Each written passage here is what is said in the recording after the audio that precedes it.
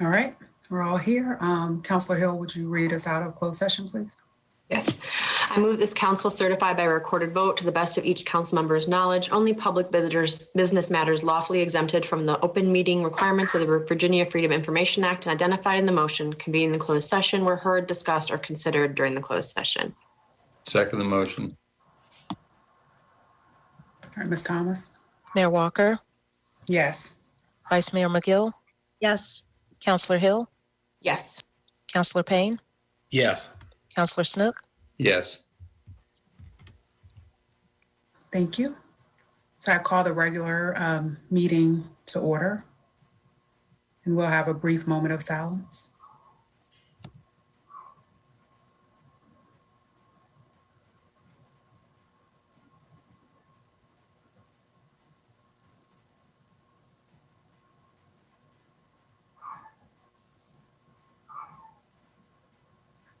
Thank you. Ms. Thomas, would you do roll call, please? Mayor Walker, Present. Vice Mayor McGill, Here. Counselor Hill, Here. Counselor Payne, Here. Counselor Snook, Here. Okay. Is there a motion to approve the agenda? I move to approve the agenda as presented. Second the motion. Ms. Thomas? Mayor Walker, Yes. Vice Mayor McGill, Yes. Counselor Hill, Yes. Counselor Payne, Yes. Counselor Snook. Yes. All right. Thank you. Next, we have announcements. Are there any announcements, counselors? No. All right.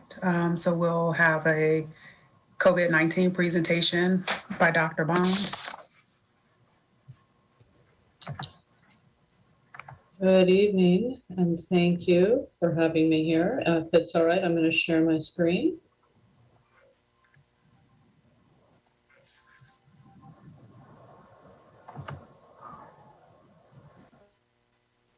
All right, and can someone just give a thumbs up that you can see the first slide?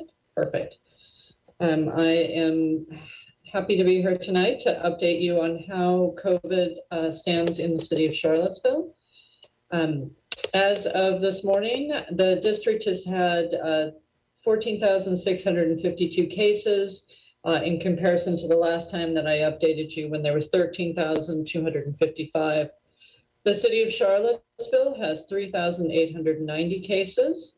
The district has a total of 576 hospitalizations in comparison to 513. The last time I updated you, Charlottesville has 99 of those hospitalizations, and we have had an unfortunate 204 fatalities in the district, up from 159.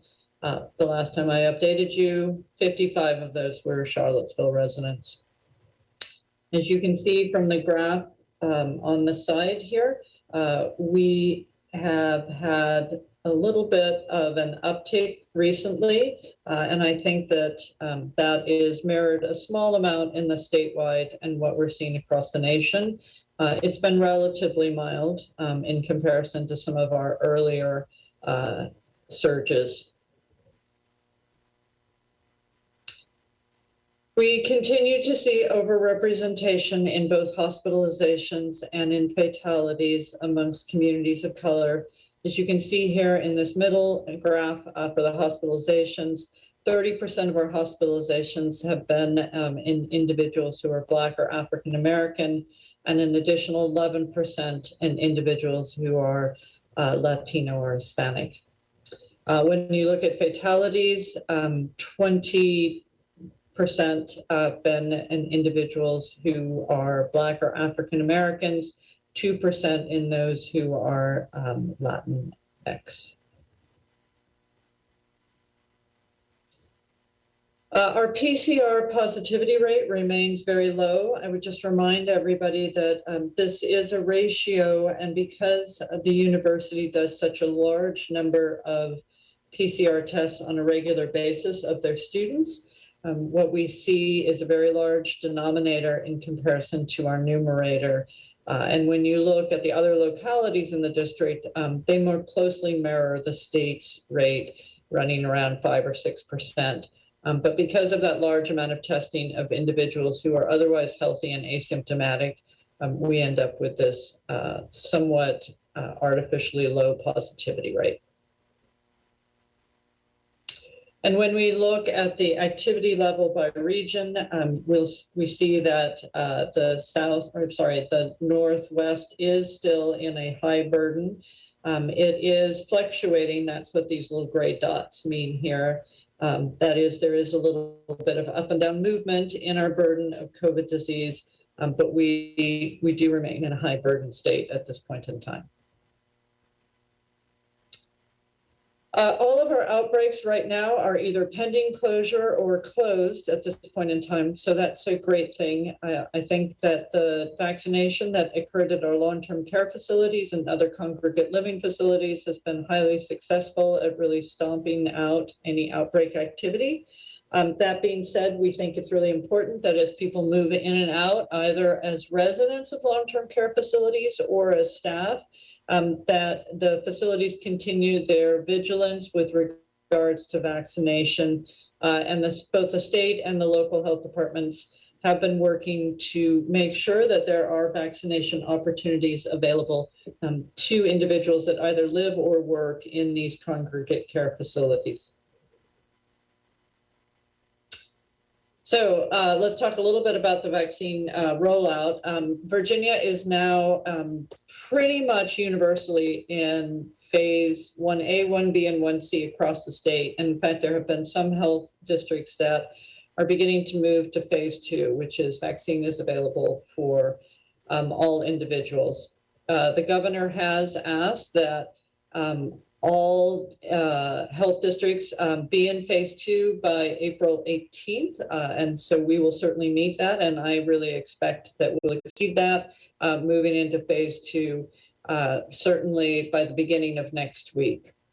We are really encouraging individuals in our community who belong to one of the phase 1A, 1B, or 1C categories that desire vaccination but have not yet got vaccinated to please reach out to us at our Blue Ridge area hotline.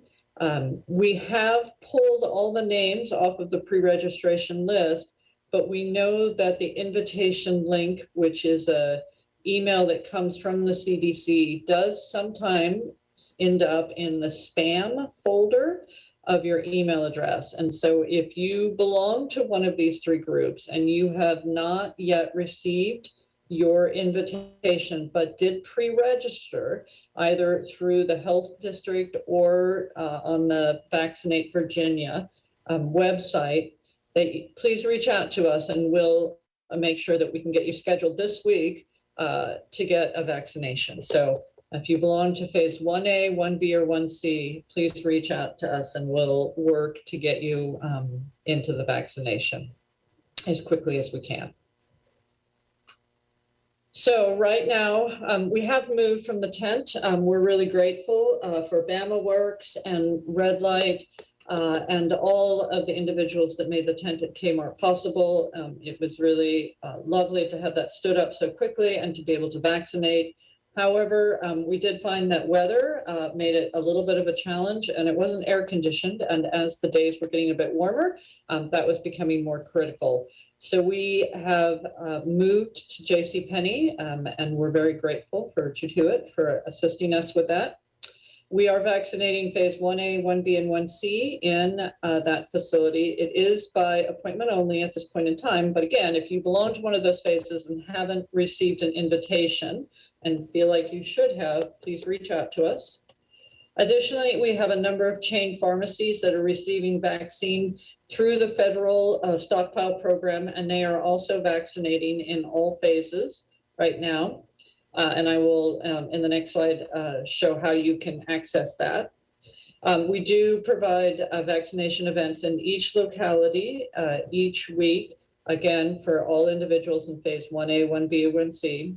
And we have begun to distribute vaccine to a number of primary care offices who are also vaccinating their patients who qualify under the phase 1 program. We are continue to be very grateful for the partnership of UVA They did a really stellar job at getting all of their healthcare personnel vaccinated, which was quite a lift. And they have really been the primary vaccinator of those individuals over the age of 65. And for that, we are very, very grateful. They do assist us with some 16 to 64 with underlying medical conditions. And again, we are grateful for that. And they've been a fabulous community partner in assisting us in vaccinating eligible populations that have increased vulnerability and have done a number of very closed points of distribution in conjunction with us. We are also grateful for the help of Sentara Martha Jefferson. They did also do their healthcare personnel, and they have assisted with some individuals over the age of 65 and 16 to 64 with underlying medical condition, primarily those individuals that utilize the Sentara Martha Jefferson position. So really, it takes everybody to get our community vaccinated. So there are a couple of ways that you can get vaccine, and as the state moves to open eligibility, I think it's really important for everyone to be aware of these. The first is, I'll do the bottom one first, which is Vaccinate Virginia. This is the state sign-up list for individuals. And if you have not signed up and you want to get vaccinated, please go to vaccinatevirginia.gov and sign up right now. We will continue to pull names and send invitation links from that for the next few weeks at this point in time. And so really this is the best way to get access to the vaccine. So go to vaccinate.virginia.gov and please indicate your interest, fill out the forms there, indicate all of your various eligibilities, because even when we go to open access, we will continue to pull down individuals who qualified under 1A who had either chosen to delay getting their vaccine or who have newly moved into the 1A, 1B, 1C categories. If you have difficulty accessing through the internet, you can call and do that registration process over the phone. They have Spanish operators. They're available all the time. They have sign language, and they can get a translator for any other language that anyone needs.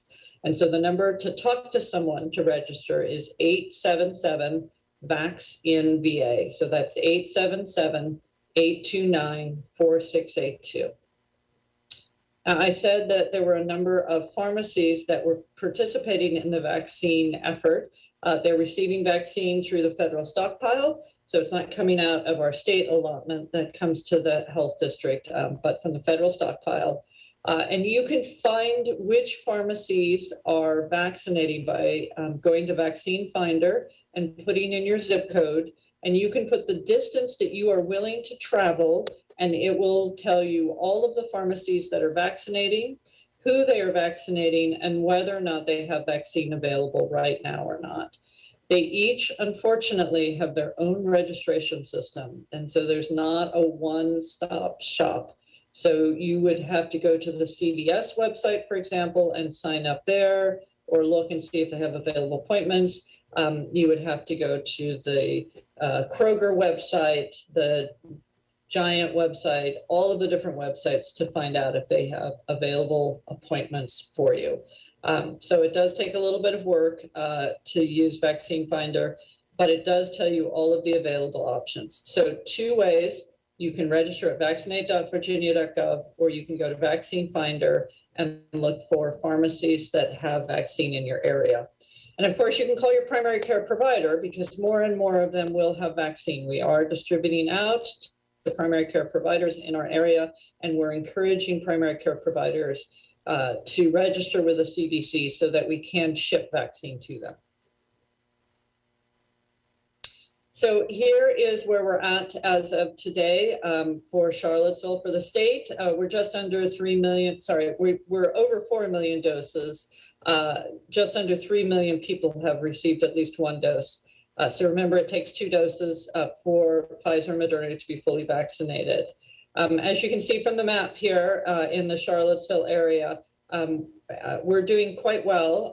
We've had 26,000 doses administered, with 17,000, almost 18,000 individuals that have had at least 1 dose. and just under 9,000 who are fully vaccinated at this point. So if you look at our rates, again, almost 38,000 per 100,000, just about 19,000 fully vaccinated. So really doing quite well in this area for vaccination. And I think that's really due to the great partnerships that we've had here. The demographics of the vaccine, it continues to be weighted towards women, and there's a couple of reasons for that. Many of the frontline workers and healthcare workers are often filled by women, and so that's going to weight it a little more heavily. But when you look at the age group, you can see that we really have vaccinated individuals across all of the age spans. This is Charlottesville specific data here. And I would just remind people that we can use Pfizer down to age 16, which is why you see a small number of individuals in this 10 to 19-year-old category. So really across the span here, and fairly reasonable representation with regard to race and ethnicity. So we continue to do lots of outreach to communities of color, and to hold events focused on these communities, as well as our larger vaccination events. That being said, COVID is still in our community. And so we continue to offer testing every Monday and Tuesday. The UVA group is at, on Mondays, the Church of Incarnation, and on Tuesdays at Mount Zion First African Baptist Church. They will also be now on the 29th, will be their next time, at Mountain View Elementary School. And then the health department vaccinates at Charlottesville High School every Friday evening. And we will do pediatric testing, certainly ages 6 and up. And we partnered with Charlottesville Pediatrics Associates, and they will be coming out in the evenings as well to assist us. And they will do any age kid. So if your child is experiencing symptoms, then you're worried they might have COVID, you can call our hotline and we will get you registered for testing on our Friday night clinic. And again, you can sign up for vaccination at vaccinate.virginia.gov. And there's a phone number, 1-877-VACCINE-VA. They're operating from 8 a.m. to 8 p.m. And of course, our local hotline, 972-6261. And then finally, I would be remiss just to remind everybody that although we're getting a lot of people vaccinated, and that's going to be really helpful, and we hope that by the summer we've really come full circle around and are able to resume all of our normal activities. Right now, we still have COVID in our community, and it's really critical that we continue to do all of the mitigation measures, wear a mask, keep that 6 feet of distance. And if you haven't added COVIDWise to your phone, you can go to your favorite app store and download it, and that will provide you with an update if you're exposed to someone who is positive for COVID. So I will stop there and stop sharing, and happy to answer any questions that you may have. Right. I have just 2 questions. Are you all tracking how many people are missing their second dose? And then what are you all doing about we don't have a formal method for tracking. We can look it up in Viz. There's a variety of reasons people don't get their second dose. Some people have pretty serious reactions to their first dose, and we would discourage them from actually getting that second dose. So if they had a mild allergic reaction, it's really a contraindication to get that second dose. We've also had people get their first dose who had COVID recently, and the recommendations are you really only probably need to get 1 dose if you've had COVID. So we haven't made any formal outreach efforts right now. That's certainly something that we would like to pursue. I have to say we've really been focused on just getting people to come to any vaccination event at this point in time, because even just getting your first dose offers you a fair amount of immunity. So it's a great suggestion, and I'll take it back to the team. We can look it up in Viz. It is possible. Okay. And then there's a lot of conversations happening about fourth surge. Is that a local concern? Yes, potentially. I haven't seen it to the same degree that I'm seeing it in some of our surrounding areas, but it is spring break right now for all of our schools. We have seen a little bit of an uptick in the number of children who are testing positive for COVID, and our schools are back in session now, and so there's just more opportunities for them to be exposed. I think next week, the next 2 weeks, they'll really tell us whether we're going to get that surge or not, because we know that a lot of families have gone and done things over spring break, and that puts them at higher exposure risk. So I think our numbers are pretty reasonable at the moment. We would always like them to be zero, but we haven't seen a huge increase. But I am concerned that the next 2 weeks will really tell one way or the other. All right. Counselors, are there any questions?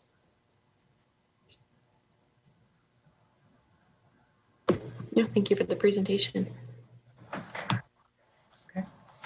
No questions. Oh, I did have one more question. In terms of the fatalities, do we have that broken down by demographics?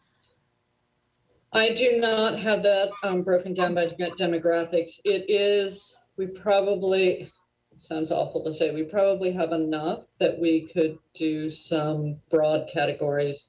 The risk of breaking small numbers down in demographics, well, no, I take that back. We did have, I can tell you the fatalities and things, but what further demographics do you want, I guess? Let me go back to here. So here is what we break out. All right, I just need to share my screen here again.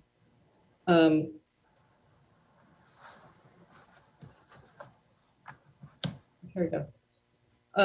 We have this broken out by fatality. So we do have it by race and by age group and gender. I don't have it are you looking for cross references between this, like males who belong to Black? We might be able to do that. Okay, no, I missed that. Okay. That's helpful. That's for the whole district, not just for Charlottesville. That is for the whole district. That is correct. I don't know that because Charlottesville has 55 fatalities, and it starts to become a privacy concern when we get to small numbers. So while we can break it out for the district because there's over 200 and we really have a very small risk of inadvertently disclosing someone, at 55 to break it down to this many age and race, ethnicity categories, we'd have to look at it and see Okay, if that would be a concern or not, if that's what you're asking. all right, thank you.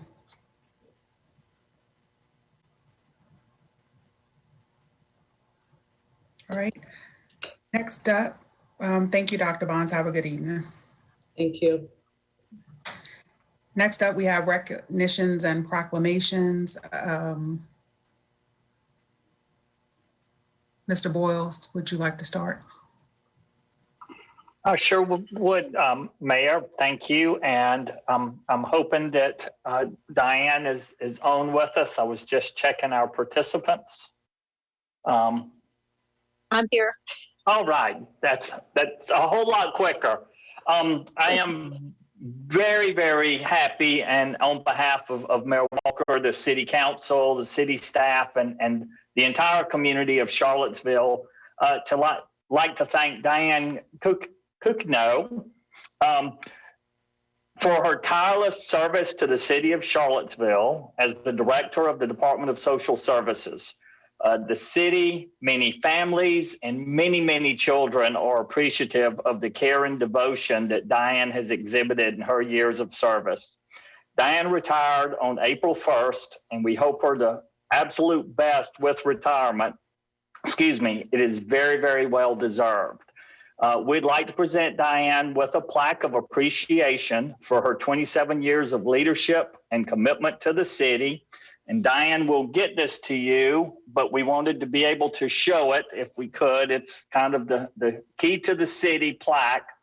And it does read, for more than 27 years of dedicated public service demonstrated by leadership and professional commitment to the city, April of 2021.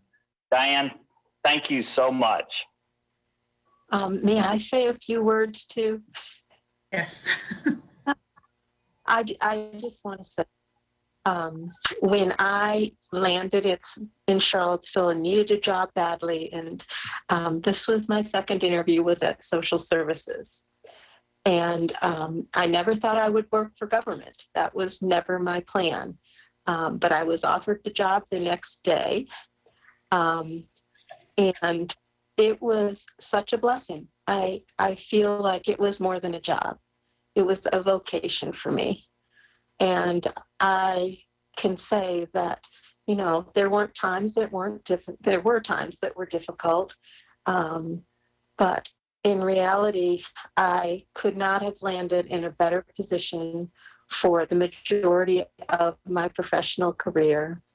And I am grateful to my colleagues. I'm grateful to the councils. You guys have tough jobs. I feel, very honored to have had two of you, Mayor Walker and Councilor McGill, on our advisory board. And I think that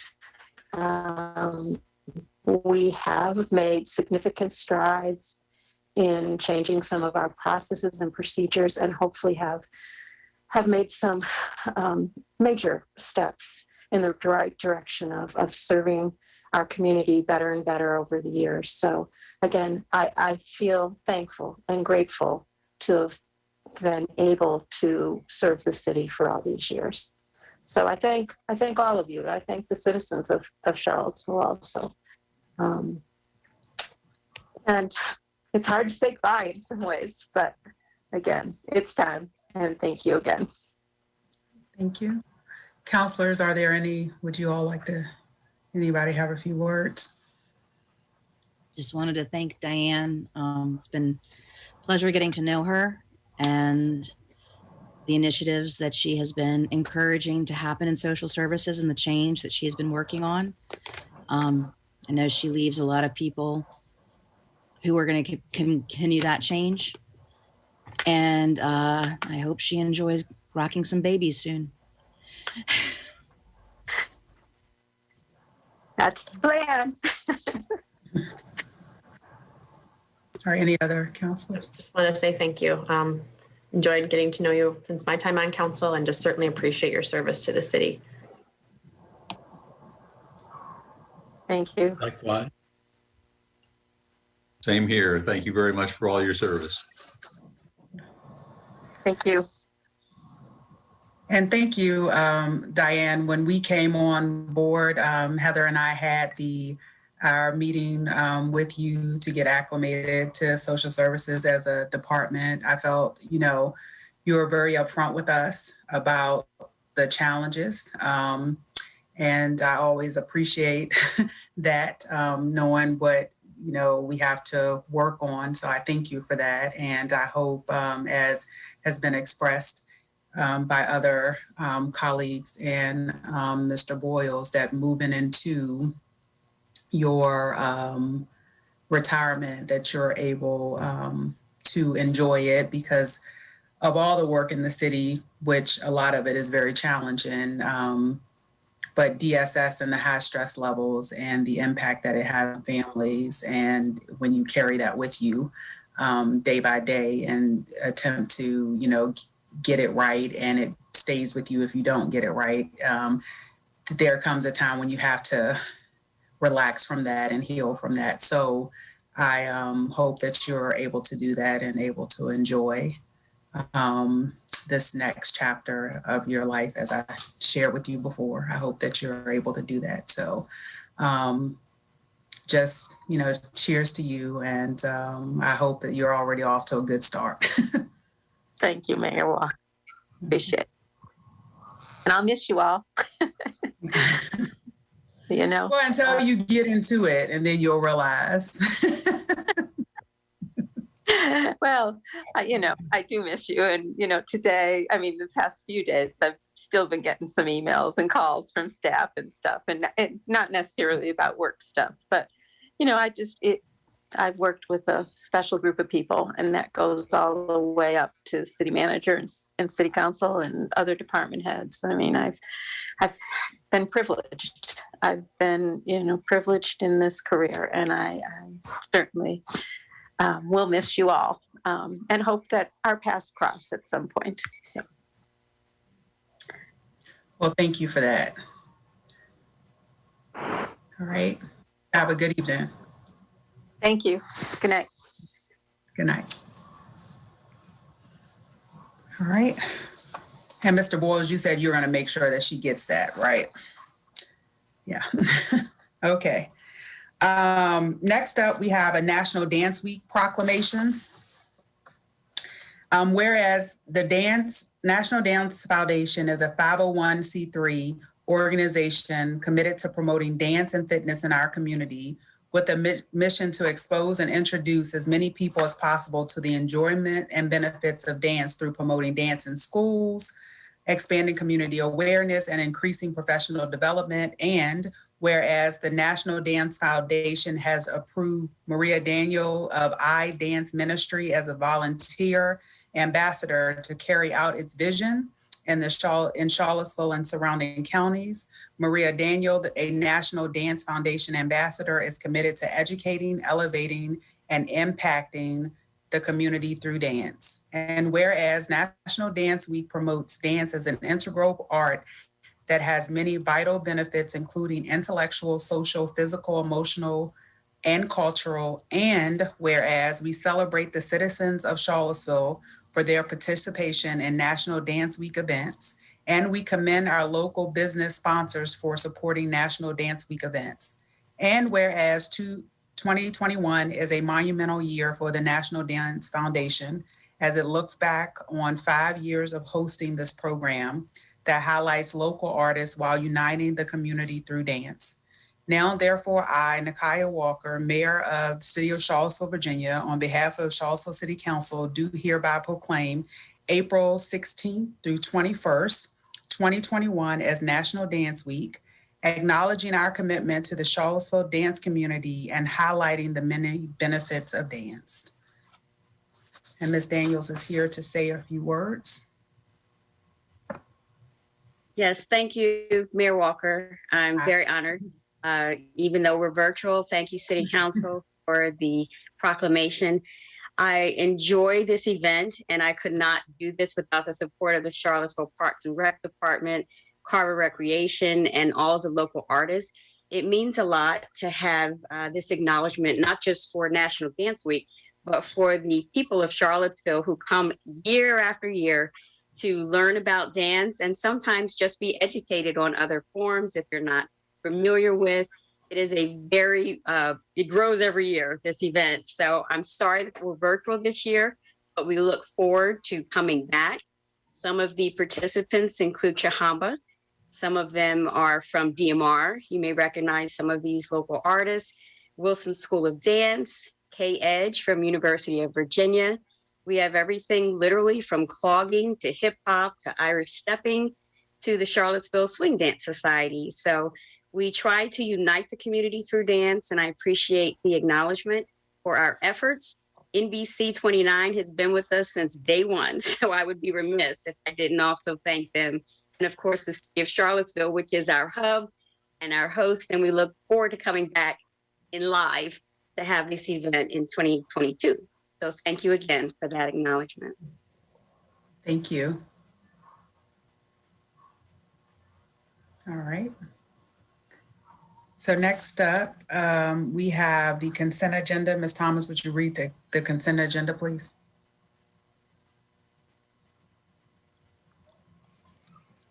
Consent agenda 1, minutes, February 16th work session, closed meeting and regular meeting, February 19th special meeting. 2, appropriation, COVID homelessness emergency response program, CHIRP, homelessness management information system grant award, $29,786, second reading. Number 3, appropriation, COVID homelessness emergency response program, CHIRP, grant award, $806,594, second reading. All right, thank you. Mr. Wheeler, is there any members of the public who would like to speak? If you're in the audience on the Zoom Consent agenda. webinar and you'd like to speak to the consent agenda, click the raise hand icon. If you're on via telephone, you can press star 9. And we do have a hand coming up. Krista Bennett, you're on. Ms. Bennett might be waiting for the main public comment, but I could be wrong. I am. That's correct. I'm sorry. All right. I jumped the gun. I don't see any other hands. Mayor Walker. Okay. All right, is there a motion to approve the consent agenda? I move to adopt the consent agenda as presented. For a second? Second. Did you Mayor get? Walker? Yeah, Okay. I got Vice Mayor McGill. Mayor Walker, Uh-huh. the vote. Oh, you're asking. I thought Yes. you asked me a question. Sorry. Yes. Vice Mayor McGill, Yeah. Yes. Counselor Hill, Yes. Counselor Payne, Yes. Counselor Snook. Yes. Thank you. All right, thank you. I was still waiting for other questions or comments from council. So all right. Next up, we have the city manager response to community matters. Thank you, Mayor. We've got a couple of questions from not just the last council meeting, but also a couple of questions from the budget workshops. One being, why do the city police department have a bid solicitation for new weapons, as well as purchasing off-duty holsters? The city of Charlottesville posted an invitation to bid on behalf of the police department. This invitation to bid is intended to reduce the inventory of weapons within the police department from 196 handguns down to 131. In doing so, the police department will not only be reducing the inventory, but it will allow for a standardized weapon platform and move away from 9 different models of handguns to only 1. Also, the off-duty holster label is a little bit of a misnomer in that the holsters are being purchased not simply for use as off-duty, but also for officers that are in plainclothes assignments such as investigations, detectives, administration, court appearances, and training. The Charlottesville Police Department policies require any officer operating a department vehicle, they shall be armed even when off duty. So with this requirement and the fact that the city owns the weapons that the off-duty officers are using, it's the responsibility of the department to ensure that the holsters are supplied and they fit appropriately to the weapons that are being used. So that's why we're issuing the invitation to bid for both new handguns and off-duty holsters. Staff was also asked to talk about the school reconfiguration design and consulting services.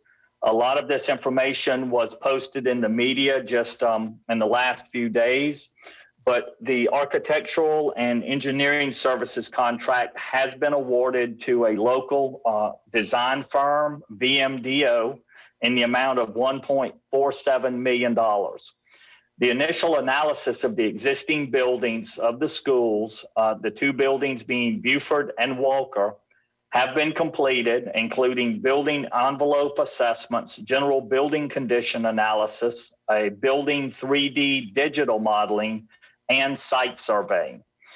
All city building data, including the drawing files back to the original construction of these buildings, have been turned over to the architecture firm at this time. Project kickoff meeting is anticipated the week of April 12th, and public engagement with BMDO is set to begin in early May. An initial assessment of the findings are due back in June. While these will be preliminary and an initial assessment, it will begin to start giving feedback and data to the City Council and the Charlottesville School Board. The completed study, when done, will include the updated capacity and programming documents for each of the sites, as well as 3 conceptual designs for each of the sites. So hopefully that gives the information on the awarded contract for the school reconfiguration. We also, at the last council meeting, Mr. Emery asked about Riverview Park and a Riverview access point that had washed away during past storms. The Parks and Rec Department is working with the community and some community businesses on assessing that. Where they are right now is that they're trying to determine if there's enough structure left in place that there can just be a repair made to the access point, or if in fact it requires a complete rebuild of that staircase. If it is a complete rebuild, there's a lot of permitting that does have to occur with that would go way beyond if it is just a repair. If it is the repair, the Parks and Rec is already working with the community for some volunteer labor that we would supply the building materials for that. Parks and Rec is also looking at the Ravenna River corridor plan that's underway to begin looking at a much larger scale and scope and a more permanent access point that would not be subject to storms and being washed away as the river rises. In addition to that, we do have some other information that I would like to share. Hopefully most of you have seen that the city was able to announce today the hiring of our Deputy City Manager for Racial Equity, Diversity, and Inclusion. Ms. Ashley Marshall will be joining us on May 10th. She's coming from Lynchburg, Virginia, and has been living in Central Virginia for her entire life. We're very, very happy to have Ashley coming on board. Her credentials are impeccable, both from an education and an experience standpoint. And so we'll be very, very happy to have her joining us in May. We've got a number of other positions that closed at 5 o'clock on Friday, including our, make sure I get them all right. There are so many. Director of Neighborhood Development Services closed on April 2nd. Our Director of Social Services closed on April 2nd, as well as our City Attorney position. Some of these positions we received as little as 4 applications. On others, we received over 60 applications. So we'll be moving very, very rapidly on those. We also have out the Deputy City Manager of Operations that will be due next Friday. And then we'll have either advertised or we'll be advertising soon, the Director of the Police Civilian Review Board and the Director of the Human Rights Commission. Both of those, we've been working with both of those boards to revise their job descriptions and get re-advertised. I am pleased for those that have been around for a while, to announce that the City of Charlottesville has joined University of Virginia with a joint membership to the International Town and Gown Association. This is a group that the City of Charlottesville was actually a founding member about 15 years ago with UVA and let our membership lapse. And we will be joining that group again and working with all of the council to get you signed up for participation there. With that, that is all of my remarks. Thank you, Mayor. All right, thank you. Next up, we have Community Matters. We have 8 speakers signed up in advance, and then there'll be a space for 8 additional speakers, and I'll turn it over to Mr. Will. Thank you, Mayor Walker. As Mayor Walker mentioned, we had 8 people sign up in advance. We'll start with Nancy Carpenter, followed by Rosemary Miller. If you want to speak to the budget, there's a separate public hearing for that. So if you want to get in line, you can raise your hand as long as you're not talking about the other public hearing items on the agenda.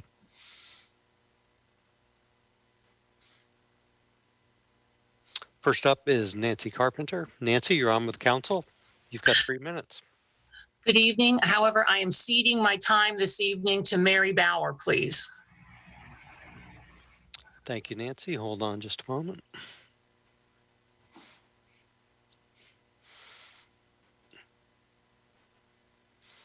Mary, you're on with City Council. Go ahead. Yes, thank you. Thank you so much, Nancy, for ceding your time. I'm writing on behalf of the Human Rights Commission to strongly urge you to provide adequate funding to provide attorneys to tenants in eviction proceedings. A number of social justice groups, I'm so sorry about that.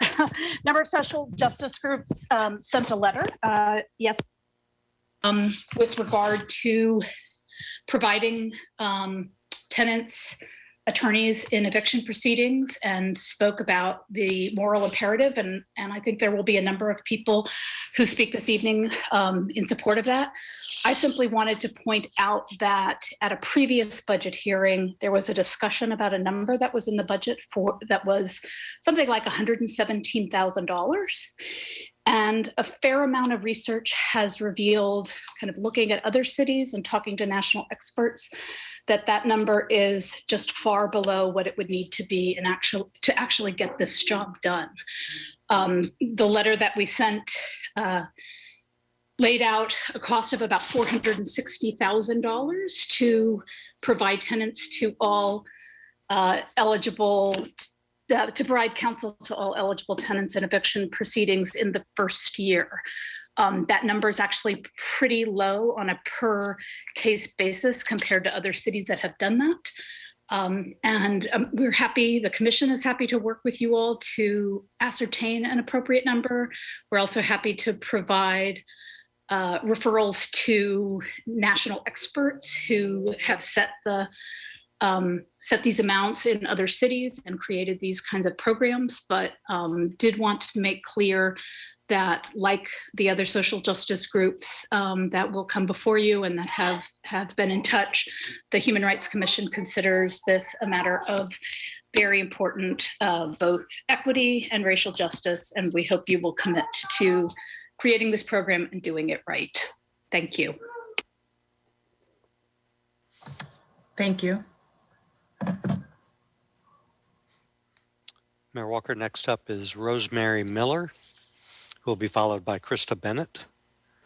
Rosemary, you're on with City Council, and you can unmute. You've got 3 minutes. Good evening, Council. Thanks for listening this evening. I'm just here. I actually live in Albemarle County, but have really enjoyed the splash parks with our family. And I hope the city will reconsider the decision to not have the splash parks open this summer. All families really should have access to a safe place to cool off this summer, and last summer was brutal.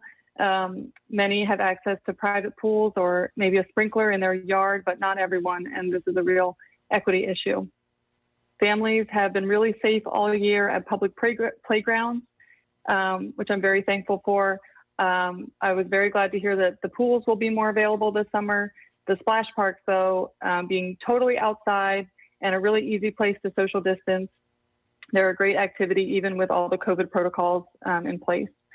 So the splash parks are a wonderful, safe way for all of us to enjoy the summer, and I really hope you'll reconsider and open the splash parks this summer for everyone. Thank you so much. Thank you. And Mr. Boyles, correct me if I'm wrong, but still though, that application is something that at the state level, we are still restricted by, is my understanding. Yes, you're correct. The state doesn't allow the opening of splash parks yet. Yeah. Our next speaker is Krista Bennett. Krista, you're on with City Council. You've got 3 minutes. Hi, yes, thanks. I'm happy to be able to share with the council a positive update about the project about a playground at Walker Upper Elementary School. As a reminder, back in 2018, all 6th graders at Walker participated in design thinking sessions about what would make their school better. A playground was one of the top things they wanted, and we, parents in the community, wanted to make it happen for them. The pandemic slowed us down a bit, but it didn't stop us. In May of last year, we released an online survey to get input on what kind of playground students in the community wanted. 429 Charlottesville residents took the survey. 360 of the respondents were student, and I think that's pretty amazing. It was a great opportunity for our students to experience being part of decision-making in our city. And I hope that our students do grow up with the expectation that they are part of decision-making, and these kind of opportunities reinforce that for them. We then held 2 live community feedback sessions where we narrowed down what was wanted on the playground. And in November, all Walker students got to make the final vote on the playground equipment. The second part of this project that I want to talk about is our work with the city to make the playground happen. And I'll start with the ADA pathway to the playground. The school already has ADA accessibility, but we also want the playground to be accessible to the community. When we went out to this site with the city, we surveyed the parking lot that is shared by Walker and the Crow Rec Center and found that the handicap parking spaces there are out of code, as is the ADA pathway that leads up to the school. Of course, that's city property. But a Playground for Walker is overseeing these accessibility points being upgraded. And I should note that a Playground for Walker is funding all of this. So many thanks to the generous support of our community. I want to thank the city for your support. Todd Brown, Director of Parks and Rec, and Chris Jenzik, Parks and Trail Planner, have been working with us since the beginning. Then David Brown, Director of Public Works, and Jack Dawson, City Engineer, have moved us closer to the finish line. Frankly, the playground part has been fairly easy, but solving the ADA pathway has been very tricky, and it's added a lot onto our budget. But with that said, Mr. Brown and Mr. Dawson have advised us in ways that have helped us limit the cost, and we are really grateful to them. I also appreciate the council for your support. I want to especially recognize Councilor Heather Hill, who's been a champion of the project and provided a lot of guidance along the way. I want to thank the MDO and Timmons Group, who have provided in-kind support for the project. I hope that folks will support these businesses that are giving back to Charlottesville, making it stronger for our kids.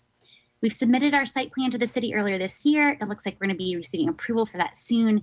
We anticipate that the playground will be open to students in the community this summer. I hope you guys are as excited about this news as I and a bunch of 5th and 6th graders are. Thanks so much. Thank you. Mayor Walker, our next speaker was Dr. Craig Luther, who I do not see as a participant right now. I'll circle back on that one. The next person is Lawrence Mann, followed by John Mason. Lawrence, you're on with City Council. You've got 3 minutes. Hi, can you hear me? Yes. Hi, good afternoon. My name is Lawrence Mann, and I live here in downtown Charlottesville. I'm here this evening to discuss Mayor Walker's Facebook post. I'd like to begin by saying I respect everyone's right to free speech and don't seek to censor the mayor or any of my fellow citizens. My concerns behind her post are really threefold, and I'd like to address them in no particular order here. First being the reputation of Charlottesville. We've had a number of terrible events happen in our city over the past few years. I feel as a resident of Charlottesville, we should be working to grow as a city and a community, and in turn, regain that great reputation we once had. These types of posts are a poor representation of Charlottesville, and as a mayor, she represents us all. Second would be the economic impact. I own and operate a small business here in Charlottesville. Like many others, we've been impacted by COVID-19. In my view, these types of comments raise doubt for those seeking to move and or visit our city, which in turn impacts small businesses and their employees. The third would be the divisiveness of the post. While I understand the Mayor Walker's post is a poem and was intended as educational, in my view, it simply was not. It was an unacceptable post from a leader in our community, which in turn caused more division. You can reference the post comments. Lastly, here, I'd like to address the accountability. In my view, Mayor Walker should be held accountable for the post, as we all should be when we make these types of publics, either publicly or privately. I'm sad to see that a number of you on the council have stayed away from the issue and not addressed it head on as it gained media attention. We should always hold our leaders accountable, no matter the setting, local politics, state politics, businesses. I want to say in closing, I respect Mayor Walker, and my comments aren't intended as an attack on her or anyone on the council. I imagine Mayor Walker and I have different views of the world, different views on politics, both locally and nationally. We will never grow as a community or city until we discuss the difficult issues in front of us and find common ground. I would like to try to understand her point of view and her mind. I hope you all have a great evening. And again, my comments here this evening were simply to address the things I laid out. Thank you. Thank you.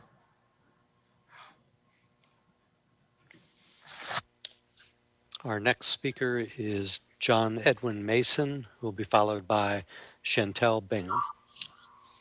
John, you're on the City Council. You've got 3 minutes. You can go ahead and unmute. Thank you. Am I here now? You are. Go ahead. Yes. Okay. Thank you very much. My name is John Mason. I live on 5th Street Southwest in the city. I am the former vice chair of the Blue Ribbon Commission on Race Memorials and Public Spaces. Madam Mayor, members of council, thank you for giving me this opportunity to speak. I'd like to make 3 points about the city's Confederate statues in the wake of the recent Virginia Supreme Court decision that allows the city to now move forward. First, the statues should immediately be covered with tarps to take them out of public view. Second, the statues should never again fall into the hands of those who would treat them as objects of veneration or as places around which to rally those who support the cause of white supremacy. Third, they should never again be displayed in public unless they are utterly transformed physically, so the message of white supremacy that they so powerfully send is likewise transformed. About the tarps, there is ample precedent for covering the statues with tarps. The Lee statue was shrouded after the white supremacist terror attack on our city in August of 2017. It was a sign of mourning, and it was a sign of the city's rejection of everything that the statues symbolized. We should do this again and do it immediately. The statues are layered with racist meanings. As the Blue Ribbon Commission wrote in our report, the Lee and Jackson statues embody the lost cause interpretation of the Civil War. They romanticize the Confederate past. They suppress the horrors of slavery and slavery's role as a fundamental cause of the war. At the same time, they affirm the enduring role of white supremacy. The lost cause interpretation was a key element in the ideological justification of Jim Crow segregation here in Charlottesville, in Virginia, and across the country. The statues are layered with meaning, and after 2017, they added a layer with the murder of Heather Heyer. That's another meaning that those statues embody. There is no reason that the statues should continue to blot our city's landscape. They should be covered until their ultimate removal. Never again should these statues be on public view except in very specific circumstances. Displaying these statues in the public is like displaying the burned remains of a cross from a Ku Klux Klan rally. In our report, the BRC said that the statues should not be seen again unless they're utterly transformed, clearly, unambiguously, on at least the same scale as the statues exist now, such as lowering, covering, decentering, otherwise indicating a rejection of the Jim Crow narratives that dominated the city when the statues were erected. The new designs should de-emphasize the centrality of these sculptures and counter the lost cause myth with narrative that achieve real transformation of space and narrative. There are no Confederate cemeteries and no Civil War battlegrounds that are prepared to do this, or even willing to try. There are none. Virtually no reputable museum has the capacity or the desire to curate them properly. This Dr. is Mason? true. Yes. Yeah, that was your time plus a little bit over. Okay, I just want to say that the Shenandoah Valley Battlefields Foundation is also one of those places that cannot properly curate the statues. So thank you very much, and I'm sorry to go over time. Thank you. Our next speaker will be Chantel Bingham, followed by Myra Anderson. Chantel, you're on with City Council. Good evening. Can you all hear me? We can. All right. First of all, I want to start off with saying, Mr. Boyles, thank you so much for just responding quickly to, I know that we put some calls and tweets out there about the director of the Office of Human Rights, and I know it was reposted, and we really do appreciate when people and staff are responsive and are quick to follow up with maybe a mistake or something that had been made. I'm here to talk tonight about residents or tenants' rights to counsel, and just making sure that you all are, kind of realizing how crucial it is that we do this now. We all know that there was an eviction moratorium that really enabled every city really across America to protect people from being evicted during this time of the pandemic and the economic downturn. But that eviction moratorium is not going to last forever. And we really do appreciate the foresight, right? And you all thinking about that. It's not enough though. So I know that there was a ton of emails that have been sent to council. Some of that proposal, as you guys have read over and gotten communications from Mary Bauer, would cover only 1 in 3 residents that are facing eviction. And one thing that was critical to have in that is an outreach person or someone who can really connect with people, right, that are facing evictions. One of the things that we heard from Charlottesville DSA when they presented to us is that when you go home and you get an eviction notice on your door, oftentimes people do not realize that there are things that they can do to prevent from being evicted. They just get their stuff and they move, right? Even if that landlord had no right or did not file that eviction properly, if they were to just show up in court, their whole life could be a little bit different. And so, yes, 100% include money for attorneys. Understand that how much money that you include will basically say how many lawyers can be on a case, but also it's extremely critical to include money for outreach, because without that, this program really isn't going to work at all very well.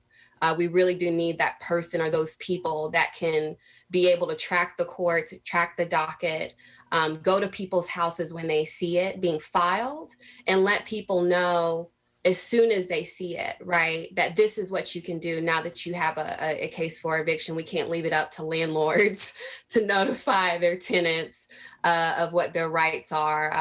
As much as I would love that to be the case, that's just not how the world works. So thank you so much for your time tonight. Thank you. Mayor Walker, I do not see Dr. Craig Luther or Myra Anderson. So Chantel was our 6th speaker, so we have room for 10 more.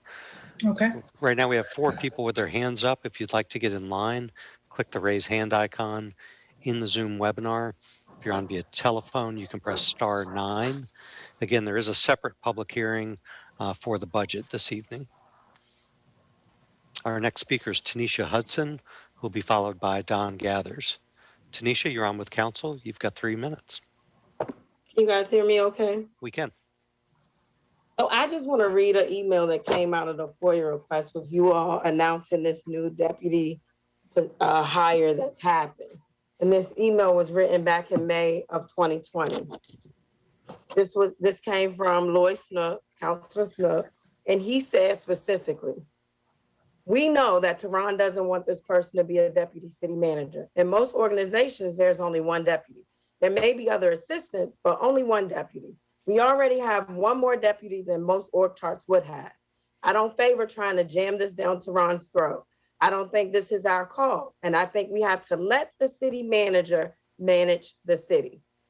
It is hard for me to see this as an issue that is so important that his disagreement with council on this would be a cause for termination or a condition of his continued employment.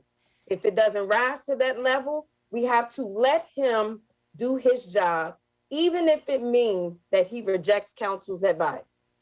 So I have a question for Mr. Boyer. Are you managing the city or is council managing you? I have a question for council. Do you allow the city manager to manage the city or do you manage it? See, this is about you all taking accountability for your mistakes. You can sit there, you can act like you're right, and you can look down. You ain't got to look at the camera because I'm looking at each and every one of you. So I know who head down and who head is up and who twitching and being jittery right now. It's just ridiculous at this point. And when somebody pull your card for being absolutely wrong because you want things to go your way at that moment, and somebody holds you accountable, a couple of y'all, we know who it is. Ain't got to call names. Y'all just sit there like y'all have to take no accountability. Then you got people calling in and saying, oh, the mayor got to take accountability for a post that she wrote. That's freedom of speech. I think we need to dead that and leave it alone. She can say what she want to say. I don't care what position she holds. The president did it. He had the highest position in the world. We've already discovered the outcome of that. She can do what she wants because y'all do it. But y'all be doing it playing with people's jobs. That's a whole different ball game at this point. Whole different ball game. Y'all gotta take accountability for what y'all did, and I ain't gonna let y'all rest until y'all do it. So if it means beating on y'all every other Monday at these meetings till y'all take accountability, and there's more to come. There was an article written today. Somebody else is already in the works of figuring out this hole and this loop that y'all did to run one person away from this city. But you're not gonna get by with doing it. So you might as well take accountability now.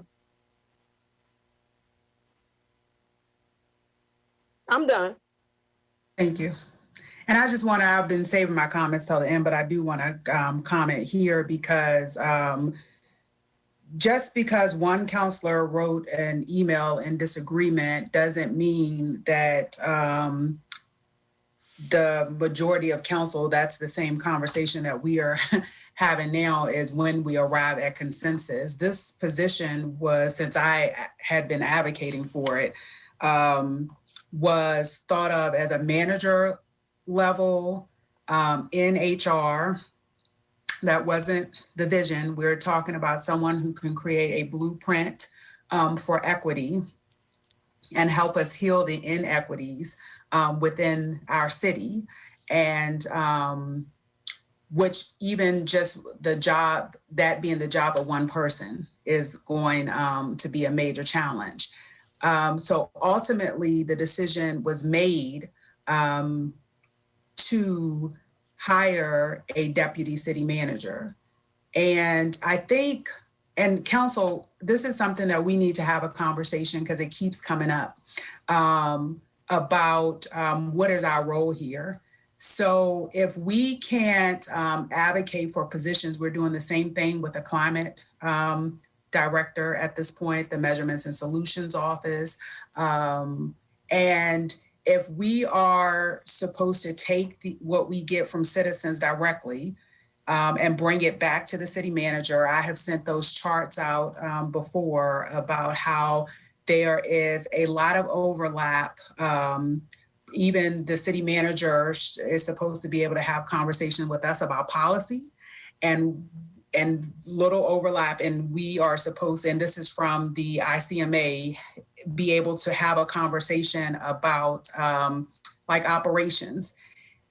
Operations is more on the city manager side, policy is more on the council side, but that is going to take, which we are not doing very well here. Everyone is trying to carve out their space, and there's very little collaboration. And I think everyone, even when Vice Mayor McGill and I had a meeting earlier, sometime in 2020, there was clear that even amongst staff, there was very different thoughts about what council role was. There is not a consistent thought about what that means, and we are also doing a poor job to define it. And so there is nothing since I've been here or watching, as a citizen before I was on council, that said that council could not recommend a staff position. That based on our communication with citizens, based on what we think the community needs. And just to be very pointed with Ms. Hudson, you challenging a position about someone whose sole mission is equity, diversity, and inclusion is one of those things that really just confused me about your intention. So thanks.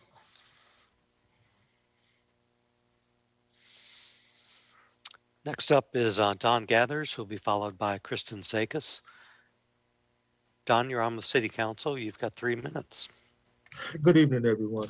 Good evening. I've got a few things to touch on.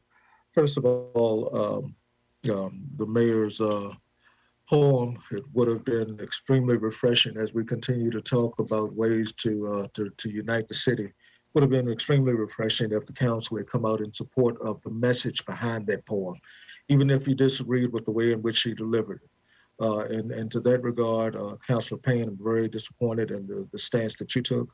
Councilor Councilor McGill, I'm sorry, your silence on the matter is deafening, and that's disappointing in and of itself as well. Now, moving on to the honorary street sign designation, I did receive an email after the fact from Councilor Hill about the sidewalk signage going up. The mere fact that I wasn't notified prior to that happening, since I was the one who pushed and initiated the Black Lives Matter Boulevard honorary street name designation, it's troubling. Also, I don't understand why the signage is not up on the street sign on top of the other signs as it is in other places in the city, as opposed to one sidewalk sign on one side of the street at the end of a Black Lives Matter Boulevard and another sign designated it several blocks away on the opposite side of the street. If someone can explain that to me, I would greatly appreciate it. I would also like to know when we can begin the conversation about the removal of the statues. As the Vice Chair of the Blue Ribbon Commission, John Mason, said earlier, it would be incredibly moving to go ahead and shroud those or allow the community themselves to reconfigure that space just as they did in Richmond with the Lee statue and bring about a much more pleasant look, if you would, to that particular area. So while I applaud the work that Ms. Robertson did on getting us to that point, I'm thoroughly concerned, and I don't know if it would be an investigation launched by council or by you, City Manager, Mr. Boyles, as to some of the backdoor work that she did behind the back of the mayor in regards to the credit card issue some time ago. Someone needs to look into some of the things that she did along those lines. We're so busy always focusing here on development and on parking and on bike lanes and on belittling Black people in position of power here in this city. We really need to refocus some of our energies towards actually doing some good and talking about and actually doing the healing that's always talked about here in this community. So if those things can be addressed, it would be a huge boondoggle and would help with my understanding on some issues. Thank you. Thank you. In regards to the honorary street naming, I know at the time that we were considering where to place or where because there was 2 different applications for the honorary street name, where to place that the traffic and the Public Works team had weighed in that it was going to be challenging to put that signage along Market Street for a number of logistical reasons relative to what those street signs are like that are different than some of the other downtown. And I know there was some assessment as to moving forward and just looking at is there a more more clear way to market. And that was when the decision was made. And I agree, like, I know there wasn't a ton of dialogue around that. And I think I share with you, Mr. Gathers, that in terms of notification, I think it was just a lot of people, like there was a lot of folks changing roles and just trying to get some things done and following the direction of council. And I apologize on behalf of the city that communication wasn't, but Public Works has offered to support a ceremonial initiative and we're happy to work with you on that. I would include covering the signs and having more of a ceremonial unveiling. Obviously with COVID, a lot of things have been different, but again, I don't think that was just literally, there's a lot of balls are in motion at one time when that was taking place. But I know there was a lot of contemplation over the placement of those signs and how it would be feasible in that stretch, and ultimately came to the conclusion that they were going to be in the sidewalk area. And I'm sure that Mr. Boyles could follow up and get additional information as needed. But I think I've shared some of that in my original communication as well. Well, I can understand that. I need to point out that just down at the corner of the library, where there's a sign going east and west and north and south, there's an honorary designation on top of those two signs. So I'm not certain why it would become such a problematic issue to do it on other street signs along Market Street and that same corridor. Because as I said, there's one right there at the corner of the library where the street runs east and west and also Mr. north Gathers. and south. So if we could put something there, Mr. I don't Gathers. understand why we couldn't do it in other locations. Yes, ma'am. I'm sorry. Comments at the end? Oh, yes, ma'am.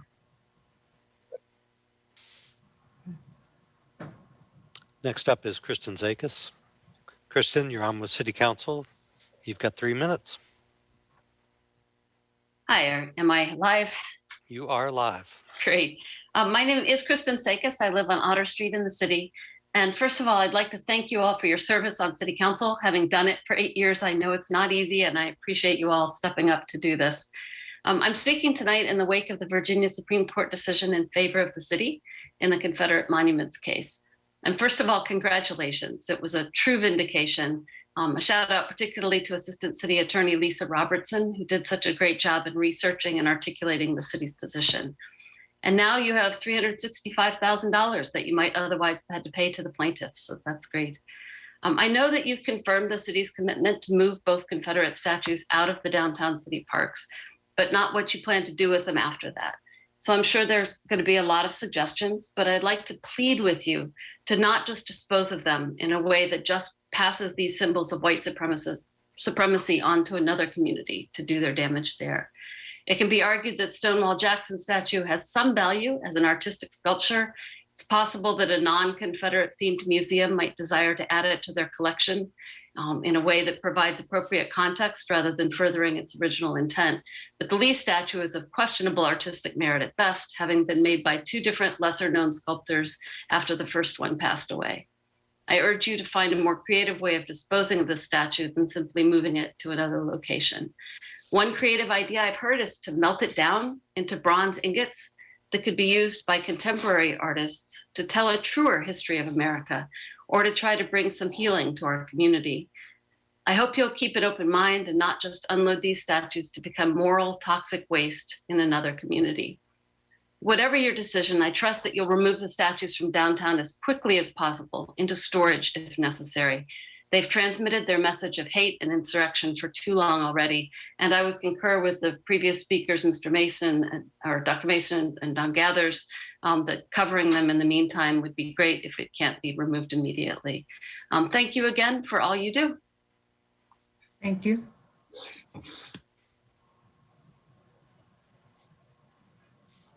Next up is Robin Hoffman. Robin, you're on Hi, the City Council. You've got 3 minutes. Hi, everybody. It's time to look at Charlottesville Public Access TV again. I got my Moderna vaccine, so I felt like really free. I was riding around on Easter because I only got one dose, and I couldn't visit my family. They have their Moderna. But anyway, let me just say, as I rode around and I went to a restaurant or two, I inquired of the people that were sitting there, did you get your vaccine? They said yes. I said, is that why you're sitting here? And they said, yes. So we do have potential to really get the city back to the tourism and all that. But I had these ideas while I was riding my bicycle, so I want to share them with you. I'm doing this show. It's with a senior softball team. They are marvelous. Anyway, everybody's very excited about me continuing doing a series of them. But what I shared with them was remarkable, that they have a feeling that if, there's an industry here that can service their homes, they have pension money, they have all kinds of income, to put the solar up and to do all the things that they need for their homes and stuff like that, like through K-Tech and the schools and CHS and whatever, getting employed students to do internships and hang up solar for them and all that.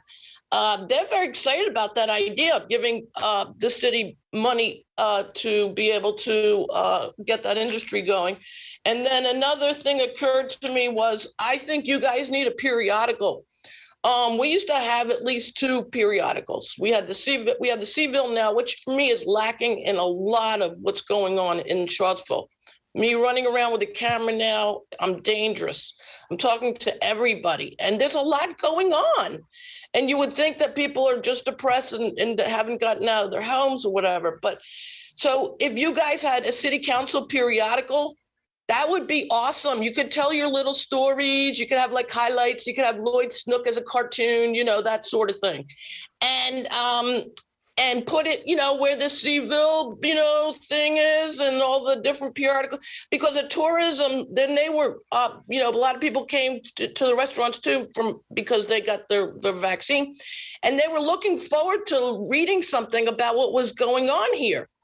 And, maybe we can plaster it in front of the Landmark Hotel, that this is new periodical, and then also shows Charlottesville Public Access TV on one of the windows of the stores.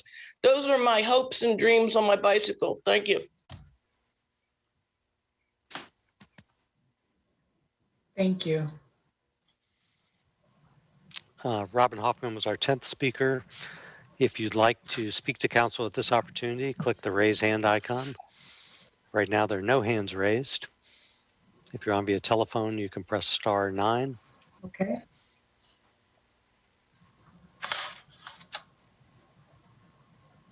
No hands? No additional hands. All right. Thank you. Councilors, are there any comments?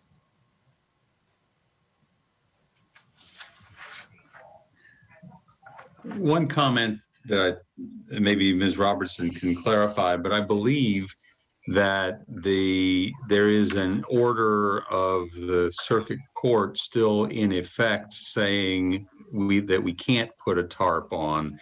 And until the Virginia Supreme Court issues its mandate, all of those orders need to be applied. Is that correct, Ms. Robertson?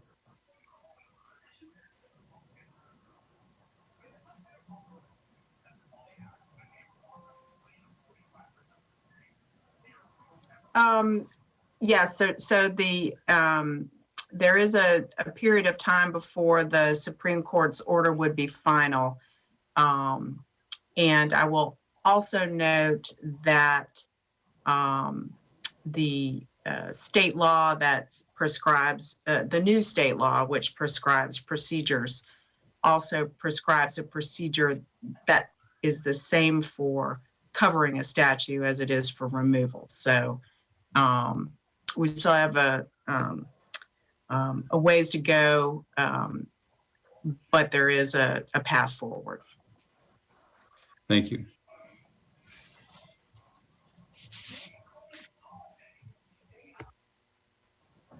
All right.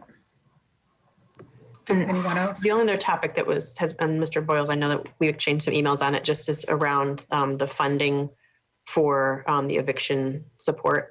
And so do you mind just speaking to that a little bit more, Mr. Boyles, based on what you share with council and the conversations you've had with the Legal Aid Justice Center? Sure, I'm glad to.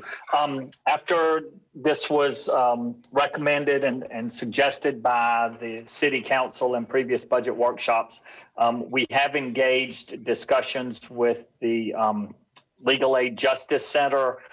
They have presented some ideas of how this could move forward. At this point, our recommendation is to utilize the American Recovery Plan funds that the city will be receiving. We should receive half of our funding in the middle of this coming May and the other half for next May.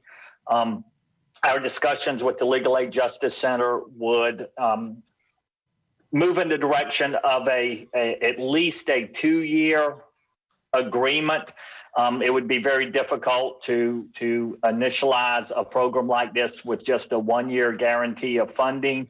And that initial proposal does include a community outreach person, as was suggested earlier, and very, very important to the program. I will say the other part of the discussion was making sure that there's very adequate funding as well. In addition to legal assistance, the best way to keep evictions from happening is to help people pay their rent. So that is a very strong component of it as well. And we will continue these discussions. I do believe that's the right direction to go, is with contracting with someone like Legal Aid Justice Center. And they have begun to work up what the cost estimates would be, so that as soon as the American Recovery Funds are available, we could present that to council for approval. Thank you. And I just want to echo, that was one of my comments that I was going to make, that hopefully the pots of the money that we allocated for rent mortgage relief for families, that those type of things would be what we continue to invest in, to make sure that people, you know, our families are never to the courtroom and having to go through that process, or even if it's just, you know, before court. I just think it's important that that's going to be one of the major things. And then advocating on the state level for, you know, to make sure that there's a better process for the state of Virginia that then, you know, Charlottesville would fall under once the moratorium is released, or maybe it's not released, you know, and maybe as quickly, and maybe that's part of the advocacy. And so I know one of our splash parks is down, you know, and I don't know what the time frame for that is, but I would like for us to just be mindful, if we just open one, what that may mean, you know, for the city, and especially with the larger one being, you know, getting repaired at this point. So that was one comment. I made a lot of public comments about my poem Facebook post, so I'm gonna not share that here because it always goes to a back and forth, but there are a lot of Facebook and interview actually about that. I agree with everything that Dr. Mason said, and it is unfortunate that we can't cover it. And I hadn't thought about the artwork that was done in Richmond, but that was a beautiful piece of work after the citizens were able to, you know, kind of, you know, redesign that while it was still up. So, well, during that time. So that was good. I know that wasn't the intention, but I just wanted to share that. Ms. Bingham, there are two things, and I just want to comment on the, I know from talking to Mr. Boyles on Friday that he did bring that up too, about rewriting the job descriptions, but I still want to just, I know this hasn't been a, you know, that people haven't been necessarily interested in this approach, but I did think that maybe the PCRB and the Human Rights Commission budget should have been swapped, and then that if we are still creating the Office of Equity, we were having that position should have been a director level position, and then those positions remain manager. So I just want to throw out there that like the director level at those levels, I'm still struggling with a bit. So Chantel talked about that. So I just wanted to point that out. I've addressed Ms. Hudson. Yeah, Mr. Gathers, yes, I have to go and look at the sign and then the sign that's down the street. So I'll have to, have to do that. And I think that was it. Madam Mayor, one other point I wanted to add to the discussion about the tenants' rights issue is that particularly if there's going to be something worked out with the Legal Aid Justice Center, I would hope that there would also be conversations with Albemarle County, just as they're having the city of Charlottesville. I've been interested to note that roughly half of the letters that we've received in the last few days imploring the city to do something have been from county residents. And I've asked some of them, well, have you tried sending a comparable letter to the Board of Supervisors? That might be worth doing as well. And they said, that's a good idea. Maybe we'll do that. So I would encourage people to think not only about what the city is doing, but also what the county is doing, because they've actually got a larger problem in this respect than we do.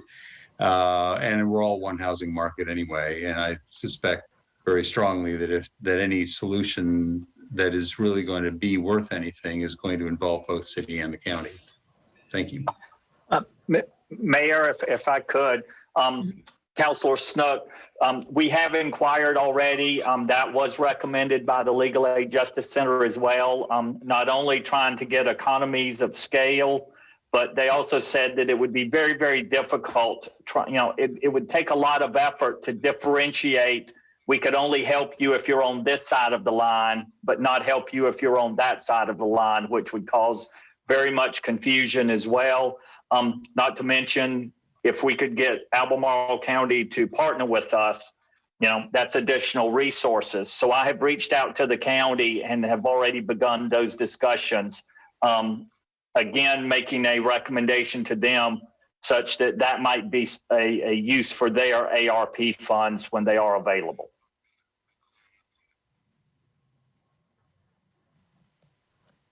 All right. Thank you. Any more comments? All right, so we'll break until 8:30.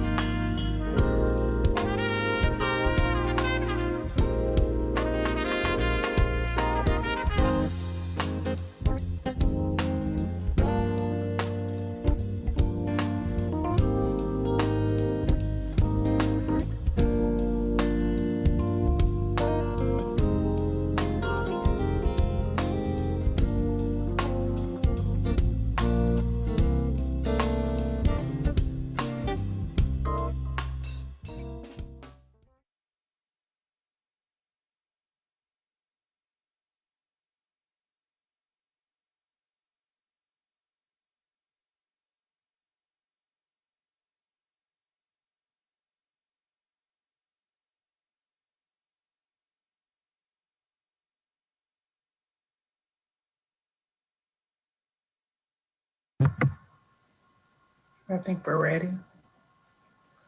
So I'll call this meeting back to order. Next up, we have the public hearing and ordinance designation of trees for protection under the tree conservation ordinance. First of two readings. Good evening, City Council. I'm Mike Renee, and I'm the urban forester for the City of Charlottesville.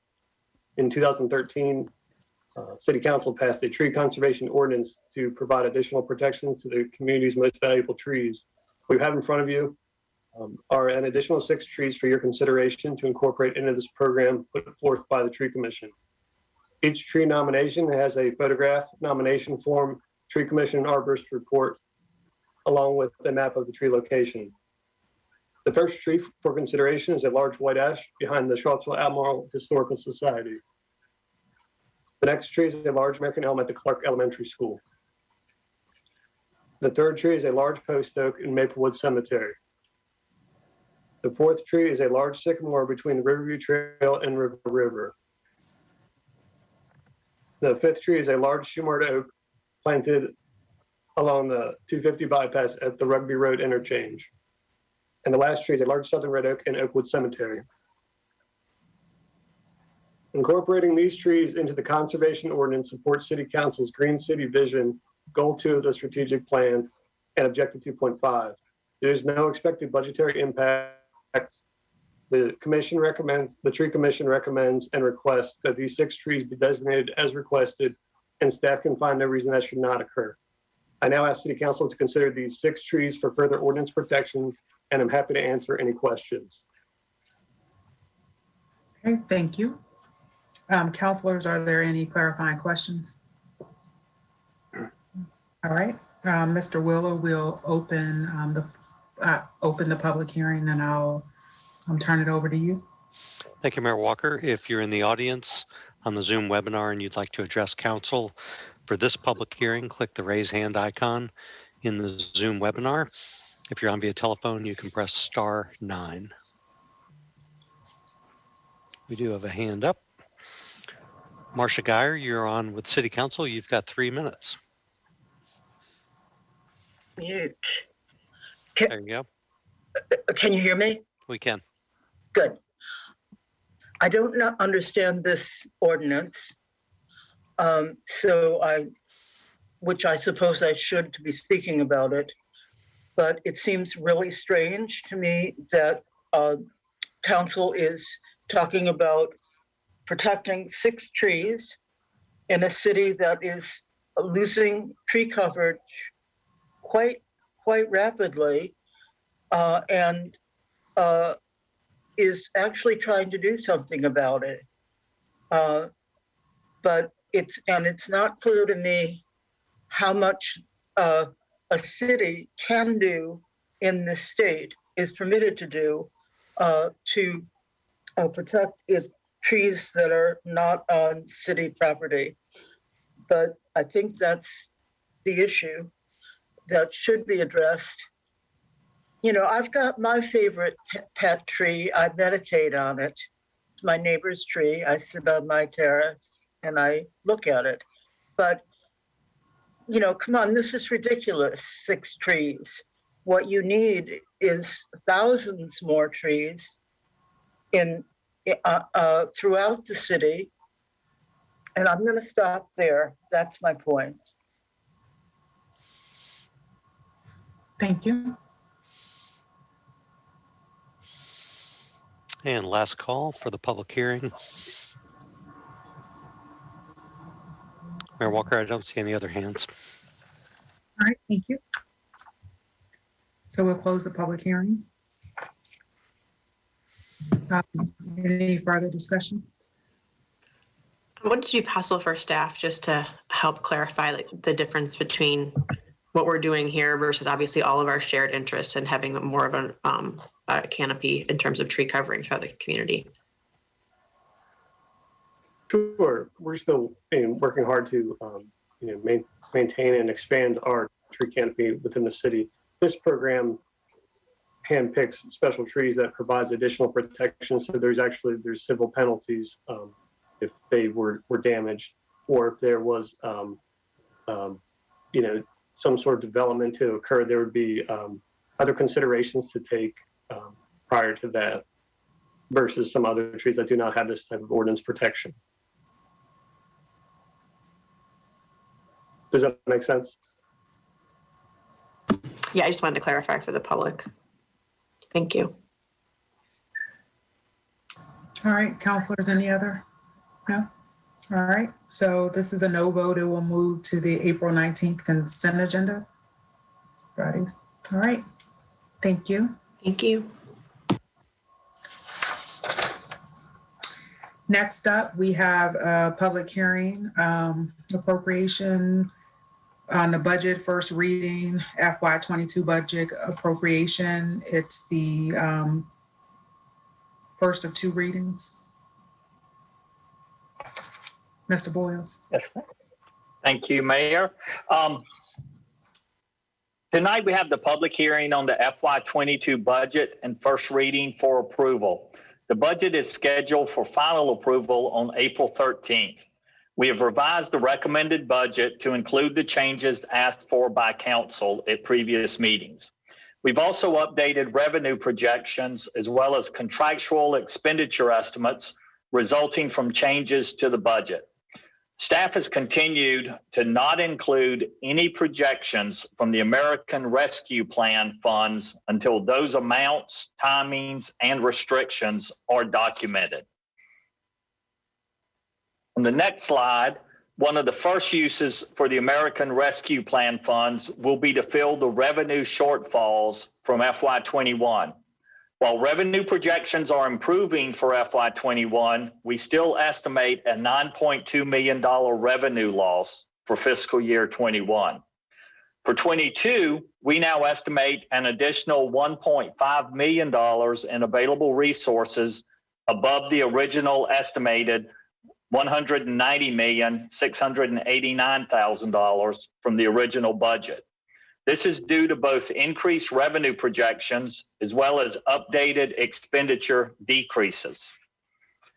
On the next slide, staff is now proposing a general fund revenue amount of $192,212,843. This increase is estimated from additional B-poll taxes, state reimbursement for constitutional officer budgets, and a landfill reserve fund transfer.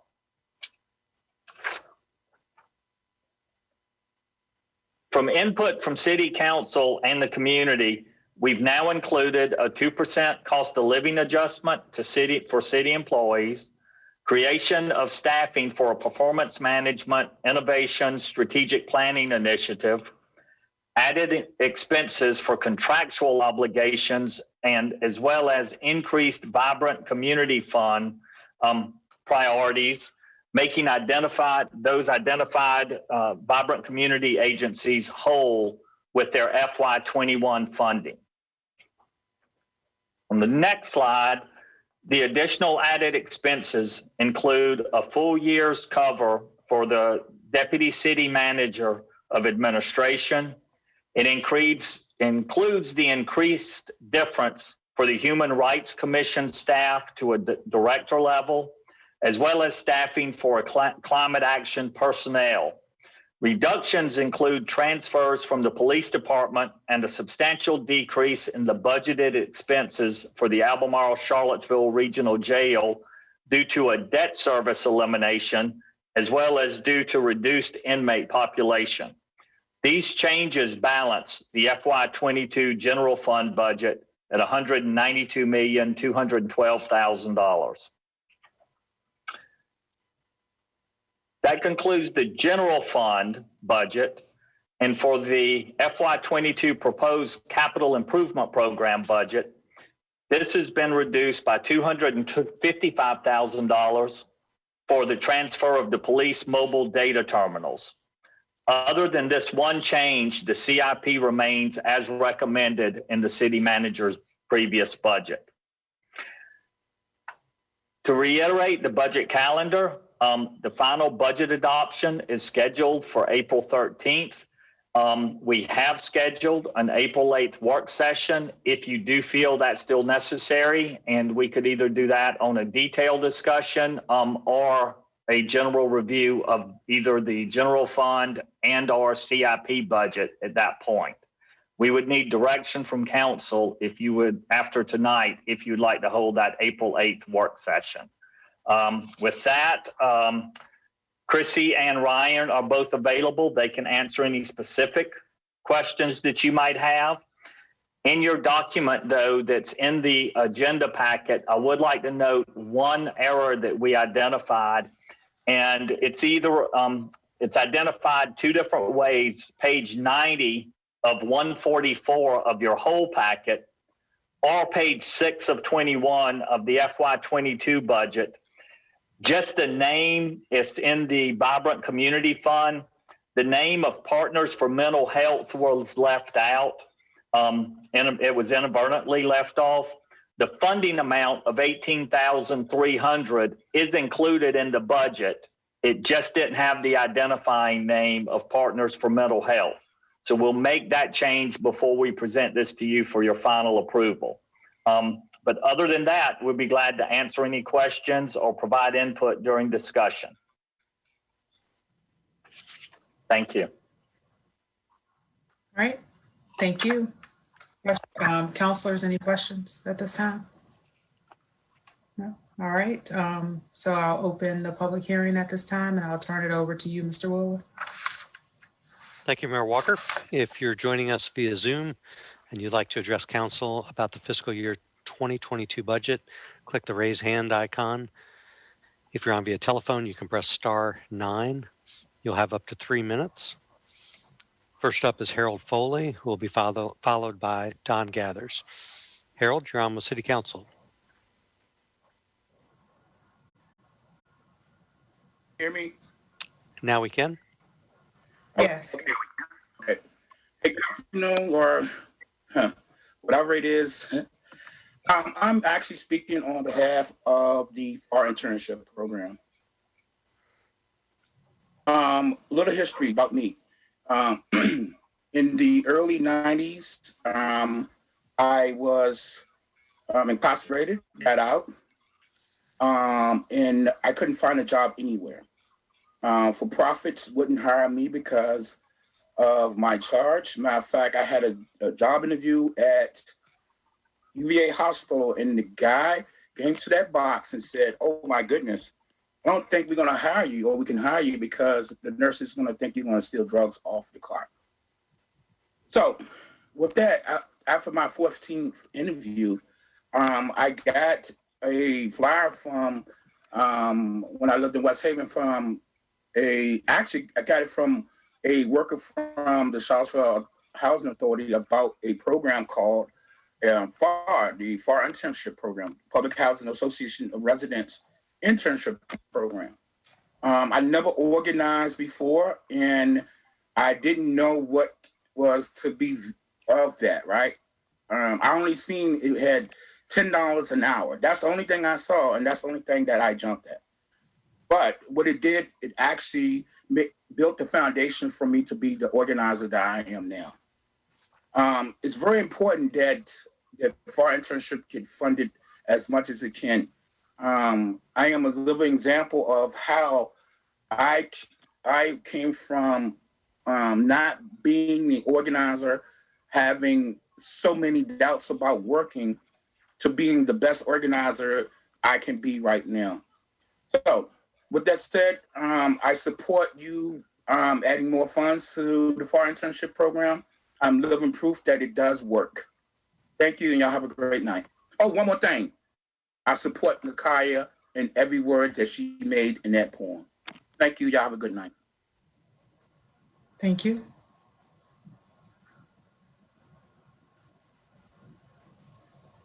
Next up is Don Gathers, who will be followed by Jake Gold. Don, you're back on with council. You've got 3 minutes. Good evening.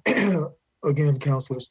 Ditto everything that Mr. Foley just said, but also I have not looked, so I'm not sure if it is in there or if it has been put back, but I'm hoping that you all would indeed consider funding to an appropriate level at an acceptable level, the Charlottesville Drug Court as well as the therapeutic docket.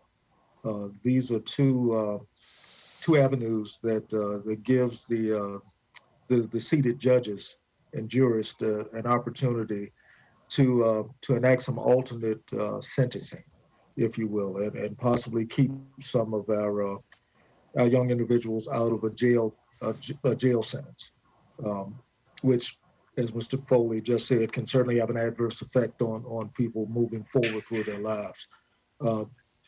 These are ways that the judges can look at alternate sentencing, and I'm just hoping that whatever funding is appropriate, whatever level is necessary, that you all would indeed look at establishing or reestablishing that funding, because it is very much beneficial. Thank you very much. Thank you.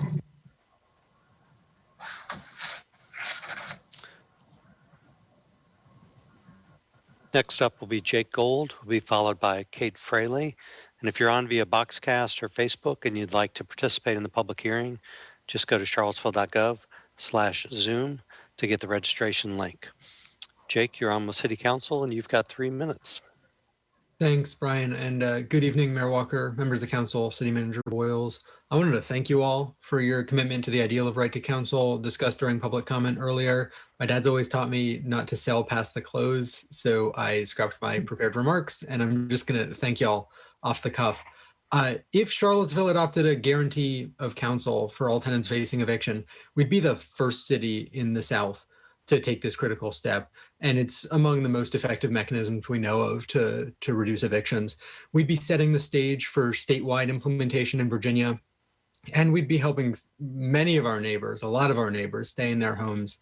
It's a critical investment for our community and for Virginia, and I'm so thrilled that you all are so strongly supportive. I'm very excited to watch this plan come together from afar. Thanks again, and I'm really optimistic that we'll have some truly historic, some groundbreaking news to share in the next month and a half. So thank you all. Have a good night. Thank you. Next up is Kate Fraley. Kate, you're on with City Council. You've got 3 minutes. Hi, I'm Kate Fraley. I'm a Charlottesville resident, and thank you for this opportunity to speak. I'll be talking about the police department budget request and specifically about body cameras. The first question that is what is the purpose of body-worn cameras? There's a general order, and you can read it, but one of the purposes that's stated in the general order is, quote, to enhance confidence in law enforcement operations, unquote. A summary of studies through June 2018 said, and I quote, cameras have not had statistically significant effects on most measures of officer and citizen behavior or citizens' views of police. Another purpose in the general order is to, quote, to accurately record law enforcement activities and to capture evidence for investigations and court proceedings, unquote. The camera is aimed on the individual. It's surveillance. It's a policing tool. New versions may even have face identification possibilities. Cameras are not safety tools. Camera footage that got Charlottesville bad apples out didn't prevent the bad behavior. The proof is that cameras don't prevent police using excessive force or prevent more police violence. Quote, we need to question the assumption that transparency and accountability tools will directly improve performance. Emerging literature suggests transparency and accountability practices may actually change the behavior of those observed for worse rather than better. Another purpose is, quote, reducing the number of complaints and lawsuits against the Charlottesville Police Department and its officers, unquote. That's about money. That's not about safety. Body cameras give officers advantage to write reports exonerating officers. Civilians who complain don't have that advantage to improve their memory. 21st Century Policing did not recommend body cameras. It recommended analysis instead. And I think enough information is in to say we do not want to expand the use of body cameras in Charlottesville. A recommendation of a report from an evidence assessment of the recommendations of the President's Task Force on 21st Century Policing said, quote, the task force emphasized the importance of community consultation in the development and adoption of police technology. This seems particularly important with respect to privacy and civil rights considerations, as various information, surveillance, and investigative technologies raise important questions about the types of data police gather on citizens. Body cameras help the police. That's an end quote. Body cameras help the police department. They don't increase safety. Please don't increase the police budget for these. Thank you. Thank you. That was our last hand that's raised. If you'd like to speak to council, you have a few more moments to click the button. We have somebody participating now. Jay James, you are on with City Council. You've got 3 minutes. Thanks very much, Mr. Wheeler. Good evening, Mayor Walker, members of council, Mr. Boyles, and the staff. As always, grateful for the opportunity. I want to thank all of you for your service. And I'll be brief tonight. I'm a city resident and I'm a volunteer and a board member for the Bridge Ministry Substance Abuse and Reentry Program. Just kind of even echoing the sentiments of Mr. Gathers, who I respect a great deal, advocating for the drug court and the mental health docket. I'm here to represent an organization that continues to help people dealing with homelessness, incarceration, and of course, addiction and addictive behavior. I'll be brief in the comments tonight because you've already heard from retired 16th Circuit Court Judge Jay Sweat, who helped to develop the drug court and used the Bridge Ministry Program on a regular basis when he was on the bench in Charlottesville, the same seat that is occupied by Judge Moore now.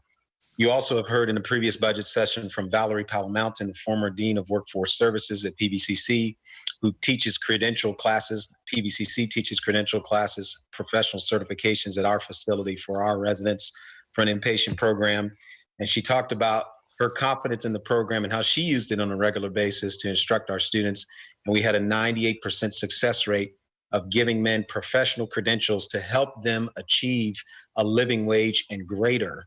Some of the same things that Mr. Foley brought up even before in his previous comments. But really for me, and we teach multiple certifications, there was someone who wanted to speak to you all tonight on our behalf who couldn't be here. And that's our Glenn Rust is the CEO of Virginia National Bank, because he's someone who understands numbers. And I know the compassion of the counselors is there. You care about homeless people. You care about people dealing with addiction. And I certainly respect that. But at the end of the day, I know it comes down to the budget and to numbers. And that's the responsibility that Mr. Boyles has. And that's the responsibility that all of you take very seriously with taxpayer dollars. So I would just share with you, we have an inpatient residential facility that can accommodate 50 people. That's the largest amount of people in our community in an inpatient setting that can be accommodated. And when you look at the numbers based upon what it costs to annually incarcerate someone, it's about an average of just under $35,000. So if you take 25 people in our 50-person facility, 25 from the city of Charlottesville, instantly before any type of investment, that is nearly $900,000 that's not being spent to incarcerate them. They're in our program for 18 months, which means that would be $1.3 million that's not being spent in order to incarcerate them, when the current projected budget to be spent for city dollars is $3.9 million. So basically, when you look at the numbers, we're asking for about 29% to serve 25 people versus what it would cost to incarcerate them for nearly $900,000 for a year and nearly $1.3 million for 18 months. So again, grateful for your consideration. We know it comes down to a lot of different factors, but we are impacting this community to help save lives of these men and their families. And we believe it is a worthy investment that we're asking you to consider making to help members of the city who are incarcerated become productive, tax-paying citizens who don't recidivate when the jail has a 40% recidivism rate within the first year. We have a 14% Thank you, Mr. James. recidivism rate. Yes, ma'am. Thank you. Oh, I'm sorry. Thank you all so much. Have a great night. Mayor Walker, there are no other hands raised. All right. So we'll close the public hearing. And council discussion, and I think one of the discussion points is whether the April 8th meeting needs to happen. Any comments? Before we get there. So when we were talking through getting some of these other programs that council had identified as priorities to be whole with their previous year, what did that mean for the therapeutic docket and drug court? Sure, hold on one second. So for the drug court, that was an additional just shy of $38,000 that was added. And then for the therapeutic docket, it was about $17,500. And so that's in the amendments that are before you that Mr. Boyles presented earlier, where it says OAR, instead of breaking it out by program, we did it by agency because that's how it's presented in the actual budget document is by agency. So that's where the 55,000 change, that's what that is. All right, thank you for clarifying that. I was a little confused. Thank you. Any other comments? What, Go ahead. the 500,000 for the Ivy landfill that's new? I'm just curious the specifics of, is that like contractually required? I can't remember. So that is basically contractually required with Rivanna. Over the last few years, we have used part of the reserve to cover that budget. It's roughly $500,000. We have been funding about $250,000 out of a reserve that was set aside some time ago when we underwent a change in the MOU with Rivanna. And it's a little over $2 million that we have in reserve in case there are any closing costs or things that come up. And so we are just going to start drawing that down a little bit more. And so instead of using any general fund dollars this year, we're funding the entire contractual payment with the reserve money. It sounds like, but with the additions for Legal Aid Justice Center, OAR, and FAR, that's to bring them level to last year's Vibrant Community Fund funding levels? Yes. Okay. That's it was for OAR, it was the drug court and the therapeutic docket. For legal aid, it was civil legal services and the support for community advocacy on racial equity, both of those two programs. And then for FAR, it was the internship program to bring them level with where they were last year. Right. And then the last one on that list was computers for kids to bring them to level with where they were in FY21. And then the final question I had is just the 190,000 for strategic planning and performance measurement. I just can't remember what that specific goal or use is going to be. I don't know if Mr. Boyles wants to speak to that. Sure. Let me try to get to that page. Because this came up with, it was part of a bigger, because it was part of a bigger plan. The original proposal that we were looking at was a lot larger funding. Is that we just put it into a citywide reserve so that we could look at it in more detail and then decide, what level of a position would be required, what other type of supporting funding would be needed. We just didn't have enough information to put a specific number on it right now. So we put it into the citywide reserve, knowing it would be towards that end of the innovative performance management and strategic planning. Okay, so it's sort of just building up, knowing that we're going to need a big investment to make it happen. Yes, and we know the direction we want to go, and this will be kind of the first leg of that. longer trip. Okay, that makes sense. Thank you.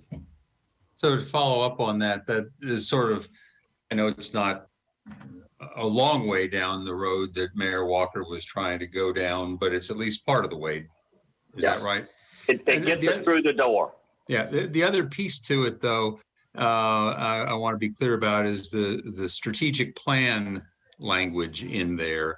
Of course, before you joined us a couple months ago, we had had a number of discussions about trying to get the city's strategic planning process reactivated. And I think I may have had some discussions with you off public access. But refresh my recollection. What is your thinking right now about what that strategic planning process would look like and what the money would be? Sure. Well, I don't know how much money yet. I have been in conversations with UVA's, the Virginia Institute for Government, who's preparing a proposal to help us with that.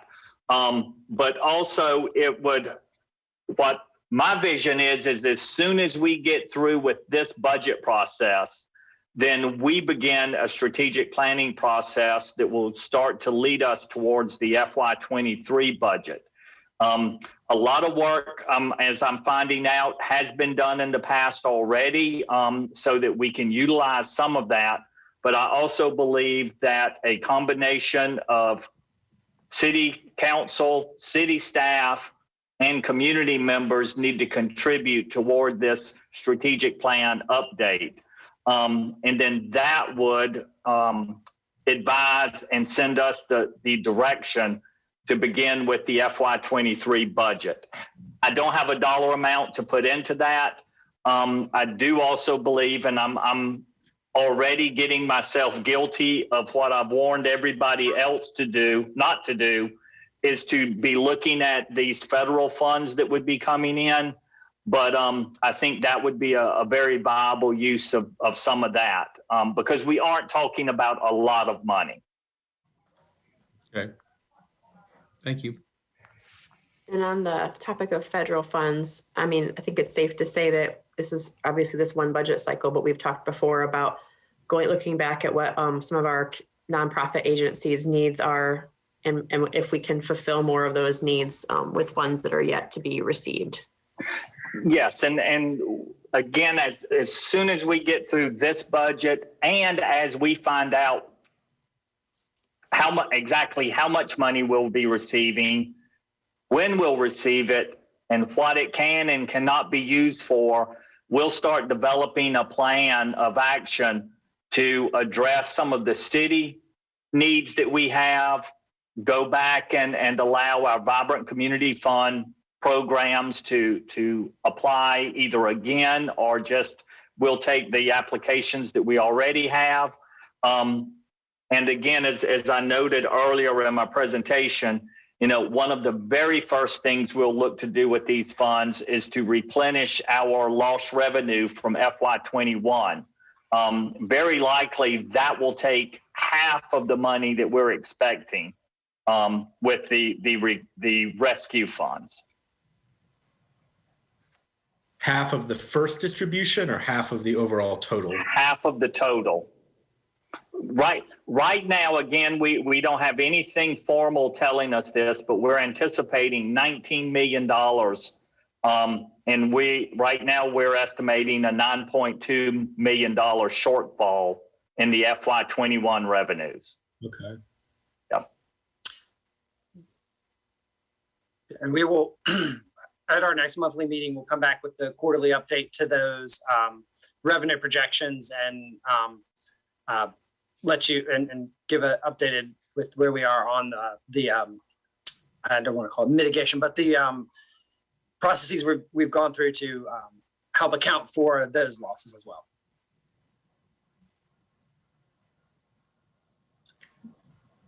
And I just have the same, I'm just looking forward to the process, what's the process that's gonna be for the fiscal year 23. I still think that, we have to figure out a way to ensure that the funding that we're giving to nonprofits is actually serving the community well. One of the major points that came out of the task force or whatever, working group, meeting I convened, whatever we called it, but was to figure out how to get citizens' input directly and not just have nonprofits be able to say that, X number of people participated and thereby just by participating benefited from the, from the dollars that they were allocated. I also think that, figuring out what the assessment of what staff needs are, that was something early in this debate. This conversation that I felt like it was kind of pitting council, the way that things were worded against staff if we had went down that route. And so I just hope we end up in a better place where we just know like what the process is so that we are not, not taking staff concerns and needs seriously. And there's a way internally to make sure that the staff, they are communicating so that they'll know why whichever department requests rise to the top, why that happens, and then what does that mean long term. And I have a lot of comments, but I made them over the time. It's mainly just about process, but I'm hoping that the process is better for next year. The other thing, Mayor, that in addition to everything you just named, I think for FY23 too, we want to come up with a means to be able to identify some of our nonprofit and community stakeholders and partners that will become more of a line item within the budget so that they can, even though it's on an annual basis, it will be a little bit more definitive for them to know they're going to get a funding of a certain amount every year. It'll always be up to council year by year to decide, but so that there are some very key agencies, I believe, that need to be able to be operating more of under a multi-year memorandum of understanding than to have to come back and apply each year. Now, if they want to do something new or extra, then that falls into the competitive realm. And that's something we'll be getting back with you all about for FY23. Thank you. And I think that's also important to figure out, who makes that list and why. I know part of that thought process is a drug court and a therapeutic court. And again, those two programs are also two programs that I'm interested in getting the client related feedback for. Not saying that it doesn't work. I worked in as a drug court outpatient clinician. I've said that, before. And so I know that it brings a lot of value to people's lives because the alternative is jail. But there are some questions that have come up even with that. Like, do you have to plead guilty in order to participate in things like that? And those conversations, I think that we should be able to, if we're going to put them in that category, that we should be able to ask those questions. And I also want to think about organizations like FAR, who the internship program, and look at the amazing work that they did with the redevelopment phase 1 of South First Street. And so when we look at long-term, what are our goals, which is to prevent people from ever needing a drug court or a family treatment court, then we have to figure out a way to prioritize those organizations too. And so I hope that's part of our thought process. And I know to one of the points Mayor Walker had raised, I know one of the staff position that I think was like the second highest priority was the position for measurements and solutions. Is there a hope that indirectly it could be funded once stimulus money? I know we can't use stimulus money for recurring expenses, but could it indirectly free up money for that? Or is that something that like is just going to be the next budget year we need to put that at the top of the list? I'm just curious, like the quickest possible possibility of being able to hire that position and get the ball rolling. That may come out of that, let me find the category again. The line item that we were talking about earlier. The performance management. The performance management line item.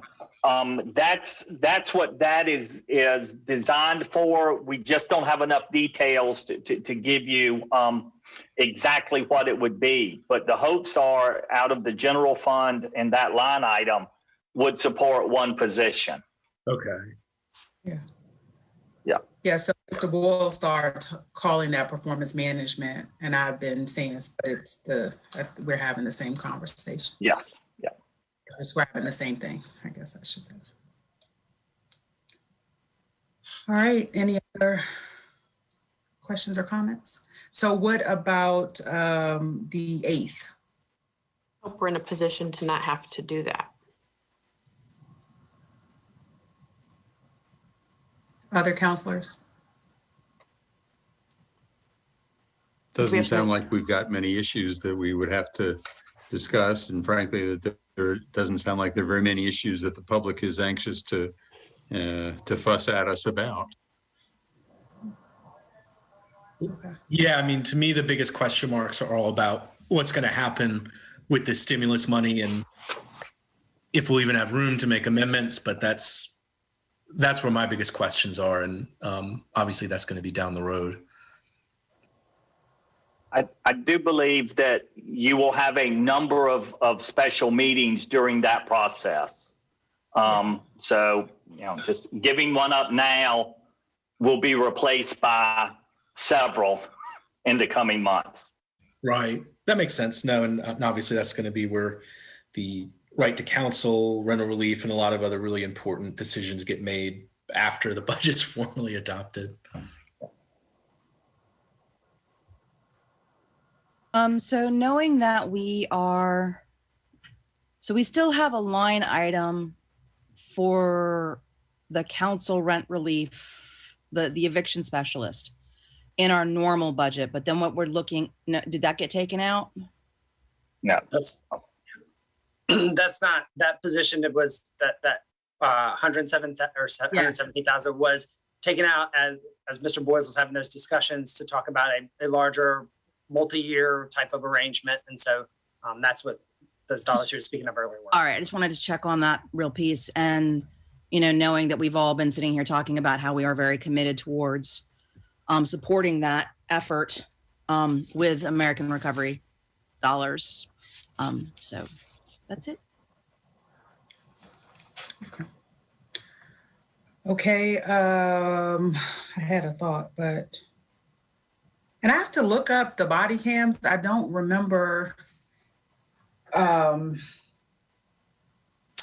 the 21st century, that was under President Obama. I remember reading that, but I don't remember that part. So I have to just take a look at that. I know that a lot of people, just to not avoid that conversation and make sure that I touch on it, because I think it was during this segment, but because of body camera footage, because of cell phones, and I know we definitely hear it with cell phones because citizens have more control over that at all, that we are more aware. A lot of this stuff is not having the outcomes we would hope it have. It's clearly evident that you are killing someone, and then there has to be a debate about those things. But I remember the reading for years when it was just police officers' word against the citizens. And unless there was camera footage from like store nearby businesses, homes, or whatever, it was always perceived that the officer version of the events were true. So, I just think that having body of all the things we may want to debate and discuss, and maybe there's a better use for those. But I think that the body cameras are a, you know, part of the process that we should keep. But I'll have to look at that report. And I'd like to add to that. Ms. Fraley talked about body-worn cameras as though the only issue was going to be one of monitoring, preventing, detecting police misconduct. I've found in my own practice that it has made an enormous difference in being able to identify instances of, let's say, overcharging, where, yes, we know the person did something wrong, but maybe not quite as wrong as the police officer described it or wrote it up in the heat of the moment. It has been very valuable to try to reduce the charges in many instances. And perhaps more importantly, I think jurors tend now to expect it. And if you don't have the body-worn cameras and you don't have the other videos, you're suspect. And so I think the situation has evolved now to the point where I don't think it's an option, really. We need to have the body-worn cameras. I also think I remember, and maybe one of the financial whizzes here can refresh me on this, wasn't there some issue about the body-worn cameras having been moved from a capital budget into an operating budget or something like that causes it? So there was some change in the way that they were being accounted for. I remember years ago, body-worn cameras that was being done by contract, and the contract was coming out of a miscellaneous account rather than anything that could be identified. And sometimes you just get an accounting like that where suddenly it looks like you've dramatically increased everything when perhaps all you've really done is moved it from one column to another. Is any of that ringing any bells, either Ryan or Chrissy? That is correct. When we first went to the body-worn cameras, it was a multi-year contract. We had a large budget for that. When we actually got to a contract, there was a significant amount of savings. And so we basically just kept that money in the CIP, paid down the annual maintenance on those. The contract came up for renewal again, and it was at this point for this budget that we actually moved that from the CIP to the operating budget. So you're absolutely correct. Because realistically, I mean, it was just sort of a fluke of history that the money was coming out of the CIP. It was originally when the budget was first encumbered for that project, we thought it was going to be much higher. And so at the time, rather than unencumber the money, we thought it was a great idea. We'll just use it to continue to buy down the annual maintenance, which was great until now we're on this year and you've got to add it back to the operating budget. Okay, gotcha. Thank you. Mm-hmm. And I know Ms. Fraley did send us written version of her remarks that includes some citations. I don't know. I definitely don't know all the literature, but it seems like an important tool, but I also agree it's clearly not a systemic change. It's going to, alter behavior in the ways we would like, but it still seems like a useful tool.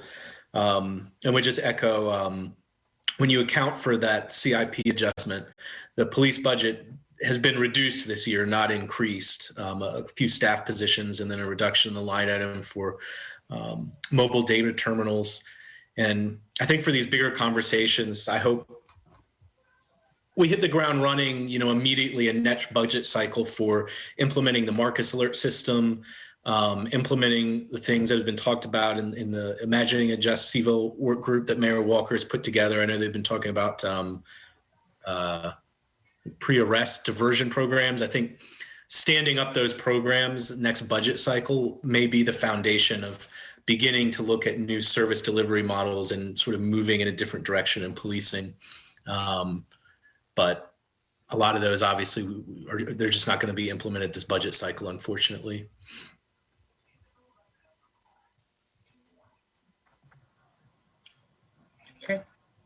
Any other comments? No. All right. So that moves to the April 13th. Oh, that's when we adopt for second reading. Right. Okay. That's correct. All right. Thank you all.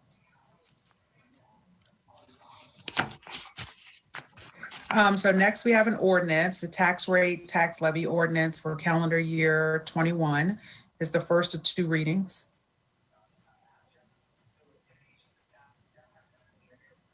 Okay. This is just very quickly, no presentation here. This is to support the FY22 budget. There are no proposed tax rate increases for any of our property taxes or both real property and personal property or any of our other fees and taxes. And we recommend that to the council to support the FY22 budget.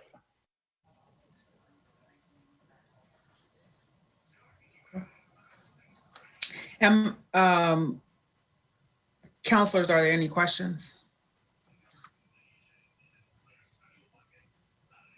Okay, and my only questions is just to take it back to the CHAP and rent relief programs. I know that this is the second year that we haven't included increases in our budget. Last year, we were able to give families an additional grant of, I think, up to $250.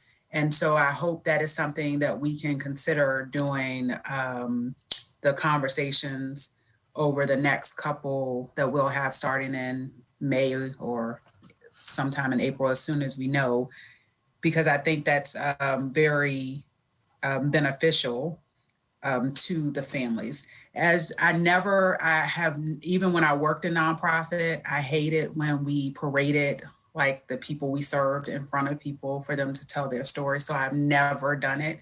And I don't ever plan on doing it. Even with this gift card stuff, there were people who were like, can I come and talk? And I said no.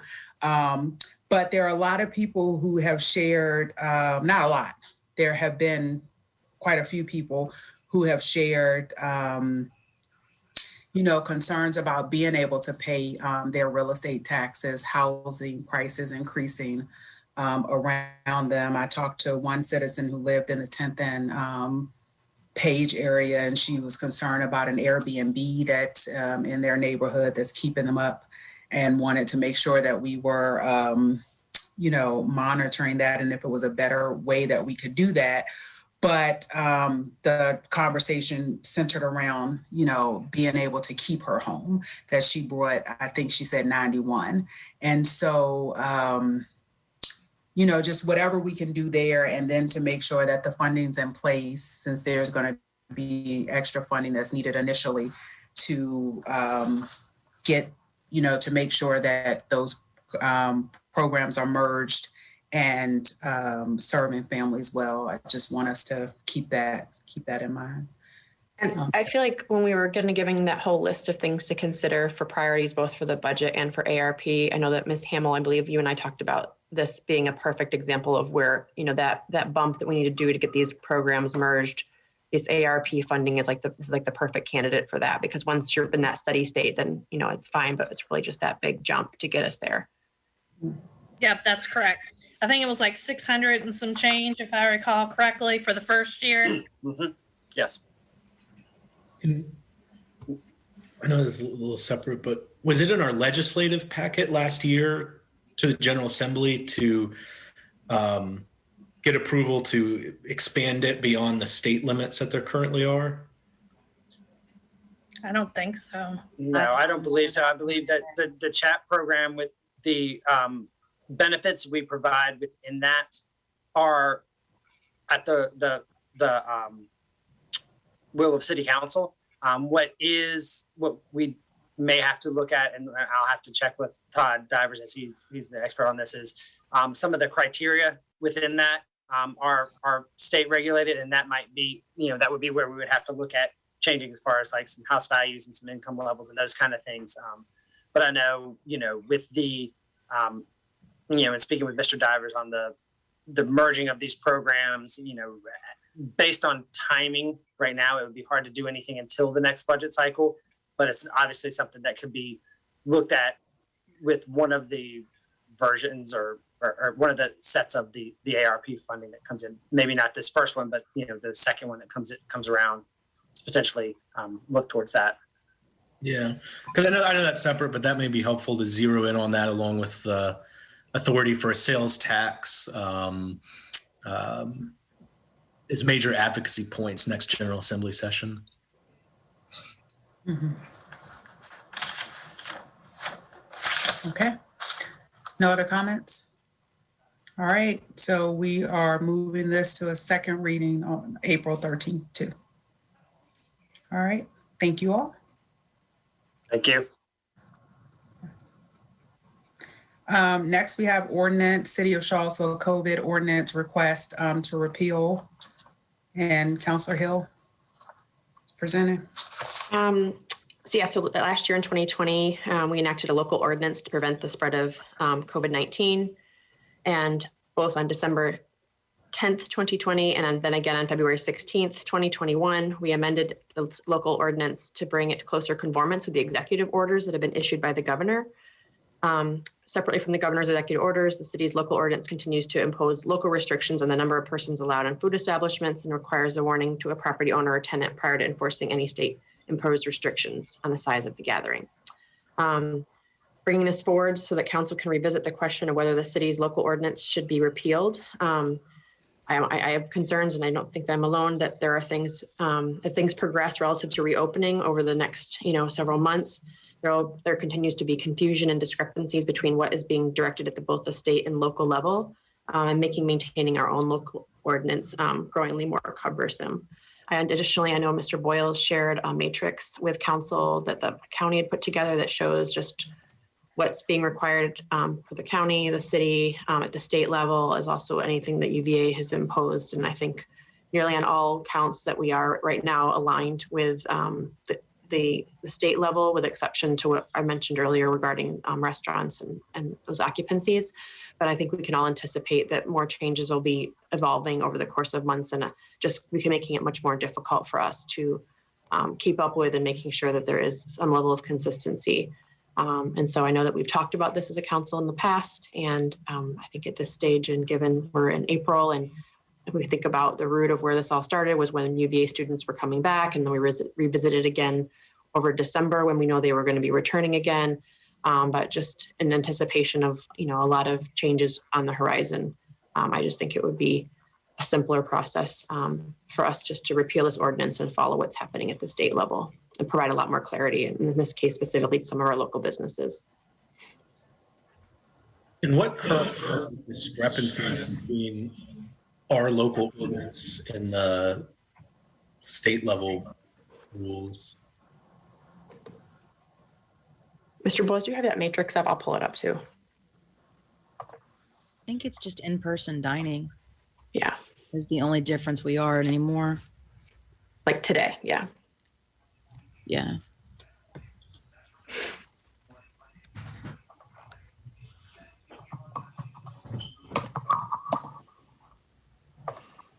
So I think what was reiterated was that we are pretty much aligned where we are now, but anticipating that there will be additional changes at the state level as things kind of open up and evolve. And just a desire for us not to always be trying to play catch up with the state. I mean, my thought at this point is, I've been opposed to repealing it, and my thought has been, one, the need for stricter regulations, because unlike most localities, we have an influx of students coming in the need at that time. And at this point, if the only difference is the in-person dining, it seems like it's at a point where it's not really even enforceable at this point. And just for clarity, with the vaccine rollout beginning and just the clarity of the rules, it may be better at this point to just go with the state level ordinances or rules, because I think I'm just not sure what additional value we're getting from it at this point. I think we did before the vaccine rollout and when UVA students were coming in. Because again, we're still going to have all the restrictions that are statewide. So it's not like just as other states have done, waving away everything.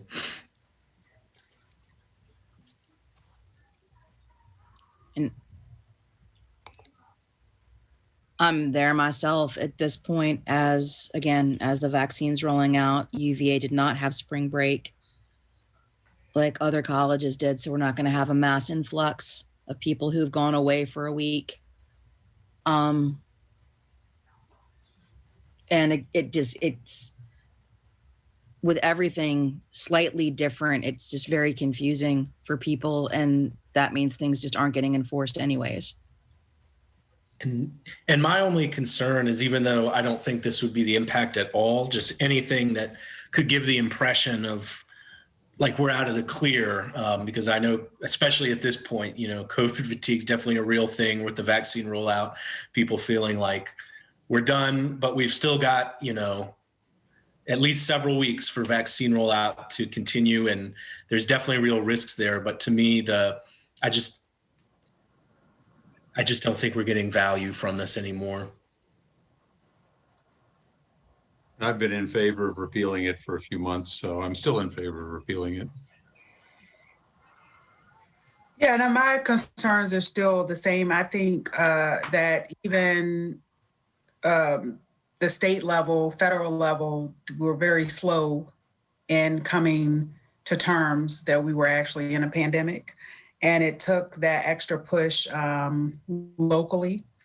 And I'm even looking at UVA, and I think the day we repealed, when we came more in line with the state level at a council meeting or two ago, that same day UVA had put these more restrictive measures in place. And it was just a time where we're usually saying, let's listen to the experts. And then that was a day that we didn't listen to the experts. So this is just one of those times where even though they did not go on spring break, they have decided to have graduation, which I don't know how their current restrictions fit into that conversation. But we are going to have, even if there are only so many people who are able to attend graduation, that doesn't mean that families are not going to come, to the area. And while our numbers are low, we often talk about the 55 people. I mean, you wouldn't want to be one of those 55 people who are no longer with us.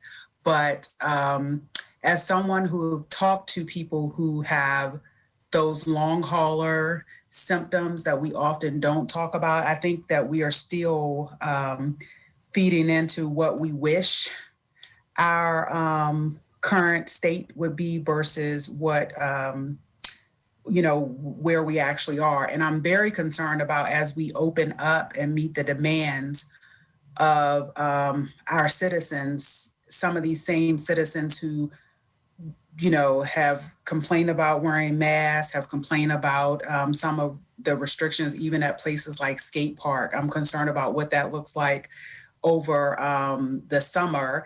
As someone who has been an employee before in Parks and Rec, I know what that looks like in a normal summer. So I just hope that if and when it becomes clear that, and hopefully it won't, hopefully everyone will get vaccinated, or everybody that can, even the people who can only get one shot, that they'll be vaccinated enough where this virus is not causing long-term and significant harm to their bodies and families, and ending up with, at the ultimate with fatalities.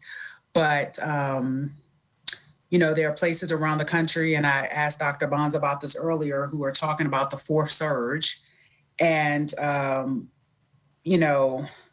Charlottesville has done relatively well, and there are a lot of people committed to making sure that as a locality and regionally that we were doing well, but it was because of some of those more restrictive measures. So I just hope if there is a time where we have to definitely revisit those, that we do that over the temporary feelings that people are having. I know people are upset. People want their lives to return to normal, but that we're still not there. And there are a lot of people who this vaccine means more than we even have evidence for at this time.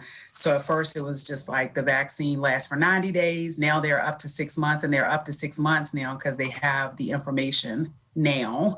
There's a lot of information they did not have 3 months ago. And just like there'll be more information they'll have in 6 more months than they have today. So I just hope we are just paying attention to that. I know people are angry, and a lot of you can't handle people not being happy, but I think longer term, they'll be happier if we get this right versus just trying to meet demands. And I hope we give staff the authority to come either to us or city manager when the public is asking for more than we can do, even if the state level is doing it. I know the state is, on this sheet, it has community pools, 75% capacity, free swim.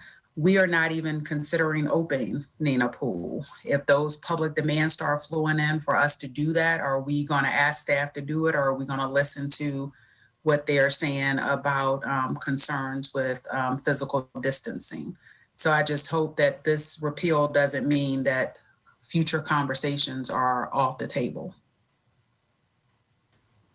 And for me, it doesn't at all. And if we're in a situation where we need stricter, I'm all for it. Again, I don't see how this is even enforceable at this point, unfortunately. Okay. Anyone else? So there's something, review options. So what's that? So I would like to go ahead and make the motion for one of these options, which is to repeal it. So I move that. So it says repealing requires 2 readings. Right. According to Ms. Robertson, if you want to approve the repeal, then this would require 2 readings. If you don't, then there is no action required. So we can just, if there is support for it, we can put it on the consent agenda on the next meeting. I would support that. I think there's support, but this is one that I'll just heads up be asking to move for a separate vote. All right, thank you all. Next up, we have a resolution, comprehensive plan amendment, Star Hill Neighborhood Community Vision Plan, first, well, 1 reading. Good evening, Madam Mayor, Council, and City Manager. What's before you tonight, it's the Star Hill Vision Plan, was presented to the City Council on November 18th, 2019. Council passed a resolution to transmit the plan to the Planning Commission for consideration. Planning Commission and staff worked together. Originally it was a small area plan, but because of the contents and the deficiencies in the land use, it was agreed with the consultants that would be submitted to the Planning Commission and subsequently to the City Council as vision plan. And the Planning Commission had a work session on this vision plan. And on March 9th, 2021, the Planning Commission had a joint public hearing with the City Council and then voted unanimously by 7 votes to 0 to approve the plan and to recommend it to the City Council for adoption. So what you have before you right now, it's a recommendation from the Planning Commission to formally adopt and amend the comprehensive plan. And with that, I want to turn it over to the consultant and the project management group, Yolanda Harrell, who will provide you with a brief presentation before you discuss and approve the plan or consider the plan rather. Yolanda. Thank you, Alex. Well, good evening, Madam Mayor, councilors, city staff, and neighbors. I hope you all had an enjoyable Easter weekend. As stated, my name is Yolanda Harrell, and on behalf of the community neighbors and partners that participated in developing this plan, New Hill Development Corporation, LISC, Florcane, and RW Ventures, we all have had ventures. We would like to thank you for the opportunity to once again come before you to present the Star Hill Neighborhood Community Vision Plan. Since you all have had an opportunity to review the plan, we wanted to use our time to cover the major themes and the envisioned outcomes. So let's begin with the plan. Thank you. Next slide, please. So the first question that we ask is, who benefits from the Star Hill Vision Plan? Well, in short, the answer is the community does. Next slide, please. This plan intentionally centers the Black community, not to the exclusion of others, but rather to the intentional inclusion of us. This plan specifically looks at opportunities to increase the street level presence of sustainable, well-capitalized existing and startup Black-owned businesses. We've envisioned co-ownership opportunities, incubator space with industry-specific accelerators such as food service and production, retail, e-commerce, solar, and tech.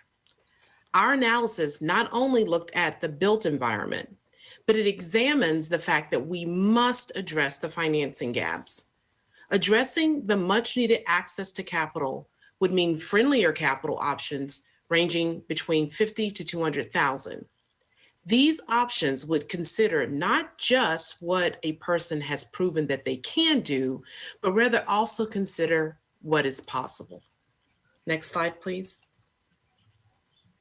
This plan also imagines future housing options across a wide range of affordability to include rental and ownership opportunities. Whether you are a first-time home buyer, a voucher holder, or someone looking for the next phase of housing along their financial growth path, in this plan, we have demonstrated how those opportunities can and will exist. Next slide, please. This plan explores how to build upon the African American Heritage Center's tremendous work of curation of local history and art, moving it beyond the doors and into the built environment. The plan elevates and centers the Jefferson School City Center and the Jefferson School Foundation's desire to sustain the Jefferson School to enhance its vitality and importance as a cultural, educational, and community resource.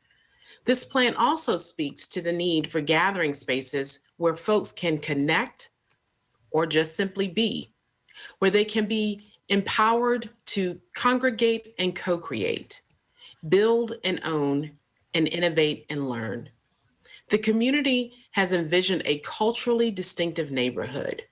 This neighborhood will have financial and socially accessible community spaces and activities. Next slide, please. So the next question is, how much housing will be created? Well, as mentioned earlier, this plan envisions what housing possibilities could look like in this area. Through the engagement process and the examination of the existing community assets, City Yard by far offers the greatest opportunity to address the housing needs. While City Yard represents a genuine opportunity for new affordable housing as part of a mixed-use development, Star Hill's existing residential neighborhood must be sustained and strengthened. This plan is committed to ensuring that homeowners in Star Hill can afford to stay in their homes, that measures are taken to alleviate vehicular parking pressures within the neighborhood, and that residents have a strong and active voice in Star Hill's continued development going forward. So, how much housing will be created? Next slide, please. This plan looks at what can be done immediately, which is creating housing on Brown Street, thus shoring up and strengthening the integrity of the existing residential neighborhood. This can be done while we explore other opportunities in the larger plan. Through the subdivision of City Yard in the immediate, you could see at a minimum 10 to 46 units of new housing to include new home ownership opportunities to first-time home buyers. Next slide, please. So now let's look at the larger parcel. There are more possibilities available here. What we have proposed is simply a vision of what could be done considering the existing easements. In the pre-development phase of this property, that's where exploration of options with the community and the city will occur.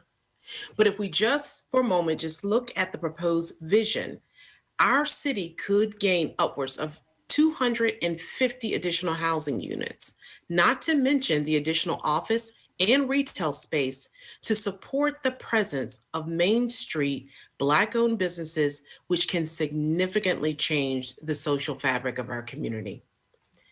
Next slide, please.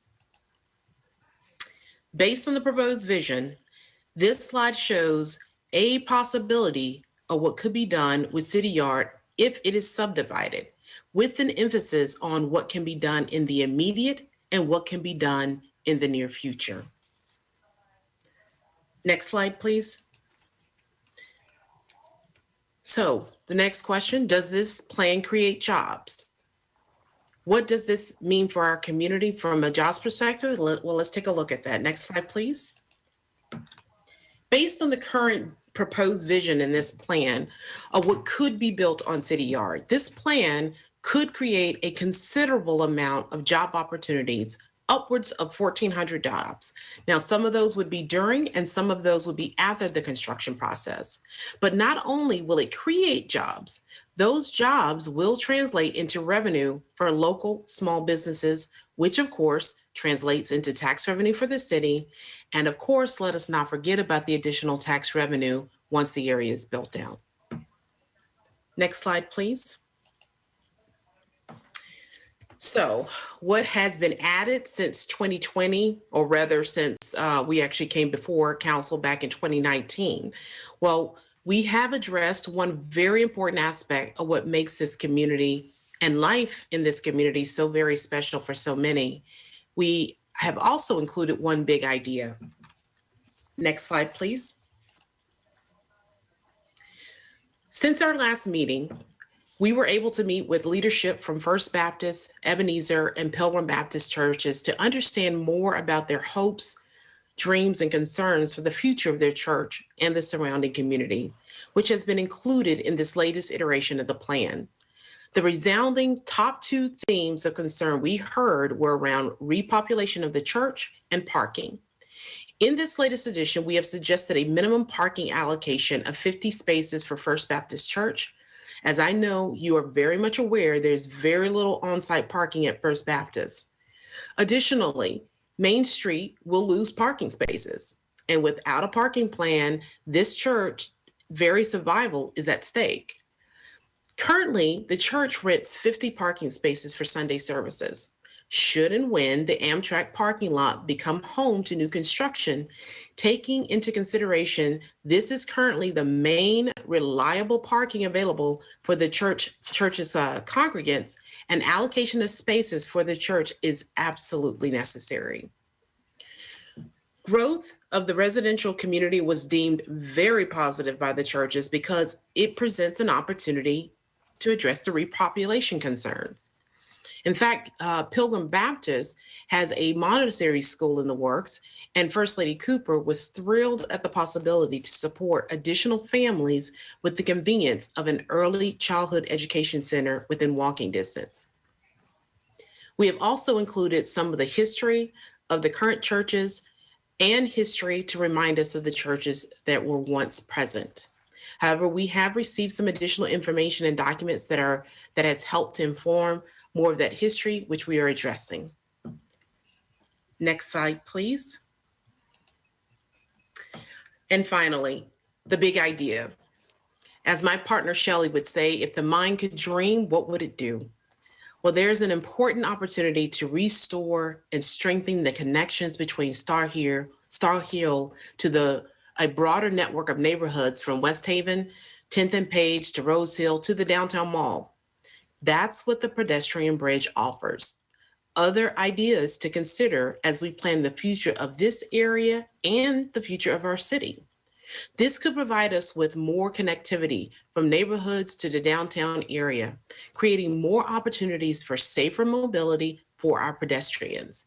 And with this type of connectivity, a pedestrian bridge can also be beautiful works of art, gateway markers, and a way of delivering messages to the broader community. I will end with this. This vision is of a Star Hill community whose future growth is guided by a commitment to racial, economic, and social equity. We will create a neighborhood identity rooted in African American presence and prosperity, with real opportunities for the Black community to foster ownership of property, commerce, and culture. To develop trust and goodwill within the community for this process, we ask this council to honor the vision and the work by not only appending this vision plan to the comprehensive plan, but to also advocate for quick action. Thank you for your time, and we're happy to answer questions. Right, thank you. Councilors, are there any questions? My first question is a pedestrian bridge from where to where? So the pedestrian bridge was actually an idea that came up during our meetings with the Planning Commission. And the idea is around how do we add more connectivity or the ease of pedestrian passageway. One of the ideas was across the across McIntyre Street to get folks across that safely, but to also have a way to just enhance that area in terms of how it looks in general. So I guess I'm not quite sure what,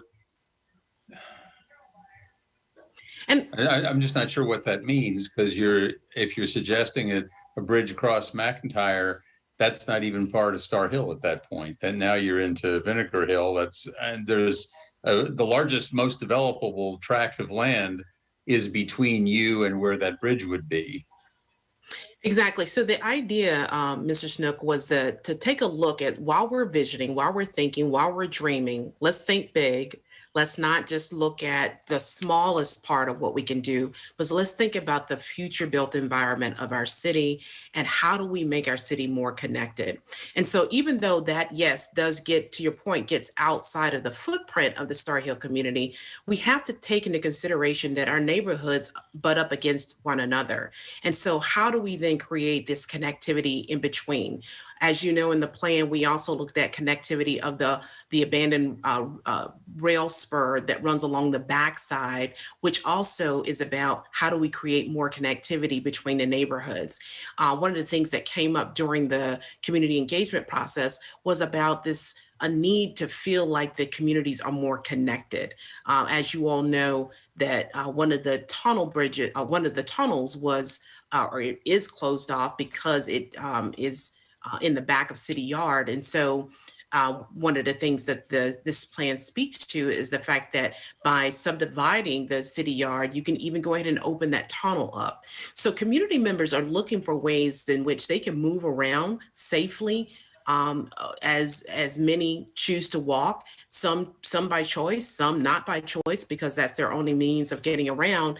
And so how do we do that in a way that not only adds safety and security, but also provides more opportunity for connection and also adds beauty to our city? It's not something that has to be done. It's something that if we're going to dream, let's dream.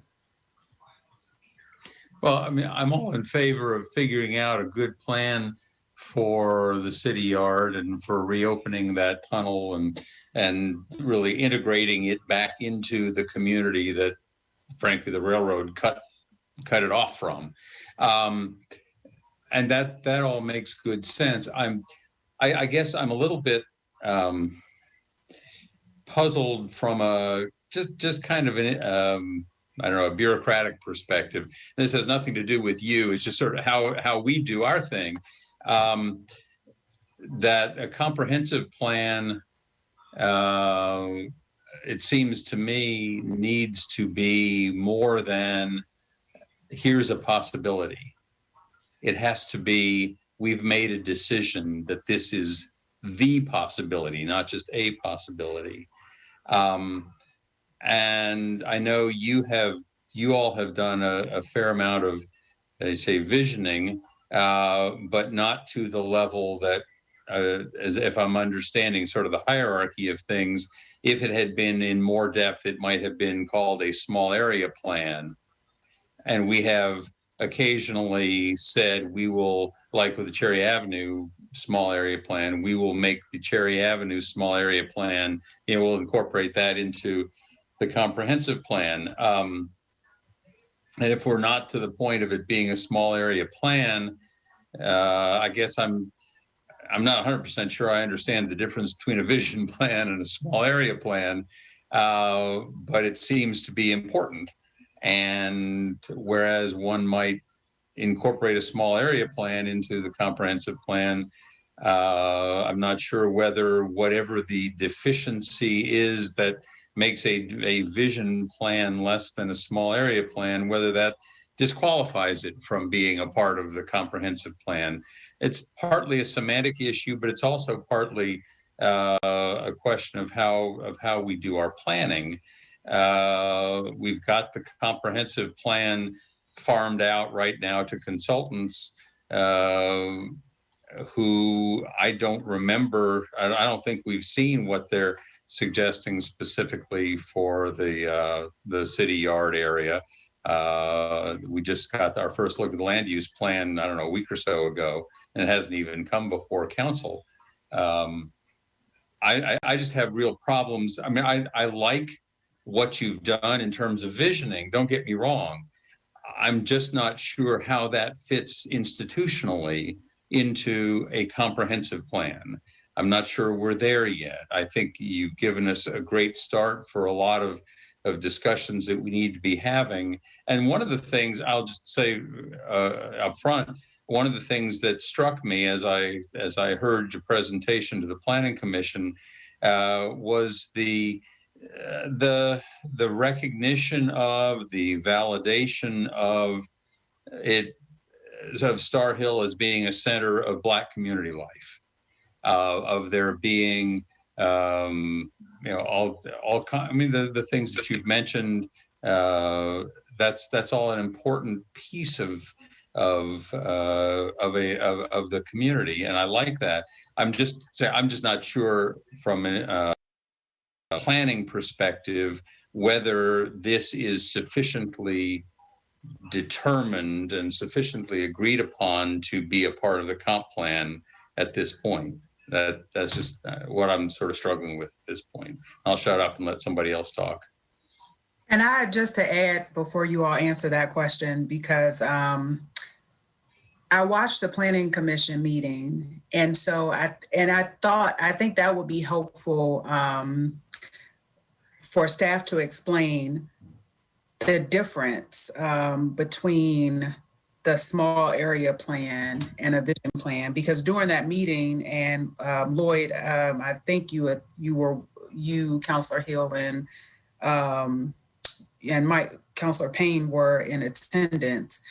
They talked about that the necessary land use requirements is what didn't constitute a small area plan for this.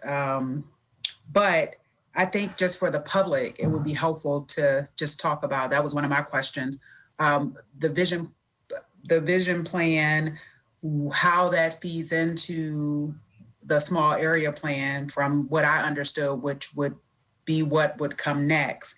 And there was also some discussion there about what the city could do to make sure that this plan, vision plan or small area plan, isn't something that's just shelved, but something that actually ultimately will benefit the community, and what things could we do that was later in the presentation that could bring, to make sure we would bring this to life. And so that's just to add to his comment. So. Yeah, I think, Madam Mayor, the difference between the small area plan and division plan, if you compare Cherry Avenue, for instance, with this plan, is the scope of the land use provisions. The small area plan has a detailed and extensive land use analysis. And in this case, the Star Hill plan doesn't have that kind of land use scope of work. However, it has several contents, such as housing, economic development, and placemaking, which part of which is the connectivity concept, which Yolanda alluded to in her presentation. I think based on those, the housing element and the placemaking and economic development aspect were part of the reasons why the Planning Commission voted unanimously to recommend amendment to the comprehensive plan to integrate the division plan into the comprehensive plan. So the land use details, it's the major reason why it was agreed that division plan, it will be called a vision plan, and then recommended to the Planning Commission and subsequently to the City Council for consideration as a vision plan. Okay.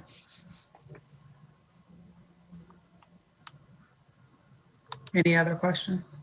I guess I just trying to clarify where we go from here. So, however, so let's just assume we adopt this and it becomes part of the considerations that when we deal with the comprehensive plan, like what are the next steps after this?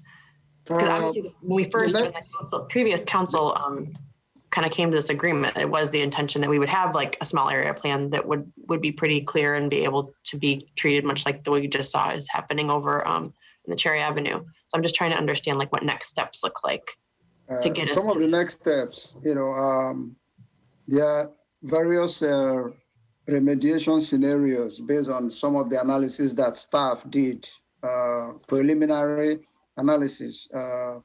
There will be a need for further evaluation of, for instance, the city yards. And council need to know, especially the new members of the city council, there is funding in the CIP for environmental work, after this study is done. However, council has to give staff the directive to proceed with that. So that those are part of the next steps.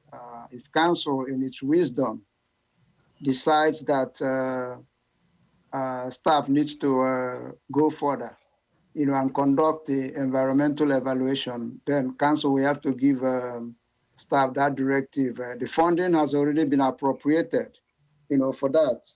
So it will be up to the city council to ask staff to move forward with that. So those are part of the next steps in the process after you take action tonight.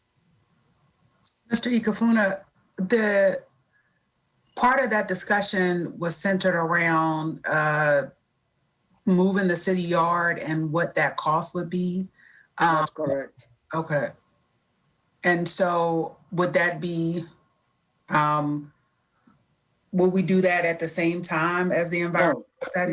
No, after Okay. it's something that actually think that council, the city manager need to have a revisit, to that discussion so that the new members of the city council will be privileged to that information and the discussion before council can make a decision whether to move to the next steps.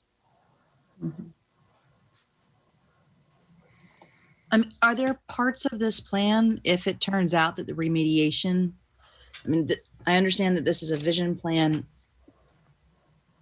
Are there other parts of the vision that don't include the city yard?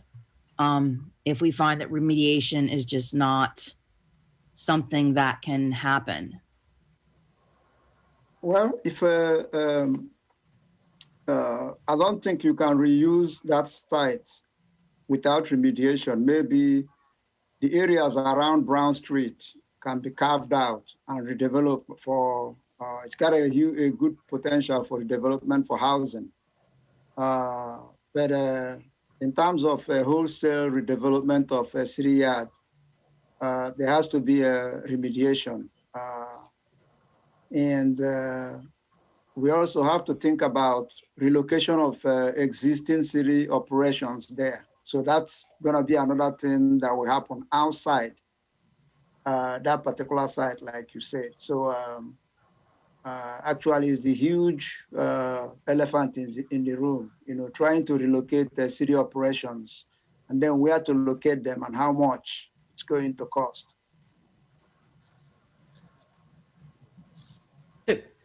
I'm sorry, can I say something at this point? Yes. I just wasn't sure what the rules were. I'm going to just jump in, start talking.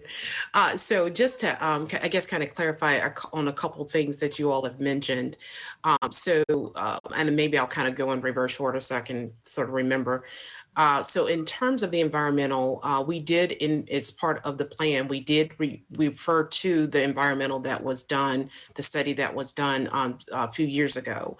And which we included in the appendix of the plan, the portions of it that we were given by the city, which stated that there was at that time nothing of significant concern about the land. There would probably be some remediation, but some remediation was done when Jefferson School was being redeveloped.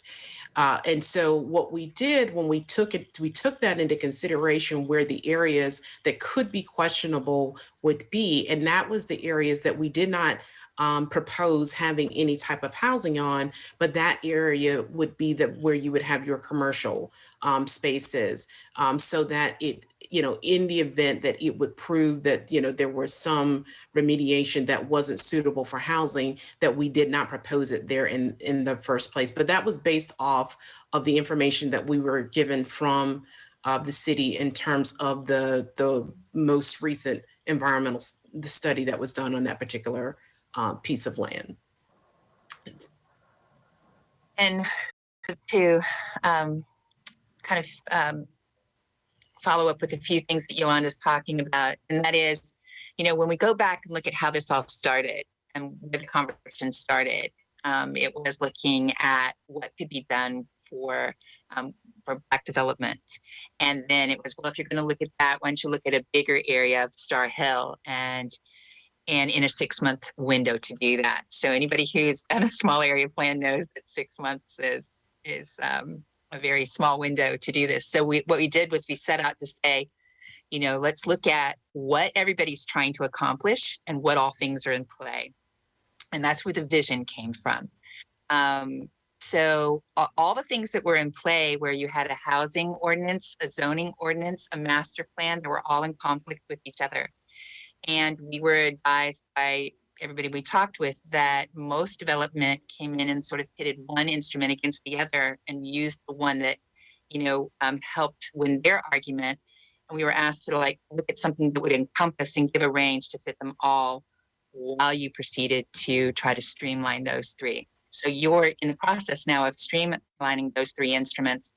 And this vision plan was set out to play with all of them and say, as you're modifying those things, if you hold this vision for Star Hill, you could then create the land use for this area around these values or these higher needs. So this vision plan is not a land use document, but it does set the bar for the kinds of things that are capable of being done here. So I don't know if that answers some of y'all's questions directly, but that was kind of the intention of why it became about a vision. The other part of that was, since you did have all these other things, we were actually on the forefront of them. They hadn't even been assigned to a consultant yet. what could be done as an immediate gain, as Yolanda had said, what's an immediate thing that could happen versus something in the near future.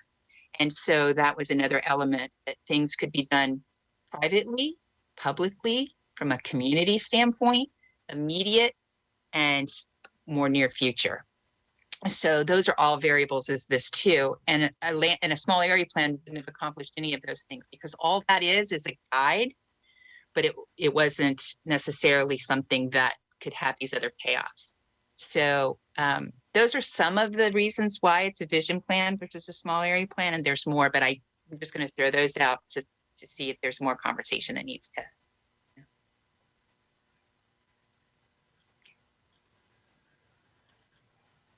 Right? Any other questions? All right. Sorry, I mean, I think the only questions are just what other have, and I don't know if they have answers, but it's just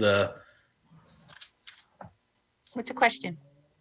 What can we do to just ensure that this isn't just another study on a shelf just because of the cost and expense of the next steps? I'm in support of it. My only worry is just if the funding and next steps never happen, So I think one of the ambitions of this for the first council members who seeded it,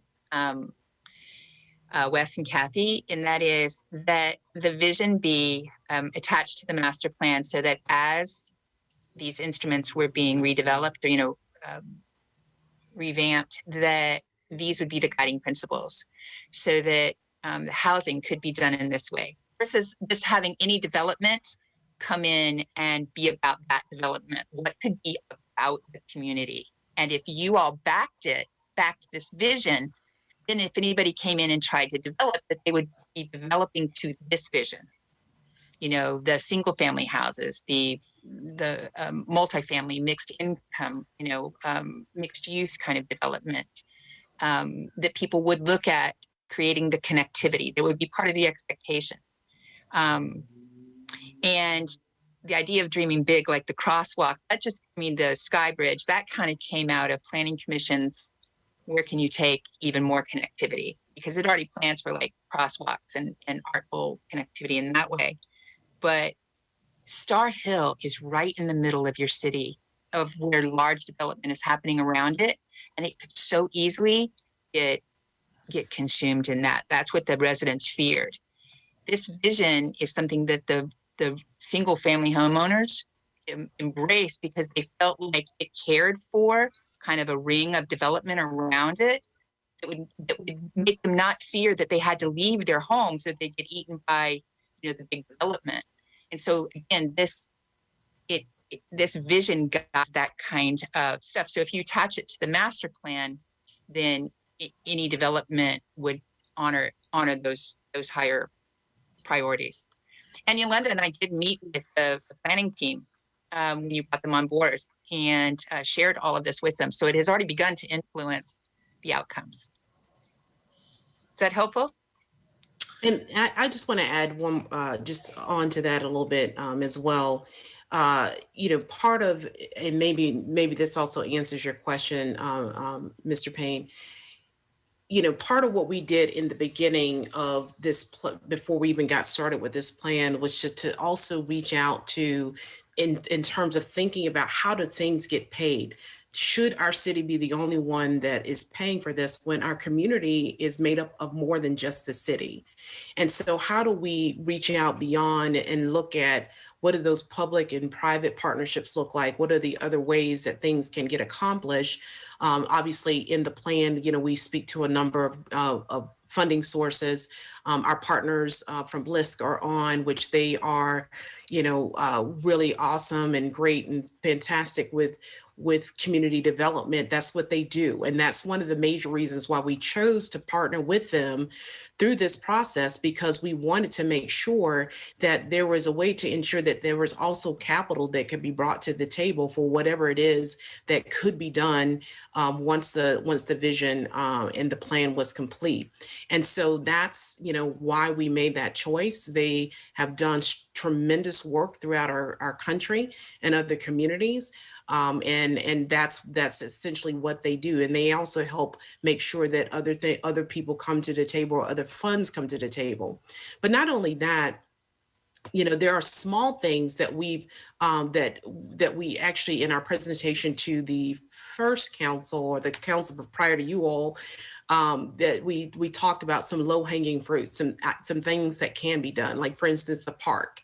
That's an immediate action item that can be done that, again, doesn't have to necessarily be all city funds. There's a way that parks can, the revitalization of that park, which is pretty much just 2 benches right now in green space, that can be funded through other means that allows for the community to start to see some return on the vision that they thought of and that they worked on, that shows some good faith on the part while the bigger things are being considered. Because we know those things take a little bit more time to do, but the things that can be done, like the calming of the intersections in some of the ways that we've suggested, the murals, those kinds of things, yes, those may seem like small things and don't necessarily get at the heart of the housing and the job creation that we're looking for, but they are a start. They are a way to show good faith as the other pieces of it are being developed out.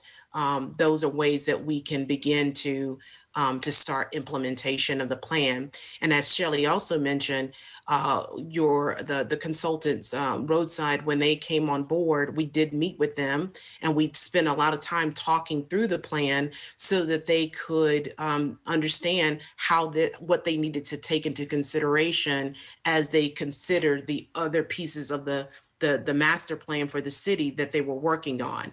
And so they are just waiting for this plan to be adopted so that they can then roll it up into the consideration for the overall plan. And we did make suggestions on what zoning should happen and what ways the land could be used. It's just not to the level of specificity that say, for instance, that the Cherry Avenue plan did. Yeah. And I will say that there was actually no template in place when we started this project back in the beginning when we started this project. Now you have Cherry Avenue, but that it was delivered after this was delivered a year ago. And I think one last thing I'd like to say, Mr. Payne, is that if not all of this plan is done, all the individual parts are still doable. Like we really worked on making it not a house of cards, but an element of things that, like I said, if something can be done now and something can't be done for 10 years, then they all still would hold together as a vision.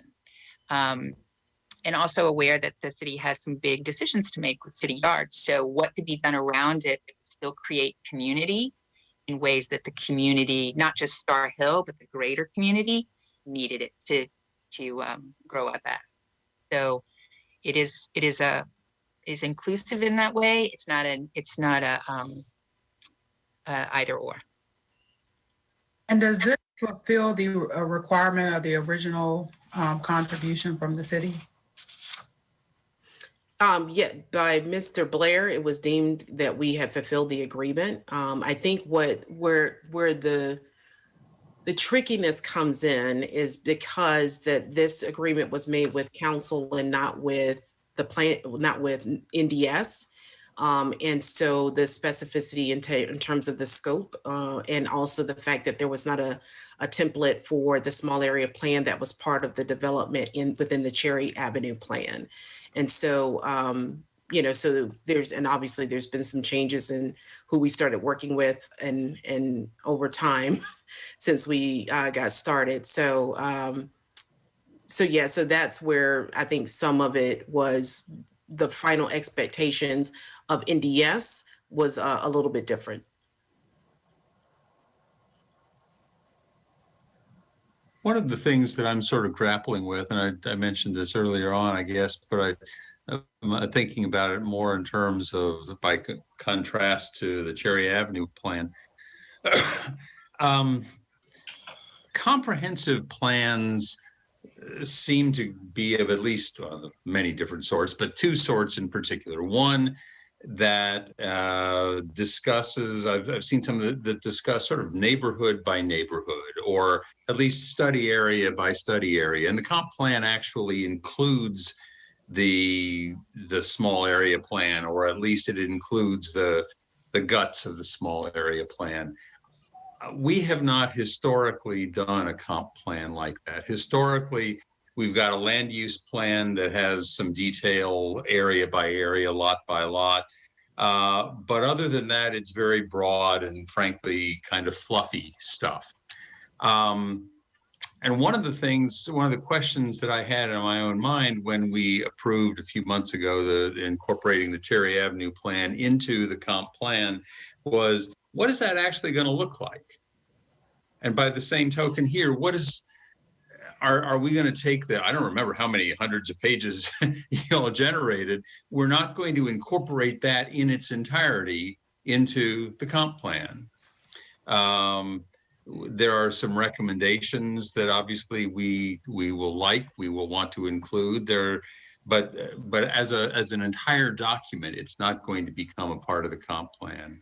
Just as I assume the entire document of the Cherry Avenue small area plan was 135 pages. It's not going to become a part of the comp plan, although we have talked about it as being incorporated within the comprehensive plan.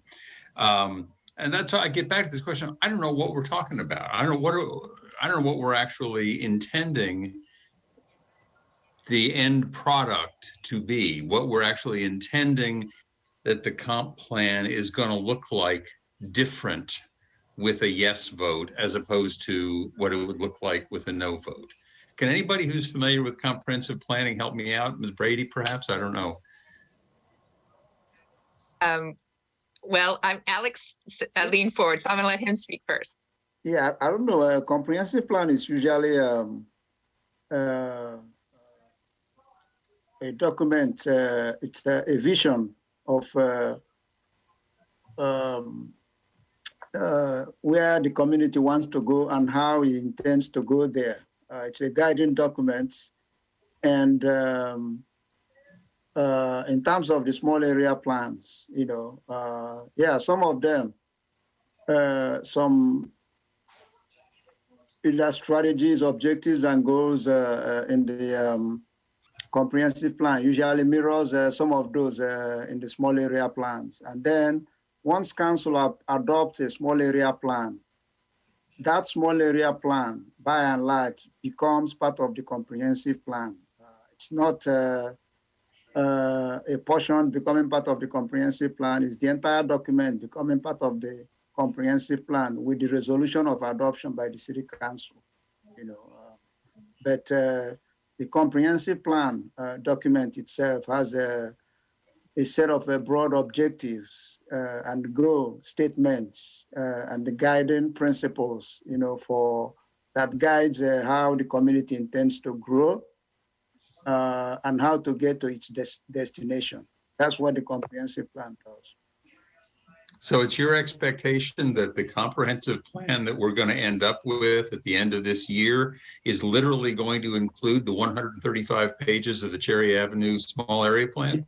Yeah, once you have when you adopt the resolution you are adopting, it's essentially approving, amending the comprehensive plan to include that small area plan or the vision plan. It's not that it's going to be merged into the comprehensive plan, but the resolution, by reference, makes it part of the comprehensive plan. Well, I guess I'm glad that it's only by reference. Because it's a huge document. Yeah. Our entire comprehensive plan produced in 2013 wasn't as long as the Cherry Avenue small area plan, wasn't as long as the vision plan for Star Hill. Yeah. And that's why I said early on, I'm trying to figure out what this request procedurally actually does for us, or to us, frankly. And if I may, and Alex, please correct me because I'm having to remember back. I'm pretty sure the city also adopted the hydraulic in 29. That's correct. Small area plan by reference as well. That's correct. Prior to the Cherry Avenue plan. That's correct.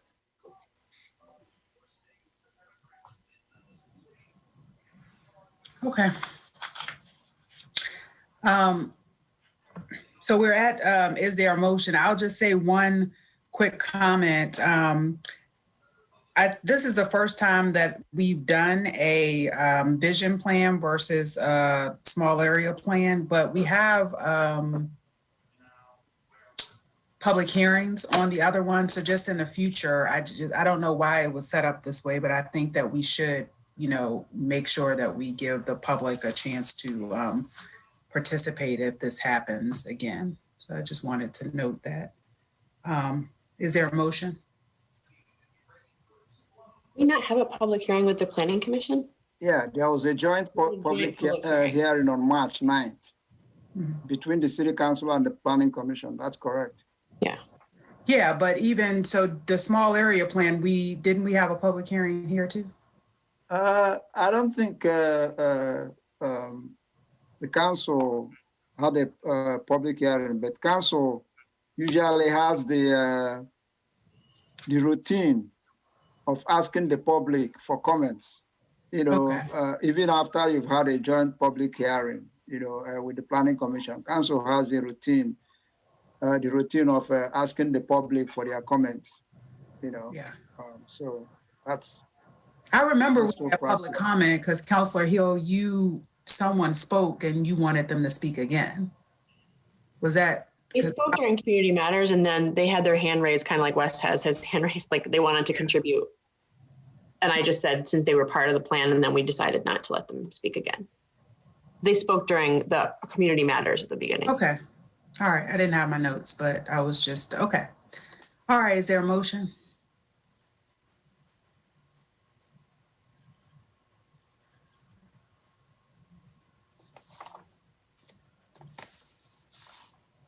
And move to adopt the Star Hill Neighborhood Community Vision Plan.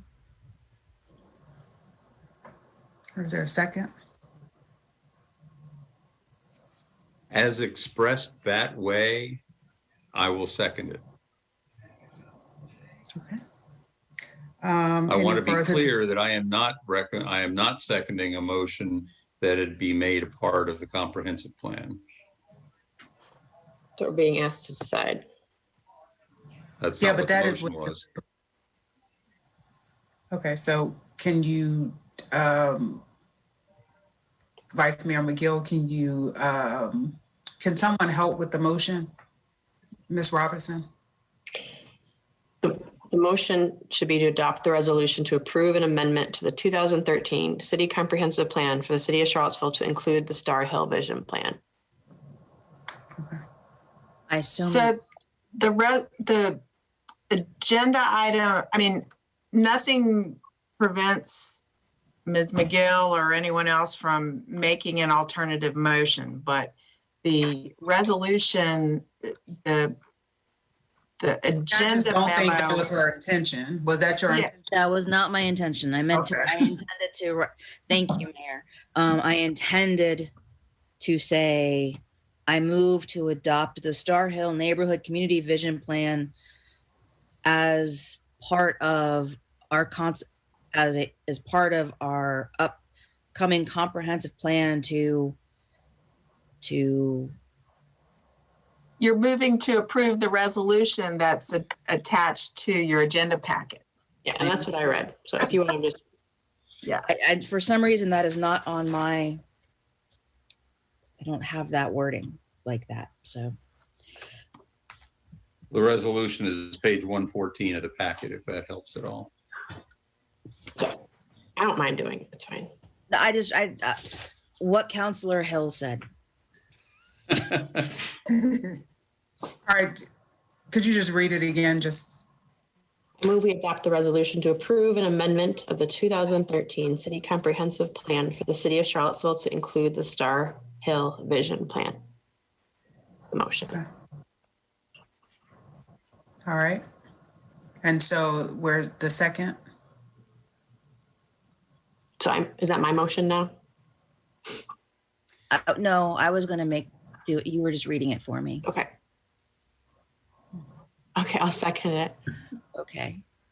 All right, here's the second. Any further discussion? Okay, Ms. Thomas? One point that, Okay.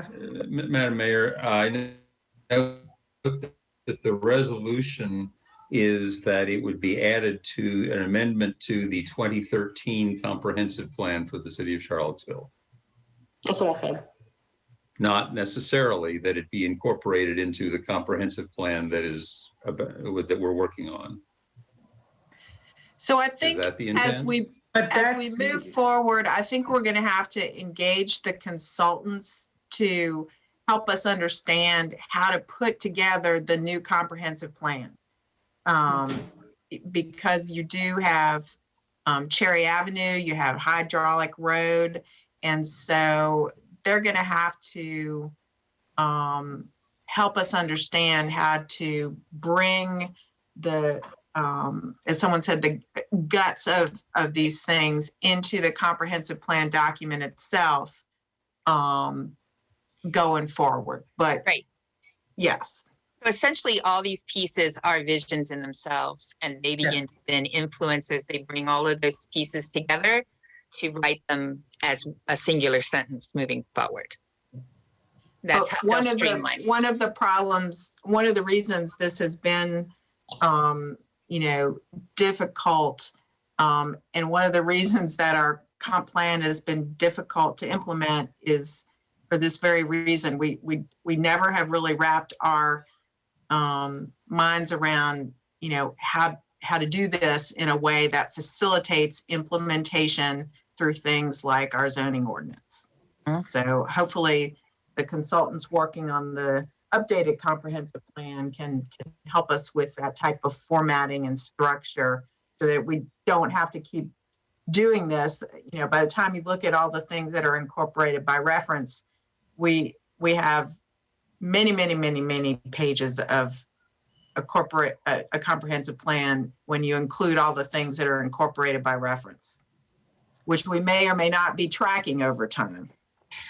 And let me state my sort of fundamental problem with this, and that is that we are about to adopt, probably, if the votes are there, I expect they are, we're about to adopt a plan that would become a part of the comprehensive plan for the redevelopment of probably the largest parcel that the city owns. And we will never have talked about it. We will never have talked about it on the city council. We will never have heard directly from NDS about it. We are not ready to do this.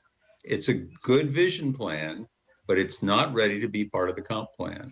That's my objection. So I think I'm just wondering, so what I heard was that this is just like a step one, and that in the future, just as the other plans have come before us, that this Star Hill plan as a small area plan would come before us too. Is that not the case? Yes, and I do want to just clarify on what you are agreeing to. You are not agreeing to a specific development on City Yard. What this vision plan puts forward is a bit of a safeguard. It says, here's the kind of density you could put on it or not. Here's the, it could be all of city's, space needs and then some or not. That's your choice. What it does ask, as far as a vision, is please don't turn it into an industrial site and essentially kill a neighborhood. And if it were the case that this was locking us into a specific development, I would absolutely share Councilor Snook's concerns. I just didn't read it as doing that. I read it as opening up the opportunity for discussions, if that even happens sometime down the road, there's still space, like what kind of mix of housing there? Like, do we want a certain number at 0 to 30% AMI, middle income, higher businesses, et cetera? And we're not locking into any particular plan saying this is all going to be this one thing. Right, exactly. And when I said it sort of guides the development density as it moves away from the small houses in the center of the space, so that, again, somebody can't come in and put a 9-story building right in one of the residents' backyard. Again, their concern is that their voice has never mattered before now, and that they are being kind of eaten alive. That heavy, large, dense development is coming in and going to take out their homes. It's already taken out their parking spaces. It's already taken out their play spaces. It's feeling consuming to them. And so this vision did several things to guide future development, but not, and when I say guide, that also creates, it's saying, please don't put, like I said, an industrial site, a manufacturing facility in the backyards of Brown Street.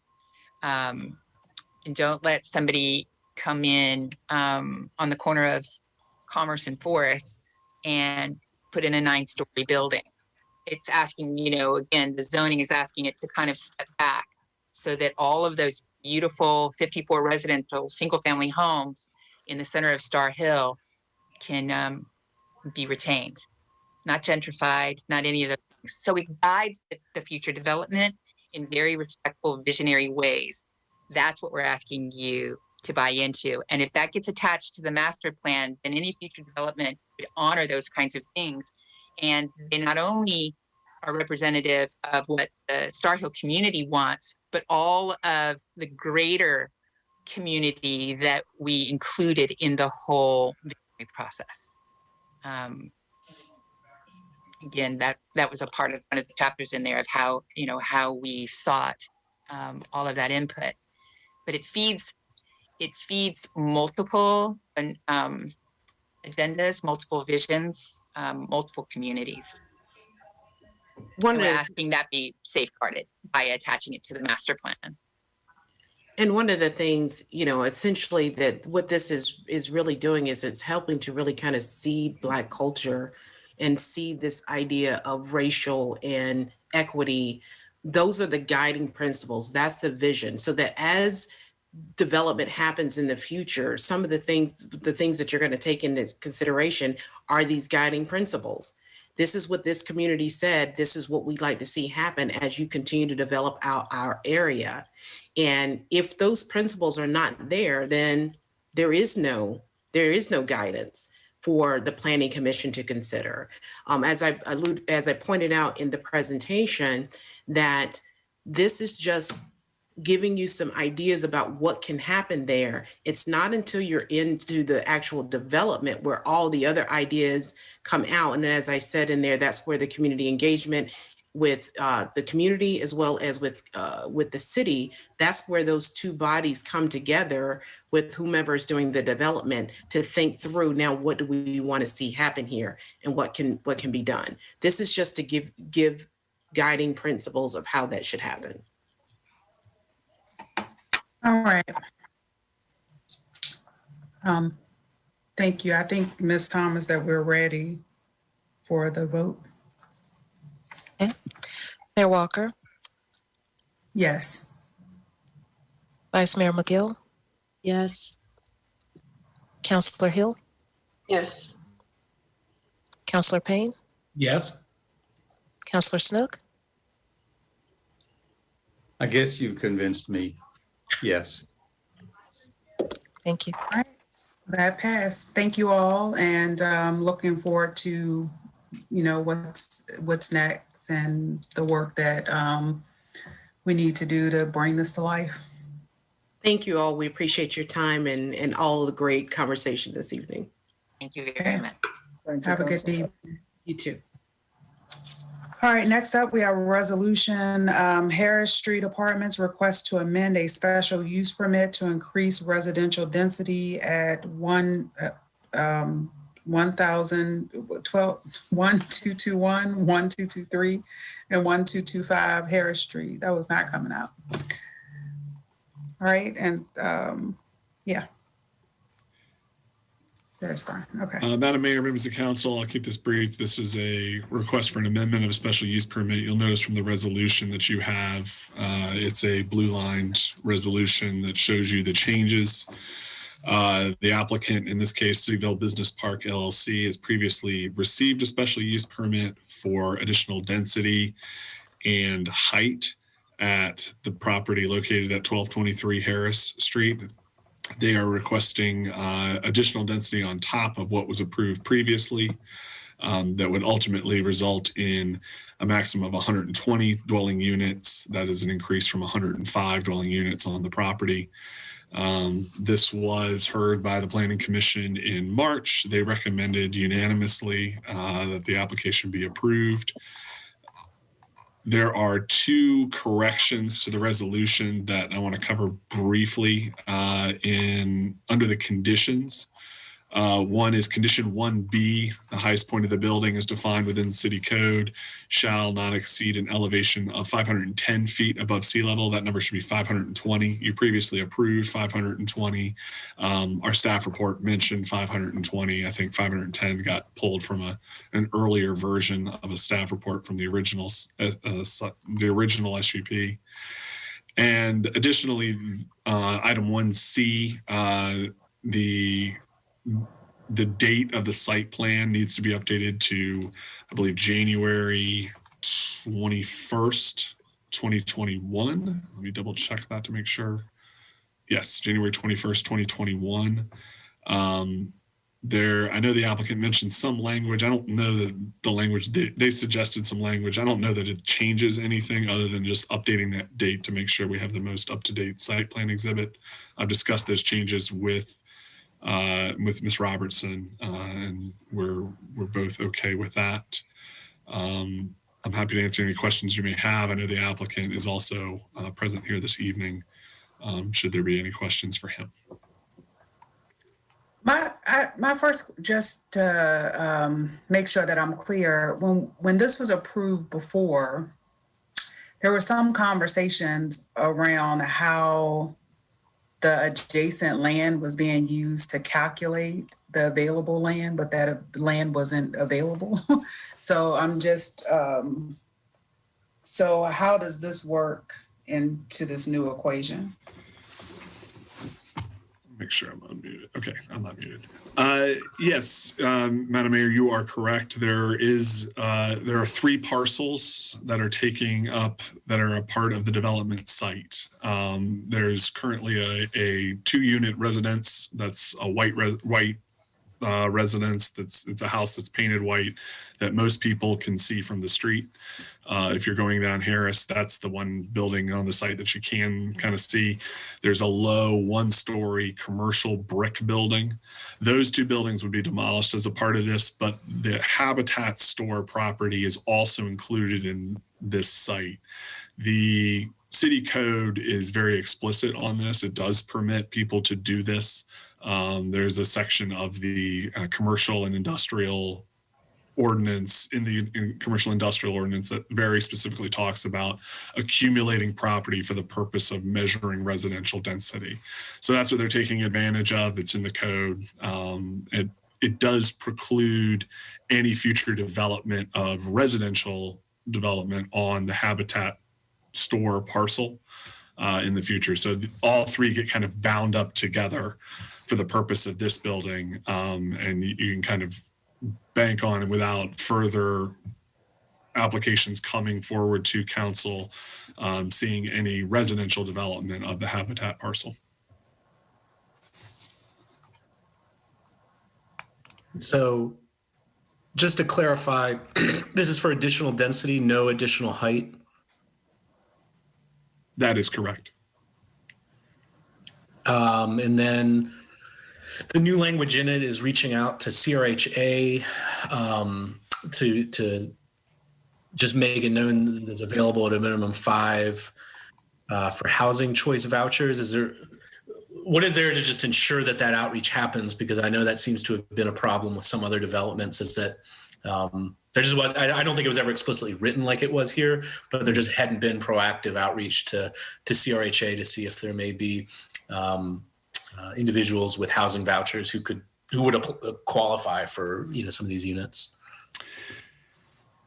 Yeah, that's one of the areas that we've certainly been working on in the past couple of years in terms of when housing units are required as a matter of compliance with Section 34-12, or if an applicant is volunteering that they are going to do some sort of affordable housing provisions, is following up this approval with a memorandum or an agreement with the city that kind of lays out the administration of how these units are going to be either managed if the applicant's providing those units, or in this case, I think we would include, the reporting requirements related to conditions 2 and 3 in a document that the applicant has, that we have, that can then be administered in line with that, the housing coordinator can administer.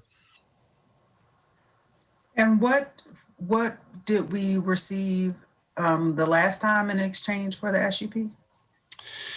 The applicant has noted that the 3412 at the minimum requirement of 3412 would be a single unit on this site. They have volunteered 5 affordable units.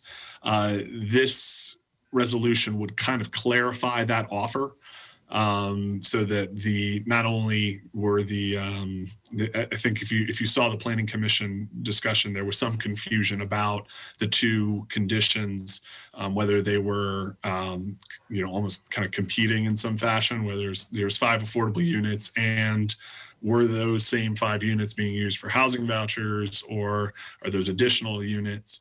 So some of the kind of unasked questions from that original SUP have been addressed with these conditions in a little greater detail. So that's what you see is ultimately what they're willing to provide. And certainly if the applicant wants to discuss that, they can.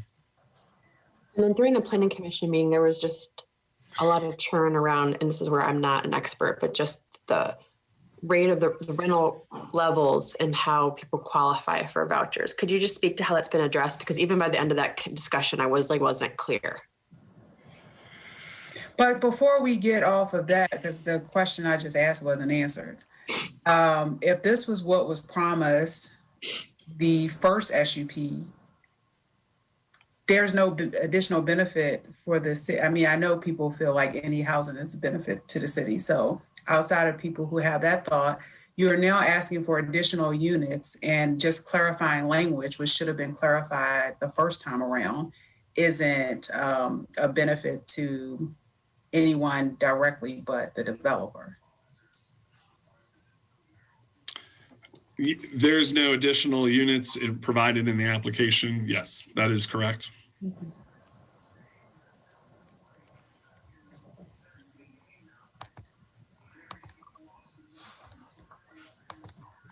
So one question I had, are they getting the 15 additional units by adding additional floor area or by making the units smaller?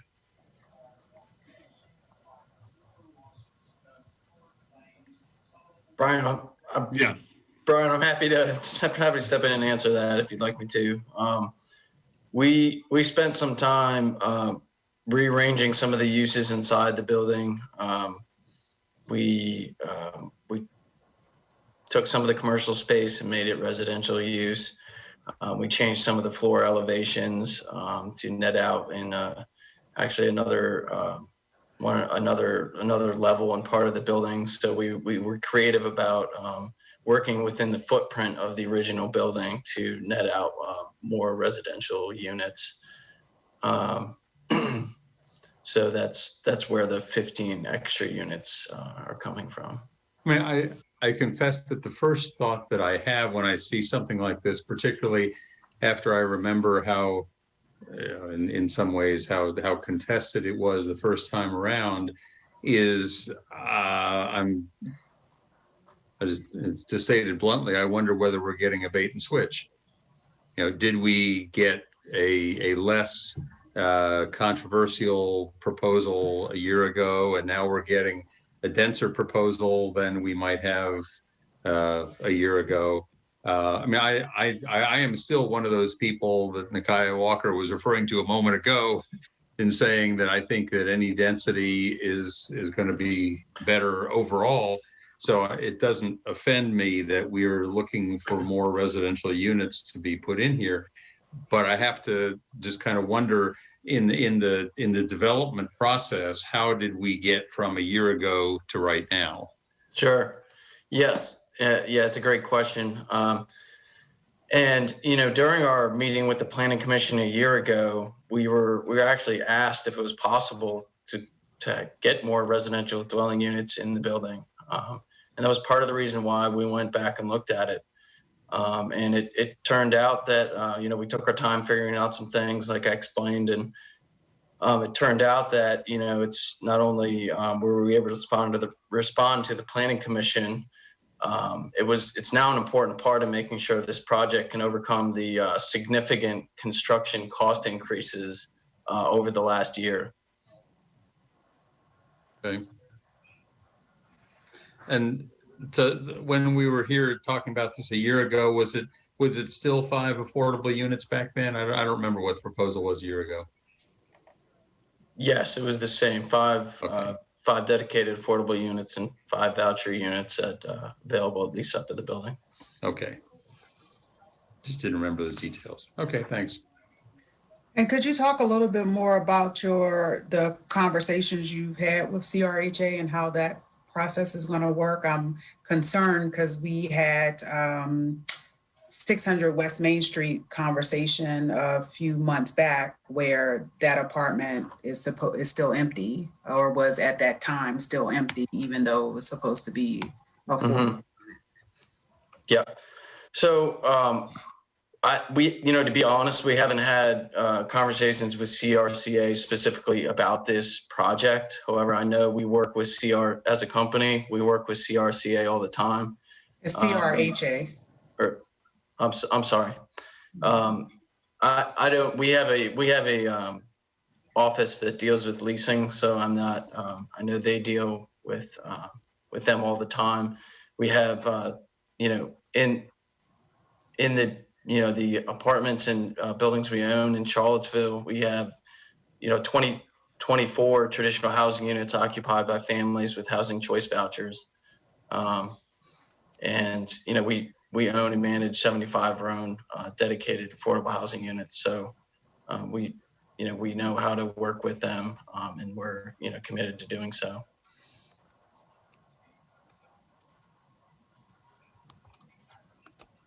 All right. Any other questions? I just still had that question around just the voucher question that I asked earlier. During the discussion with the Planning Commission, I just wasn't sure how it got resolved, that there was a concern around just the level of the rents qualifying for vouchers. Isn't that a discussion? Am I making this up? No, no, I recall it. I don't know, Chris, do you have I think the rents? Yeah, I think the intent of that comment was they wanted to clarify that we were, by offering 5 units to voucher holders at lease up of the building, that those units would be set at rents that voucher holders could afford, and that is our intent. So we have no issue with that. One question that comes to mind is, under new state law, everyone is required to accept housing vouchers. So what unique benefit is there here, since people are already required to accept vouchers? Sure. Yeah, we accept vouchers at all our properties. And I think the way it works is, if a voucher holder comes to a property that is set at a rate that is above what the voucher would be allowed for, the housing authority does not let them use the voucher at that unit, is my understanding. So I think that's why the comment came up at the Planning Commission. So in essence, you're committing to having rents at a level where someone with a voucher is capable of using it, and then giving them just saying you would in theory take them, or having the goal of there will be a minimum of 5 people with housing vouchers. I'm just trying to ascertain what is different than what would happen with this not in writing. I suppose, I suppose a developer could say they're offering, I mean, they're required to, so they don't have to say it, but, advertise that they're taking vouchers at this property and then not have the rent set at a level that, the vouchers, that the housing authority would approve vouchers to be used at that property. So. Well, it's not them approving it, it's mandates from HUD. So I think that because we didn't bring this up, I just want to say that. And if you are going to use the vouchers as the reason for, I guess, part of clarifying something that should have been clarified a year ago, as the reason for why this should be approved, I think for the counselors who are going to consider this, a conversation with the housing authority should have been a minimum thing that would have occurred by now, so that we would be clear this time, so it wouldn't be vague and you wouldn't need to clear it up at a point in the future, what the city is actually been for this, these added units that you'll be receiving. And so I think for all of us, based on what we say we want, whether you want just more housing in general or more affordable housing, if someone is coming to the table and asking and offering this, it should have been clear a year ago, and it definitely should be clear today about what this will mean. And at least the entity that they will have to work with on this, that a conversation would have been had, so that when we're talking about tracking in the future and the accountability piece, that we have set that stage from the start, to know that at least the minimum that's being offered, that which I know is higher than the 1, but I would have hoped that, if there's additional units that are being requested, that council doesn't have to be approved, that using the same agreement that you received the first SUP over, whether the code allows for that habitat lot to be used in the first place, that's just another workaround, but trying to figure, just to make sure that you're actually 100% clear this time. And if I may too, I just want to remind everybody that, this building, we are trying to build economically, to keep economically priced apartments for, Charlottesville workers. This is not, we are trying to keep the rents down in the remaining units, the remaining 110 units, for other people that are, economically priced and maybe not considered affordable housing, but more affordable than other apartments in Charlottesville. So what's the by right number of units again? I think 51 units, I think, by right. And the first SUP request was It was for 105 units. And now the second request is you're adding 15 units. More.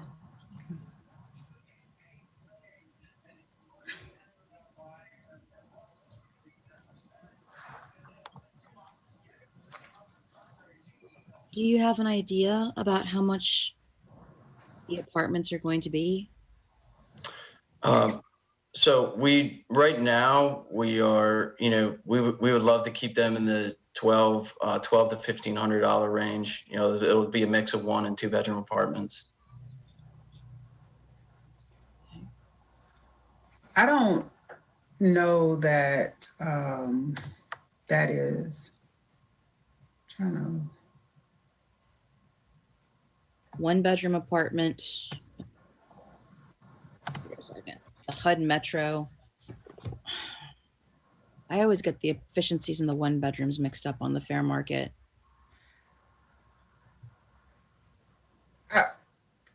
Mr. Sells is on. Can we ask him that? Because we just had this discussion. I don't remember and I don't have the paperwork in front of me. I got it. It's a 1 bedroom is 1,082. A 2 bedroom is 1,262. You got it. Sorry, guys. Good evening. Hi. Thanks. Okay.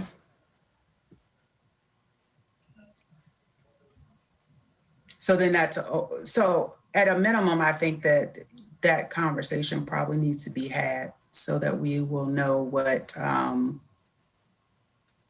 which I thought the first time, since it's being offered. Yeah, the units need to be able to be qualifying for vouchers.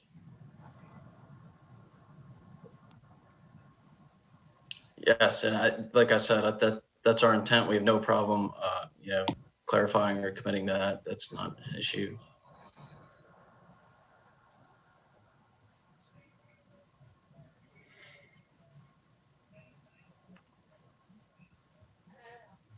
Well, and my thought is, I think given the state law, the benefit is perhaps a little overplayed, but I think to me, the change, additional density is not creating any adverse impact if the building's already being built. My thought is if there's more density in there, generally better. So I'm inclined to support this, as there's no increase of height or really change in the building, just more units.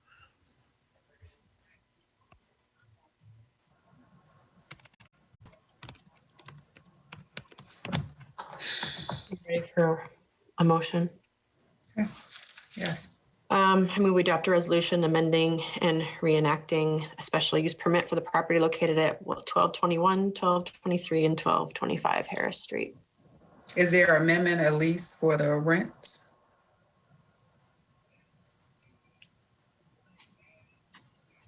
I mean, in terms of just ensuring that they have qualifying rents for their vouchers.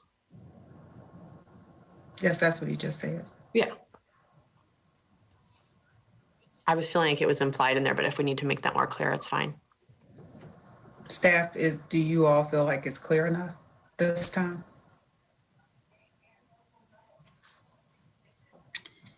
Yeah, I would like to recommend that the council make it more clear.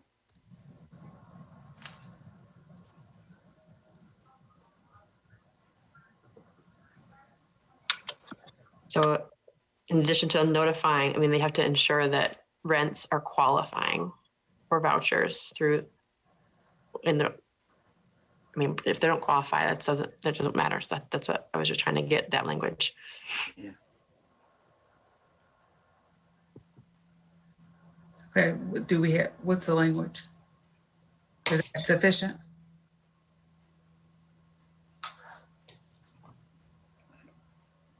Language like that they will meet, they will not go over, the affordable units will not go over HUD fair market rent guidelines for which they will pay a voucher. So my recollection of the proceedings at the Planning Commission was that the language of Condition 3, which says the units shall be reserved for lease to persons who hold a voucher. That really the only way that can be interpreted is that the rents have to qualify. I mean, they have to be reserved for lease to people with vouchers, which means that the rents have to be set at levels at which a voucher can be used. So that's the Planning Commission, my recollection, Brian, unless you tell me otherwise, but that's why they left it with this sort of mandatory language, because they spent a substantial amount of time kind of talking around the rent issues, but they're, to incorporate all of those into an SUP condition is difficult. But if Mr. Sales has any suggestions for language, they would certainly be welcome. But the intention of this language was that the only way it could be interpreted is that the rents have to be set necessarily at levels where the vouchers can be used, because those units have to be reserved to be leased to people with vouchers. Lisa, I really like that language you just used, that the rent has to be set at the level vouchers can be used. Then you can include that as part of it. During the first 2 months for which dwelling units are leased within the building, 5 dwelling units shall be reserved for lease to persons who hold housing choice vouchers at rents for which vouchers can be used. Thank you.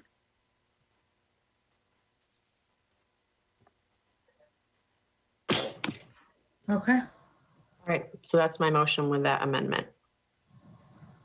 All right. Is there a second?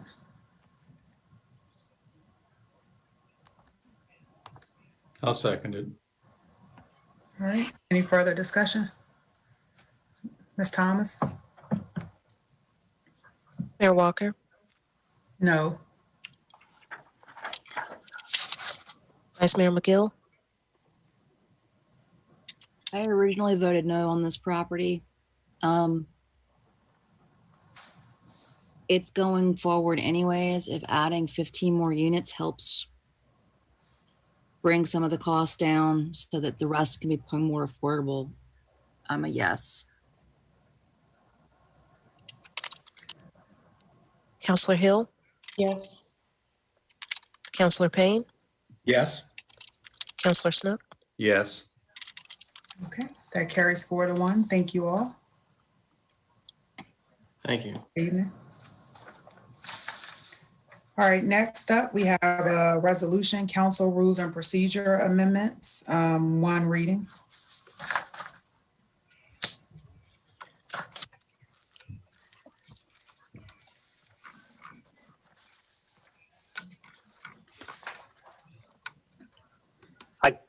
I can get us started, Mayor. This was brought to us with a Commonwealth Attorney's opinion based on some credit card charges, both at the city level and city council level, with the recommendation that our current policies were not adequate to be enforceable. So we have begun looking at both sets of policies. One being specific to city council, the other we'll work on for city organizational. And so after much discussion, we bring this to you tonight. And Ms. Robertson, I'm sure can provide any details that are necessary. So you had a work session to discuss draft proposed amendments, and you all offered a list of items that you would like to see revised as to language. We provided a draft with most of those changes, but after you all looked at the agenda materials, you noted that there was still some corrections that had not been incorporated. So you received a revised version on Friday, identified as proposed edits revised through April 2nd, 2021. And that is the document that you're reviewing this evening. Okay, thank you. So I have some questions and comments. Do anybody else want to go first?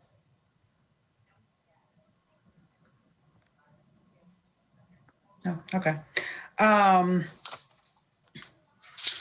So I'm just gonna go through, since this was written primarily about me, again, to just make sure that it's on the record. But I think starting with the memo, I don't know if I brought this up, but I think if we viewed citizens' time spent sharing opinions or perspective versus that we are getting experts' lived experience, and that a lot of the funding that we provide to nonprofits and internally, staff is able to come back to us with information because they have consulted or they consulted with the public. One question that I had from the first page is, and also I haven't participated much in making these rules because clearly it hasn't mattered, but I am the only counselor on currently here that is active in the community who has had groups and have engaged in this way. And so some of this is just questions. So if I'm having a meeting and I want to buy pizzas, or me and Dr. Atkins I was having a meeting at West Haven. Dr. Atkins joined me.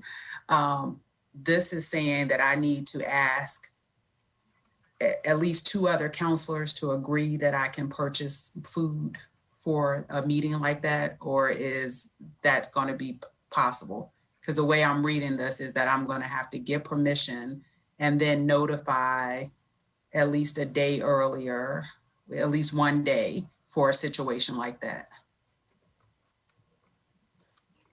Or that may not even be an individual purchase that I can make with my card. So you have to look at the language on page 131 of the agenda materials. So the first question you have to ask is who is meeting?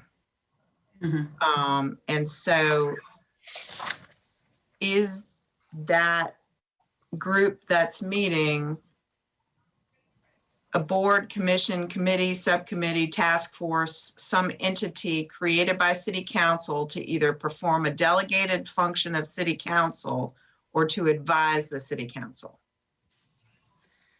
So in that case, so I have markups for this page too, but I'm asking, so in a situation like that, what if counselors want to, one day I'm not going to be here and one day you all are, it's not going to be a pandemic and you all are going to want to go into the community.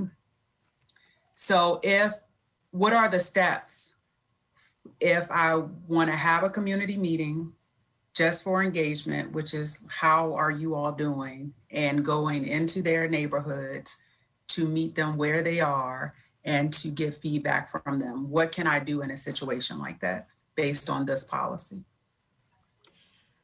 So if this policy were in effect, and I'm going to use the page numbers from your agenda, you would go to page 131 and you look at paragraph C. The first question you'd ask yourself is, did city council itself establish this group? If the answer is no, then you are not going to be able individually to expend city funds to support that group. That's not to say that there's not some other way to approach that. You could talk with the city manager. I don't know, it just depends on what the nature of the group is, what the purpose of the meeting is, and that sort of thing. But the first question for you as an individual counselor, which is what this policy is dealing with, is did city council create this group for a city council purpose? And if the answer is But no, it's not. then you couldn't expend that money. It's not a group. The example I'm giving you. So I had back in 2018, I met with community members in West Haven. I had dinners that was supposed to be just something to do regularly, to go into the neighborhoods, meet with them, talk to them about how things were going, what they would like me to focus on because they're constituents. And so as a part of this, we had dinners for the families who came to these meetings. Then the answer would be no, you could not do that under this policy. All right. And is that because of state law or just strictly the policy itself? So this goes, it's some of both. So first of all, city council has a pot of money within the city budget, like any other department of the city. And city council is supposed to determine how it wants that money to be expended. One of the requests that Mayor Walker had of us after the work session was whether we would contact the city of Richmond to see how they approach these things. The city of Richmond, this Richmond City Council, both has an expenditure policy, and while they have decided that they would like to give each city councilor some money to expend, they also sent us a copy of their budget document and told us, reminded us that as part of state law that talks about how you set forth discretionary budgets for counselors within a budget document, the budget document has to actually set out the categories that each counselor is going to be able to spend that money in. So you as a body can decide to allow individual counselors to expend a certain amount of funds on a discretionary basis, but it still has to be serving, promoting some sort of purpose of city council generally, or some sort of city business. So if a counselor talking to the community to see what their current needs are is not city business, then what constitutes city business? Well, that piece you all have to decide among yourselves. What do you all collectively believe that the money within city council's budget should be expended for? To you, individually and collectively, what activities are reasonably part of your obligations as city councilors? There is, as we've been discussing for some time now, there is a state law provision that specifies that city councilors, in addition to the salaries that they get, can be paid, can be reimbursed for expenditures that are reimbursables, which are expenditures that are related to the performance of your individual duties as counselors. That's not necessarily precisely defined, but we did have a conversation at your workshop or your work session that talked about an analogy to the IRS regulations that talk about when an expense is deductible as a business expense. it's not an apples to apples comparison, but you all have some say among yourselves as to what you consider to be city council business that is all right for either one of you to submit an expense reimbursement form for, or to use a credit card to charge at the outset. Do we know in terms of Richmond, when they have meetings and events, as their anticipated expense, description, justification, and constituent outreach, do we know what that meant for Richmond? I don't know if Ms. Thomas had specific discussions with people. I know if you look in their budget document, in the categories for which their individual allocations could be spent, it was for meetings and for certain grants and that sort of thing. But Ms. Thomas may be able to speak to that. The level of my conversation with my counterpart in Richmond did not include that level of detail, but I did see where the individual counselors had to submit a budget for their expected expenses up front during the budget process. And I'm thinking it was based on past experience of what that individual district experiences and what they expect that district might need as far as whether more of the budget goes toward advertising, more goes to community outreach. Yeah, and so I think that's something that should, even with this example on one of them, the 7th district, they have district youth programs and youth activities, 25th Street Community Block Party, RRHA Community Day programs. I mean, the youth day was $3,000. The 25th Street Community Block Party is $1,000. Senior Informational Fair, $2,700, a little bit over that. So, and this one at the bottom, it says district meetings, refreshments every other month, $1,200. So if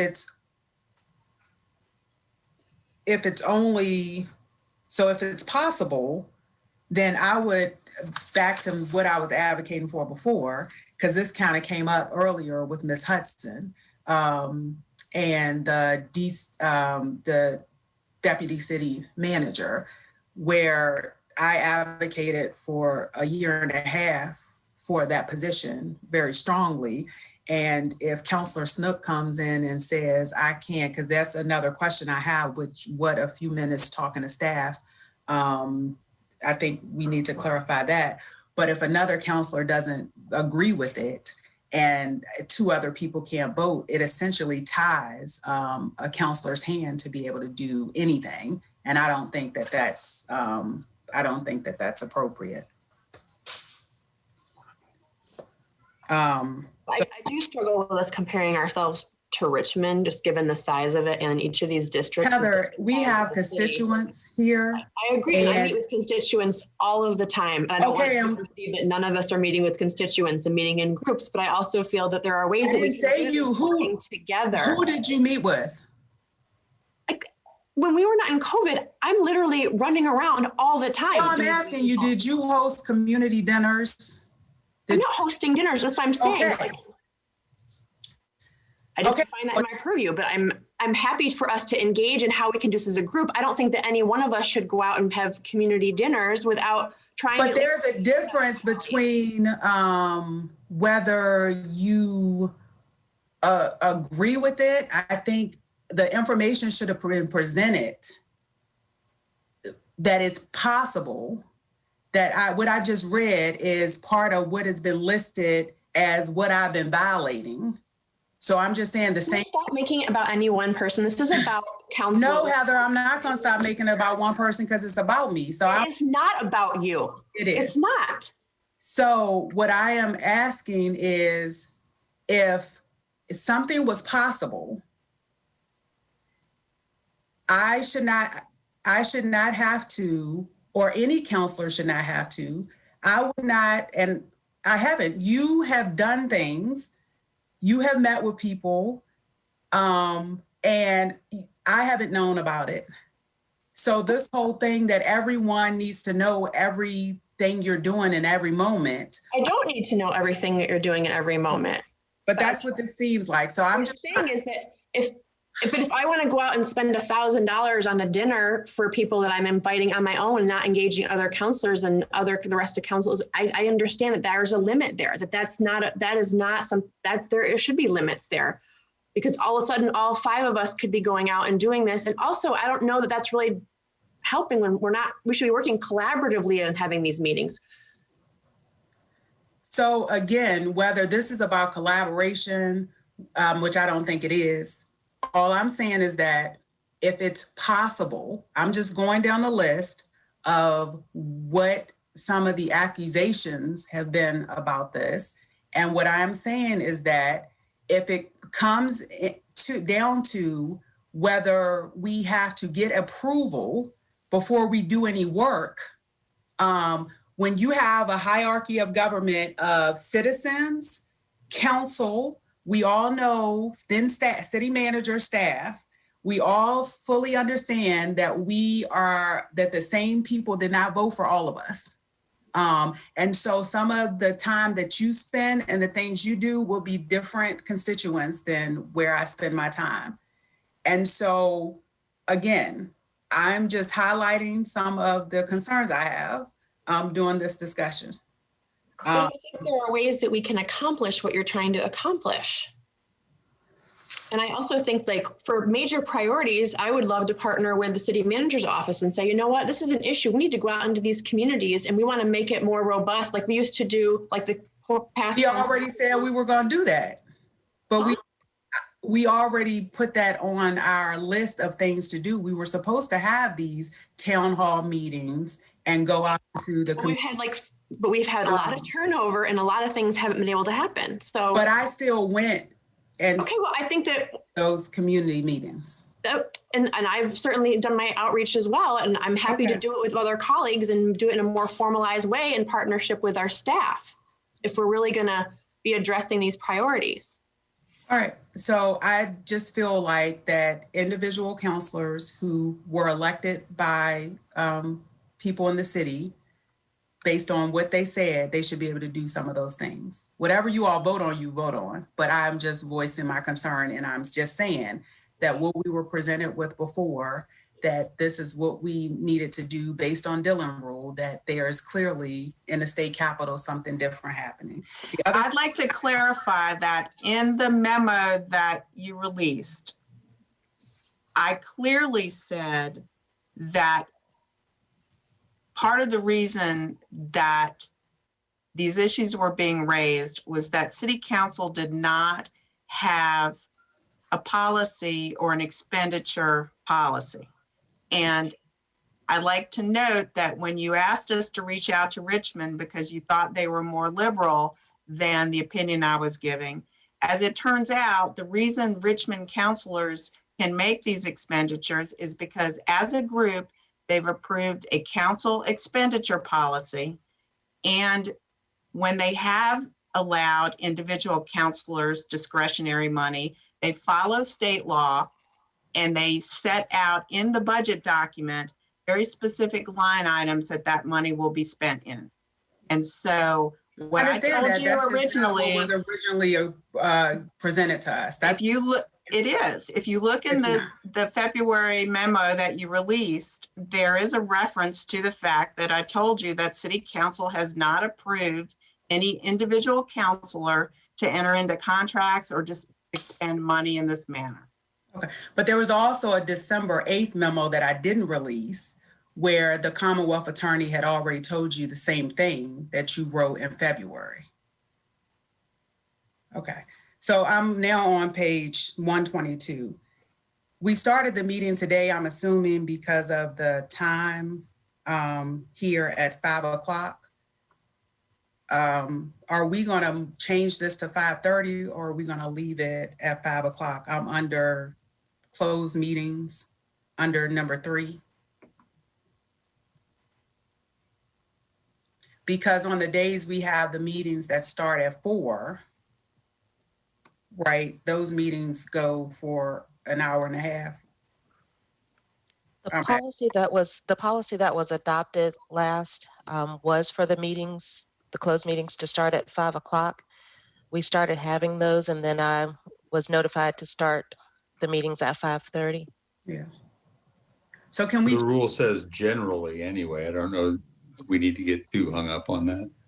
Well, But I think my question was whether it needs to be in the policy at all, if it's a general, if it's not set. And we can just base it on what our needs are for that meeting. Yes. All right.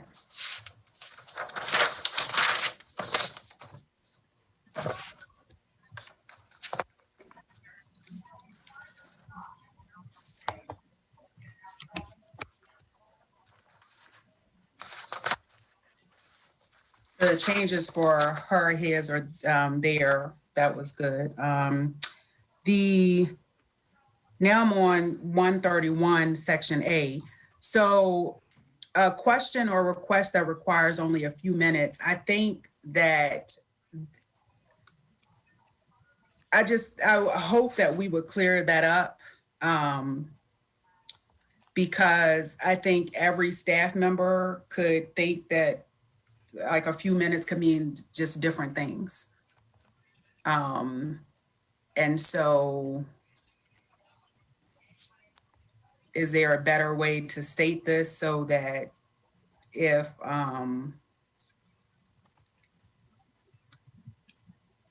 so that is just. That's just being used as an example too, isn't it? Like.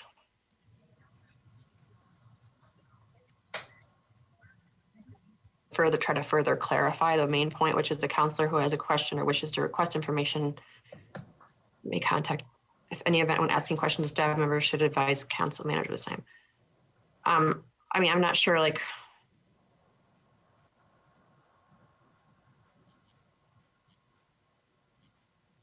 I mean, just because it's, so what does this mean? How long can we talk to a staff member before we need to include the city manager? I just would like to know.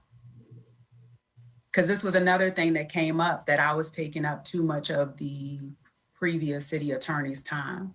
So I just want to make sure that I don't do that in the future.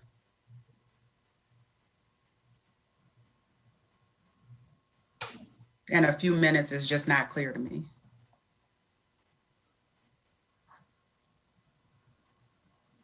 When I think about it, I think about if we have clarifying questions for staff as we're getting ready for a meeting and that they can be answered promptly, then that's kind of something I would just do directly. And if there's an involved set of questions that are being answered, they're going to take up time, I would copy the city manager on those correspondences or let him know that I would like to have this answer through him, like funneled through him. That's how I look at it. But a lot of times it's more clarifying questions versus asking a staff member to actually do something that requires additional work. That's how I differentiate it in my head. So Mr. Boyles, do you have how could you?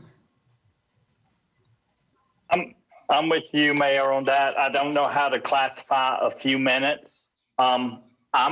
For me, I'm perfectly acceptable with just taking out everything in parentheses. And you would address problem areas case by case if in fact a council member began to ask for extensive work, extensive time, or something in detail, that would be worked out. And I can't come up with, is 5 minutes the right amount? Is 30 minutes too much? Because I think it would vary. And I would rather err on the side of allowing those conversations than stifling them. Well, and did the previous, before this revision, the policy said counselors couldn't talk at all to staff except for the city manager, or did I misinterpret that? Regardless, I mean, it seems like if it's being revised, if my memory is correct, it was revised to open up more communication to staff, but like attach that time limit to it. But I would also agree it sort of seems impossible to define like a specific time limit for that.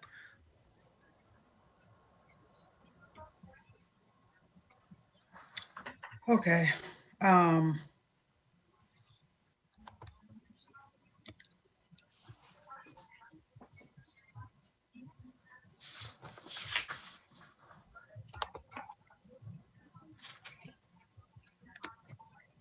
And if future councils want to amend this, what is the process?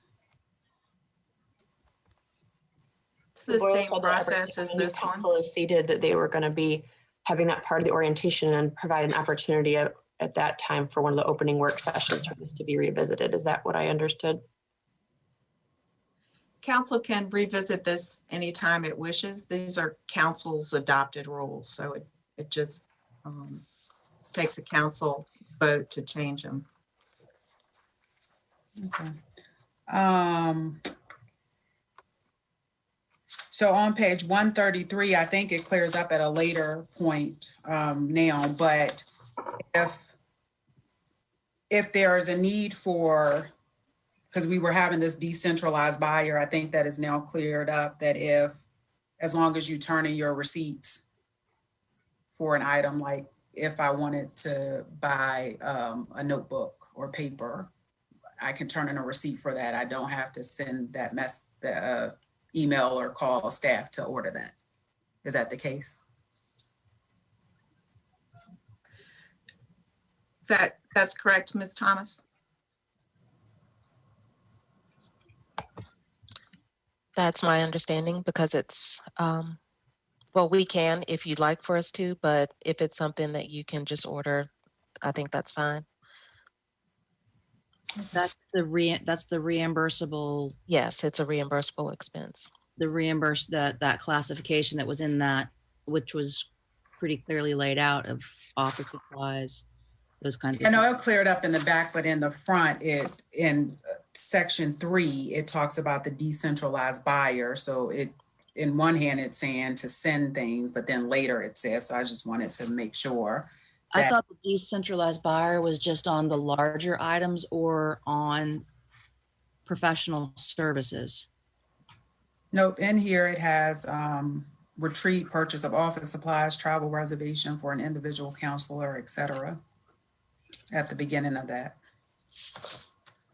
On page 134, I think here, leading an international trip, I think it should just say trip. I gave the example of France before, but when we went on the pilgrimage, I think I've shared this example too, that we had given the African American Heritage Center dollars, I think 55,000 or something like that for that trip. But at one place we were at, one of the hotels, Dr. Douglas' card didn't work. And so we had a conversation. They were trying to work it out, but for me paying for that expense. Luckily, someone else put it on a card or something. I don't remember exactly the process, but I know that this was another example where, and they would have just transferred the money back to the city, was how the conversation went. But so I just think international trips should be removed from that, because it has happened in the States too. And yeah. All right, so that's all I think I've covered everything else. And it's the same questions that I have. This seems more restrictive than doing, the other example I did have was here. I think when the $150 that wasn't eventually approved for the attorney was, didn't have anything to do with that person being, an attorney. And so I just want to make sure that I state that again, but there may be times. Wasn't it a $300 request, Mayor Walker? Was it 300? Yes. Yeah. Okay. So the $300 request, and it was for the same guidelines of attendance that other people had been through. And I think whenever we have the conversation, Vice Mayor McGill was bringing that up on how do we have a more uniform policy in place to pay constituents for their time who may not have the space and leisure that some of our other wealthier citizens have. So I hope that we can have that conversation sooner rather than later. I agree. I think council has broadly said that they support exploring that.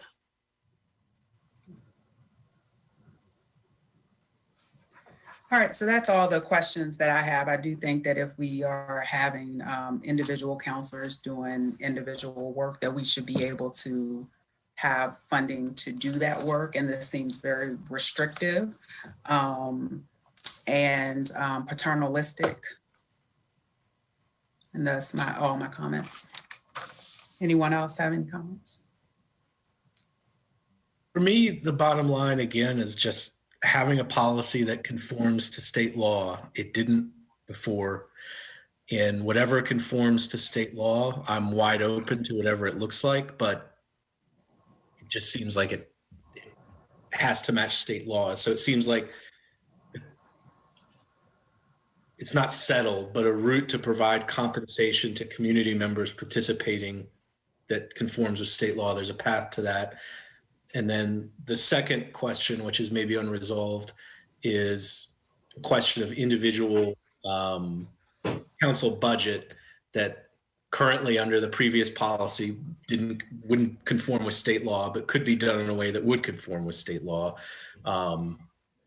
We don't have that in this policy, but it seems like the other things seem to be addressed again in a way that aligns with state law. That's the bottom line to me, is I really have no interest in trying to restrict the policy or anything. It's just, it's not following state law. It's not following state law. And I guess the question is, Richmond has a policy that's different than ours that we didn't have before, we don't have now, that council as a whole would need to adopt. If that's something we plan to explore at a later date, or are others not interested in it? That's the only outstanding question to me. Well, I guess what would it take for us? I mean, it sounds like we'd have to have a line item budget that's approved at the beginning of the fiscal year that kind of states the types of expenditures that each counselor is forecasting they may want to incur. And then as long as they stay within that budget and the council as a whole approves of that budget, then there is some flexibility that can be followed. Is that what I'm understanding to our staff? That's correct. When I spoke with the Richmond City Attorney, even within those individual expenditures, what he told me is that each individual counselor then becomes responsible for making sure that the money's being spent for a purpose that's allowable under state law. So for example, if an individual counselor wants to be able to give out grants to nonprofits within their election district, then that counselor individually becomes responsible for documenting and verifying before the expenditure gets made that that grant is going to a nonprofit that's eligible under the state enabling legislation that I've shared with you. So there's some amount of risk that comes with that because it places the burden on the individual counselor rather than keeping all of the expenditure decisions within the expenditure policy for council as a whole. But yes, it is possible to do that, and the materials that Richmond provided to us sort of show how they have done that. Then what I'll conclude with is that to the knowledge of the Richmond City Attorney, the individual counselors don't have credit cards. And when I asked him whether the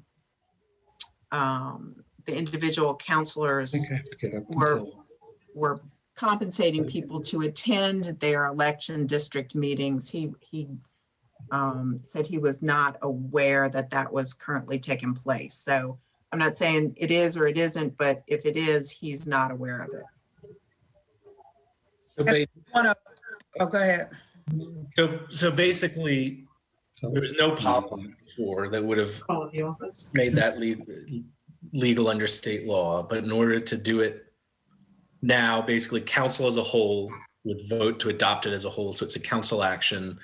They vote with specifically enumerated expenses that are allowed, and each of those specifically enumerated expenses that are allowed also need to be allowed under state law. And then it's each individual's counselor's personal responsibility that they're following in with what's enumerated in the policy. Just trying to think, is that more or less what would be necessary? Yeah, so it basically you would adopt the general expenditure policy that lays out clearly what you can and can't use city money for. And then if individual counselors want to have budgets, and remember, Richmond city councilors are elected by districts. All of you are elected at large, but if you each want a discretionary budget to spend for lawful purposes, then those expenditures have to be consistent with the city council adopted expenditure policy. But as long as you have line items laid out in the approved budget and you're spending them in those categories, then it's your individual responsibility to verify before you spend the money that it's being spent in accordance with the expenditure policy. And it's allowed, whereas it wasn't before, because council as a body took a vote for the policy, which we did not have before. Correct. Well, it also sounds like they actually vote on the allowable expenditures. They just do it at the beginning of the year. They do it as part of the budget. As part of the budget. So it's like, it's 15, it's, it would be like if I wanted to say, okay, I want to have community dinners. And I'm going to put in the budget, $1,200 for $100 a month for community dinners. But I'm doing it for the budget season, the year in advance. So what we're saying is we're not putting it in the budget. We have to vote on it as they happen. Like you could bring it forward to council now to vote on something like that is that right? So I guess you want to answer? Because I had a thought based on what you said. So going back to the mayor's original question tonight, you all have to define for yourselves what expenditures you believe are within the duties that are required of you as individual city councilors. Those are reimbursable expenses. So if you don't articulate now in this policy that any of you can go sponsor community dinners and that money that you use will come out of your city council budgeted funds, then you won't be able to do that. Reimbursables right now are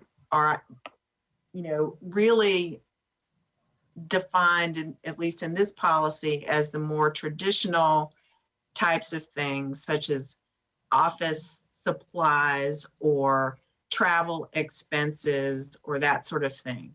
If you all as a group believe that going out and having these meetings is a necessary part of your individual duties as counselors, then you need to, if you're talking about buying pizza for a meal, that's one thing. If you're separately talking about paying people to attend that meeting, there's a separate issue, a separate legal issue by virtue of the fact that the group needs to be a group that's been established by city council to be paid. Right. Any sort of cash remuneration thing like that has to be that quid pro quo. It's got to be a council designated, a body designated by council. But something like food to encourage could be potentially considered an expenditure if we put that in our express If you allowance. all say that as part of a reimbursable expense for any counselor's, the performance of any counselor's duties, that counselor can spend up to $1,000 per fiscal year for refreshments for community meetings, then I think that that is within some amount of discretion you have to establish a standard for yourselves as what is a reasonable cost associated with performing your duties as individual counselors. And so I think that's helpful because like when I had the dinners, those individuals who came to a dinners are not one of the people who got the, I think it was what, $850 to date since 2018 in gift cards. An example of a group that got gift cards was like when I was having some community sessions, panel discussions. I gave the example of having a screening for when they see us. The citizens who participated in that, they received gift cards for participating. When I was working on Home to Hope, the community sessions that I had for Home to Hope, those individuals received gift cards. The dinners, I did not give people gift cards. And this was from a practice of, since I worked in nonprofits, that we did. So I did not think that it was something that was problematic because some of those nonprofits also receive funding from the city. And so, yeah, and then I just want to, before you go, I also want to clarify that, again, this is about how budgeted funds get expended, at least in part. And so Home to Hope is now a city department. And so in terms of tracking the expenditures for that group, including trainings of people and all that stuff, that those expenditures should be tracked out of the budget for that city department or office. yes, and they are, from my understanding. Yeah, so. But I was talking about doing startup. Okay, so with that may be sort of water under the bridge at this point, but as a general Well, no, rule. I think it's important. I received a message from Kay Slaughter, and Heather, this is important. You were having discussions without me, so now you can have one that I'm included in, where she said, like, and she's not the only one, she's just the last person, whether people were kind of being swayed in some way by a $25 or $50 gift card, is what I took from her email. I haven't talked to her, but we were, it was one email exchange. But she's not the only one who has said that. And that's why I made the statement earlier. I have never paraded anyone in front of council to validate anything that I do, even though if I did do that, there would be some of the same responses that we get when other people do it. So I just want to make sure that I have a lot of people I know. I grew up here. I know people, but I wasn't giving gift cards because I know them or they were my friends or that I The point I'm trying to make is that there's a if you're talking about something like Home to Hope, there's a different way to get to the same place. City councilors shouldn't feel like they need to use city council budgeted funds to support the operations of a city department. Like that's something Mr. Boyles can take care of through the budget for that department. Yeah, and I understand that. Yeah. And I think that's how things have been working. I was just simply given that example of before to create Home to Hope. I engaged with citizens and some of those individuals got gift cards, and the people who didn't get gift cards is because they didn't pick them up. All right.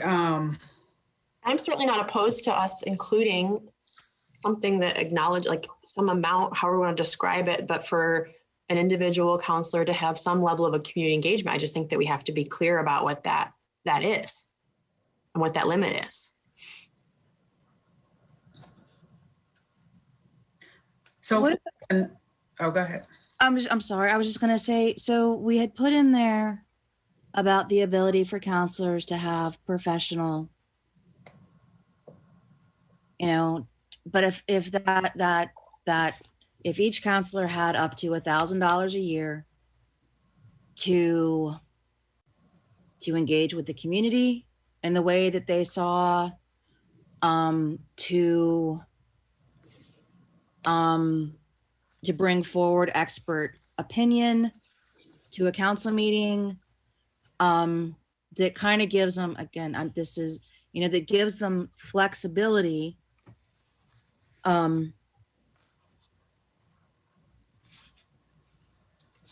Just that whole way. And then it doesn't mean that that's the only amount, but that down after that, again, we have to talk to each other about, hey, are you using yours this year? Because we do, one of our problems, one of the problems this is coming back to is, you know, we don't really know our budget, like our budget.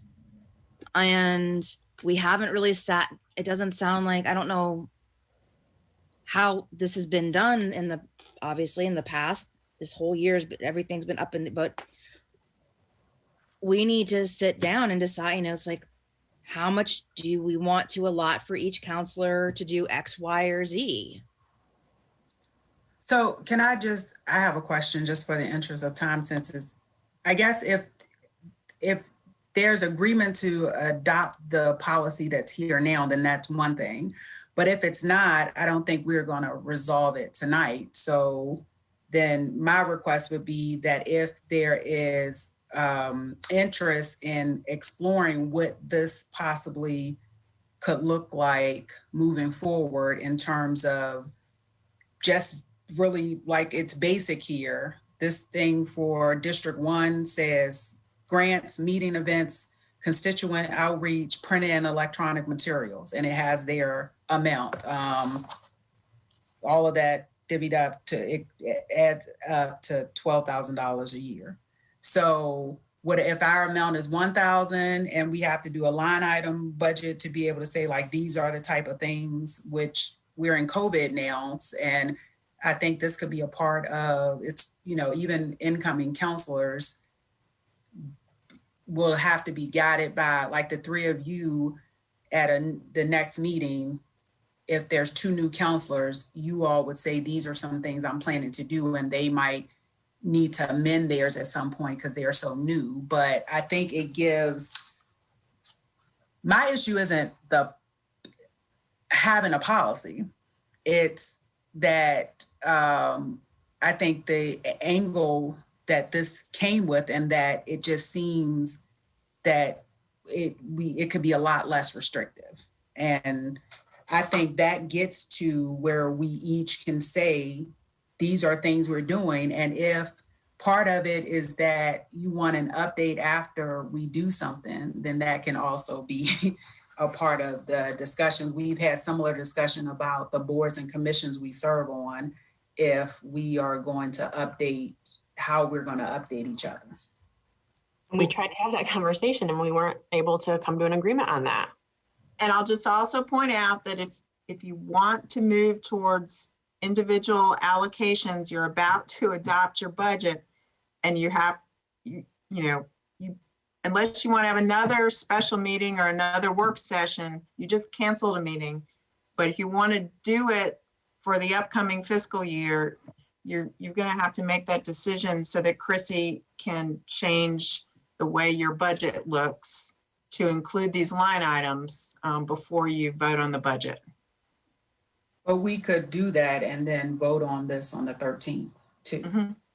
Well, could one possible path forward be, because we have a policy that didn't conform with state law, this one does, and we could approve this given that, and this has a path that is allowed under state law to provide support to individuals serving on a council-approved body that didn't exist legally before.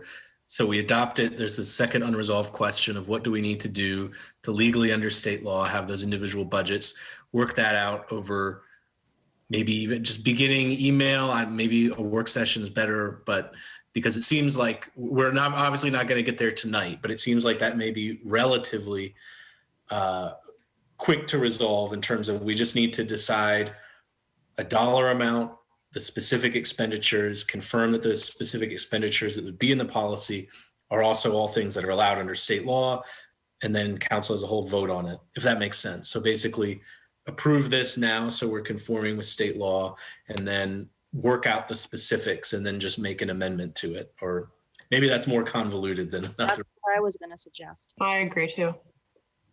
I was just going to say, I know I will probably be outvoted here, but I would want to delete paragraphs A and B that involve allowing for the expenditure of $1,000 a year for selecting speakers or consultants, or however we're characterizing it, and just delete paragraphs A and B.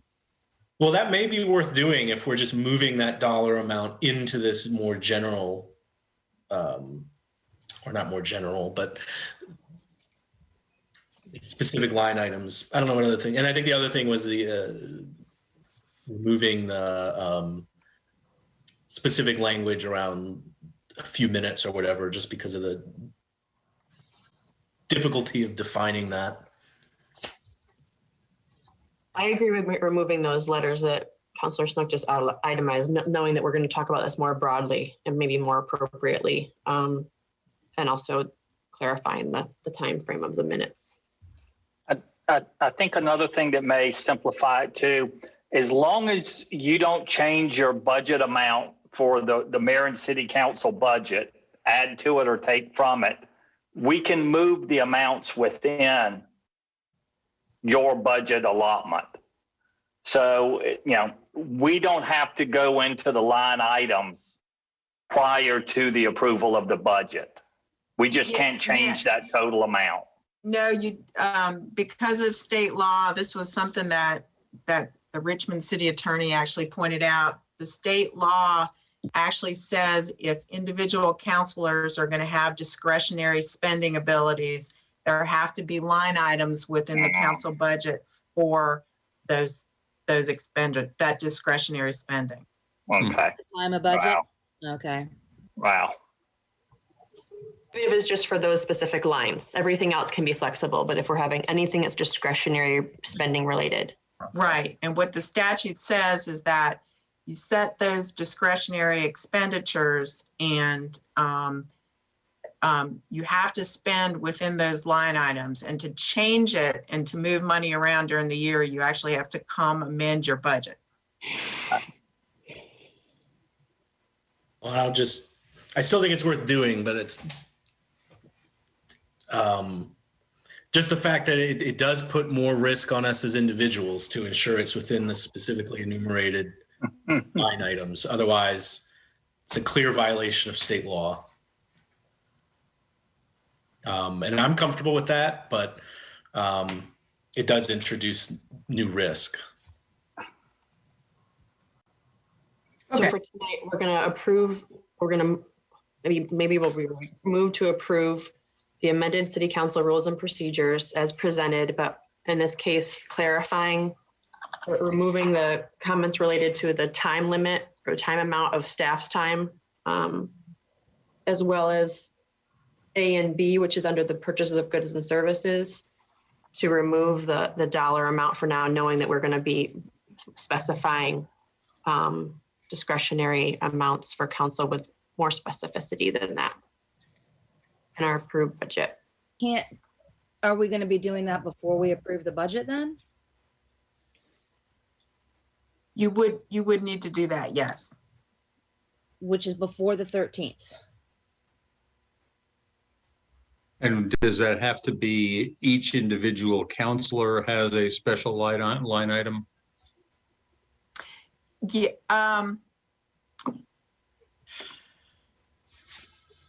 Richmond does it by individual counselor, but that may be because they are elected by district. If you all, so let's say you all set, let's say it was $1,000 for spending individually. If each of you wanted the exact same allocation in terms of line items, meeting expenses, whatever it is, whatever the breakdowns, might be. As long as you all were comfortable having those identical breakdowns, it could be done, I think, with one, I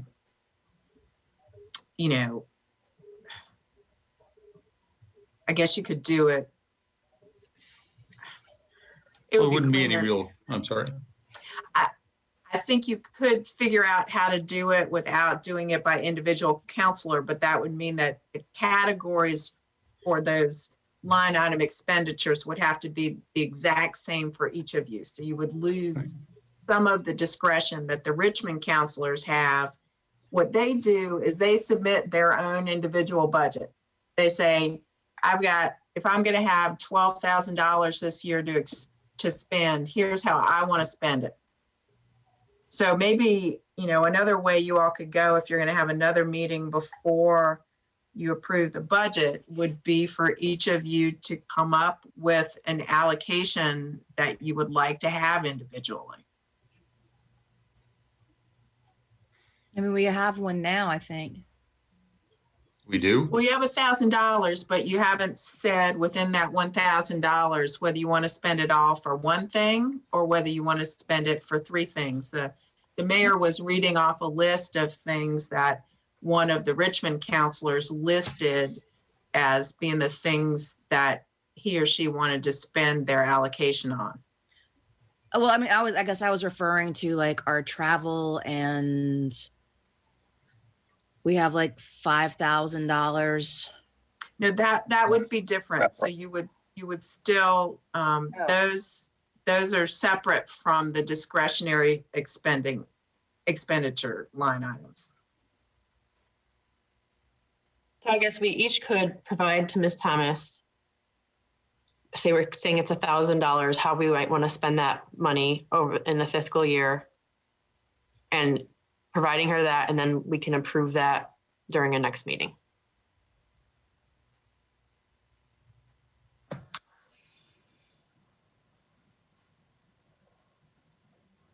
But for now, we just adopt this procedure. So we have this on the books and we know that it's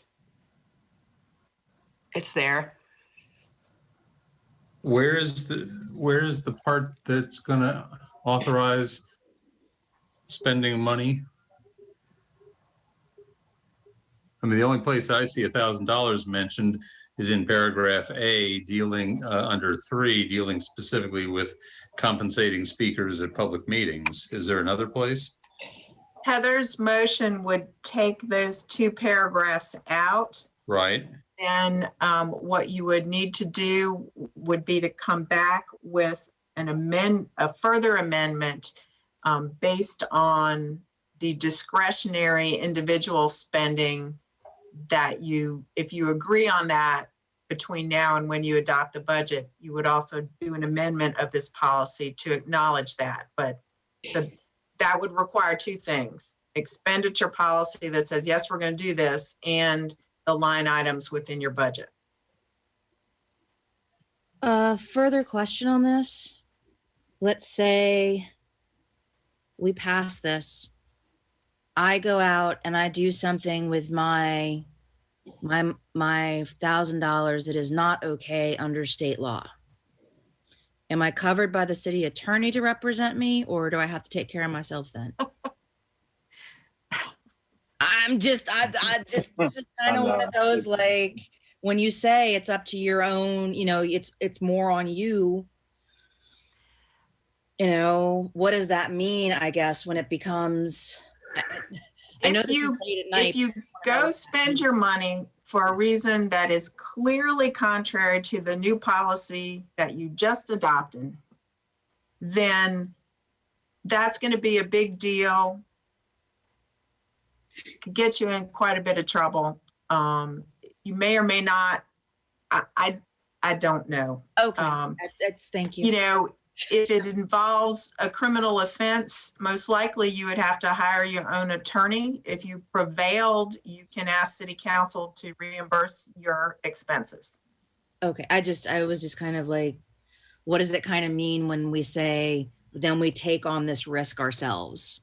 it means that you're at risk. I mean, it means that if you're not sure about something, you have to ask a question. But to the extent the policy says these expenditures are allowed, these expenditures are prohibited, if it's on the prohibited list, that is a major risk. And if it's not listed at all, then we have to ask. Yes. Okay. I just need to be very clear myself what I'm potentially signing on to. Okay. Are we comfortable, like tonight's scope, it's like midnight. We are going to pass this policy and then we can provide Ms. Thomas with, I guess, our first pass. I mean, I'm just not sure where we should, I mean, we're tight on time here in terms of like when we're going to have our budget done. If we want to have discretionary approvals. And then this policy will have to reflect that.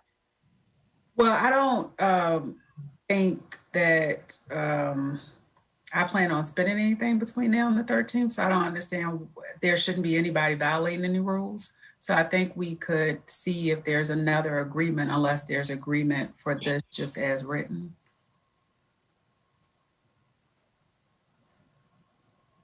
I think we want to finish up tonight having, without more changes that have to be made between now and April 13th. That would make whatever you leave the next time you meet much more doable. You will have finished up what you can finish up, and then you will simply be resolving how to do this last piece that you want to do. All right, is there a motion? Is that the motion that I made, Ms. Robertson, does that accomplish that? Like we've kind of, at the start. It didn't address whether or not you wanted to take out the reference to international travel. Yeah, we can, yes, as well. Mm-hmm. Just want to add that something would have to be included in the materials for the 13th, if that's going to be the second reading. So we would need something to go out to the public. The second reading. For the budget. Oh.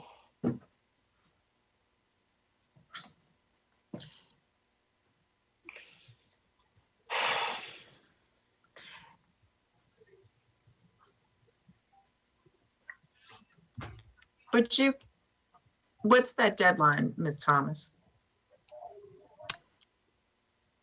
Well, it's quickly approaching. I think I need to have those materials out no later than this Friday.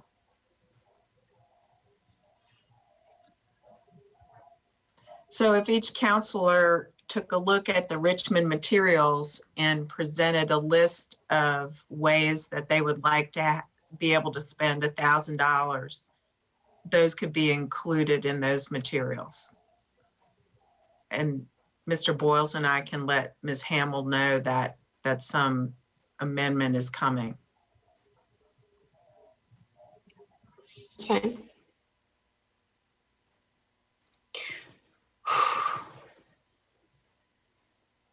I think the $1,000 amount is low, but I guess you all decide that in the future.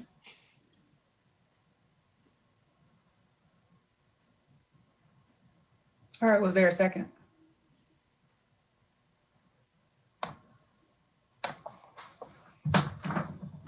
I'll second. All right, Ms. Thomas. Mayor Walker, No. Vice Mayor McGill, Yes. Councillor Hill, Yes. Councillor Payne, Yeah. Councillor Snook, No. thank you. It's 3-2. All right, next at 12:13, we have the Orange Dot Report 4.0, I hope. Hi, you still smell, so that's a good sign. Oh my, I applaud y'all's stamina. That's all I can say. It's a good thing I cut back my PowerPoint presentation from 70 slides to the few that I have left. I'll get you all a cup of coffee, but I don't want to get into any kind of trouble. So Mayor Me. Walker, I appreciate you. I appreciate you inviting me here tonight, and I think I'm hoping that what I'm going to present tonight, which I will do fairly quickly, maybe ties up some of the conversations that we've had throughout the evening, because it touches on a lot of what you all discussed tonight and what you discuss quite a bit, which is jobs and housing and the economic struggles of too many people in our community. And so I thought I would just run through some of that information to kind of point out what you all already know, which is why so many people in our community are concerned about these items and why it matters so much in their lives. So on January 20th, I released the Orange Dot 4.0 report, which was actually the fifth Orange Dot report beginning in September of 2011, which I issued to really highlight the struggles of families in our city. And I have been trying to release these every other year. It's kind of hit or miss. It got slowed by the pandemic, but I'm going to present to you tonight the latest information that we have about the economic struggles of families in Charlottesville. And I start with, what does it cost to live here? And this is looking at data from all kinds of third-party sources that shows that in order to just survive in Charlottesville, a single parent with two kids needs to earn $30,000 to provide for food, shelter, clothing, and utilities.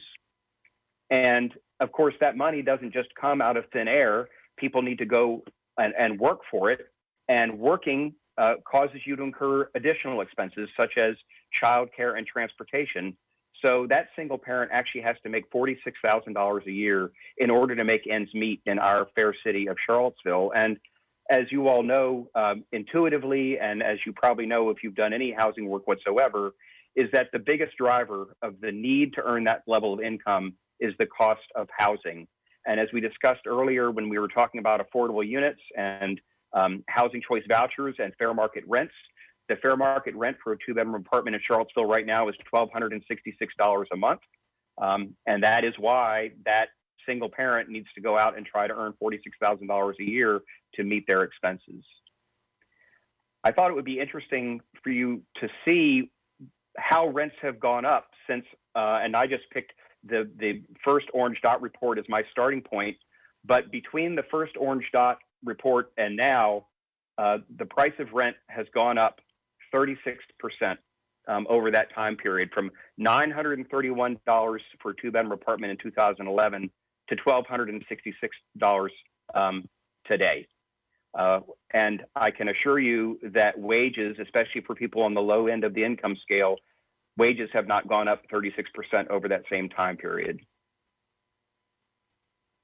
There are 1,918 families in the city of Charlottesville who make less than $35,000 a year, which has been historically the cutoff between folks who are really struggling in the low-wage economy and people who are starting to get a foothold in a more middle-class economy.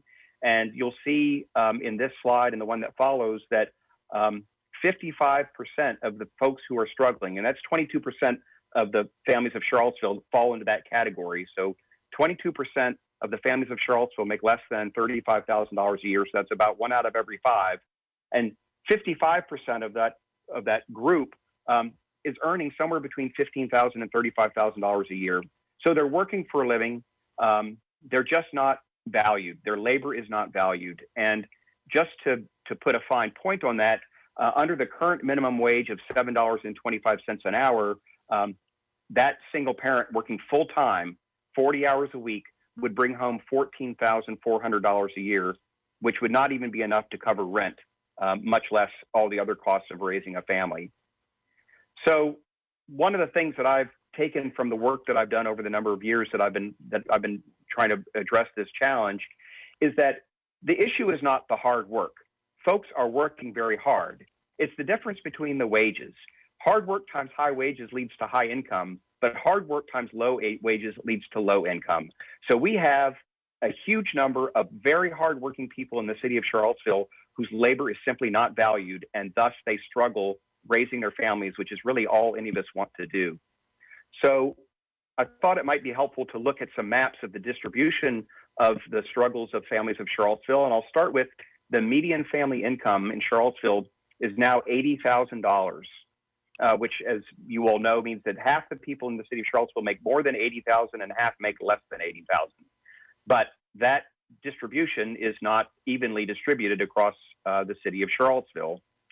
So as you can see from this map, there is a huge variation, even within our 10 square mile city, a huge variation on the earnings of folks and where they live. You'll see there in the census tract that says no data, which includes the 10th and Page neighborhood. When this data was pulled, there was not sufficient wage data, but I did look at the most current wage data, and that median income now in that neighborhood is now $42,000 a year. But as you can see, we talked about the small area plan along Cherry Avenue. You can see that an enormous amount of struggle happens along Cherry Avenue. And so you are very wise to be focusing on what are the job prospects and the affordable housing opportunities in that neighborhood and those neighborhoods along that line. In terms of raw numbers, you can see from this map the distribution of the number of families that make less than $35,000 a year by these neighborhoods.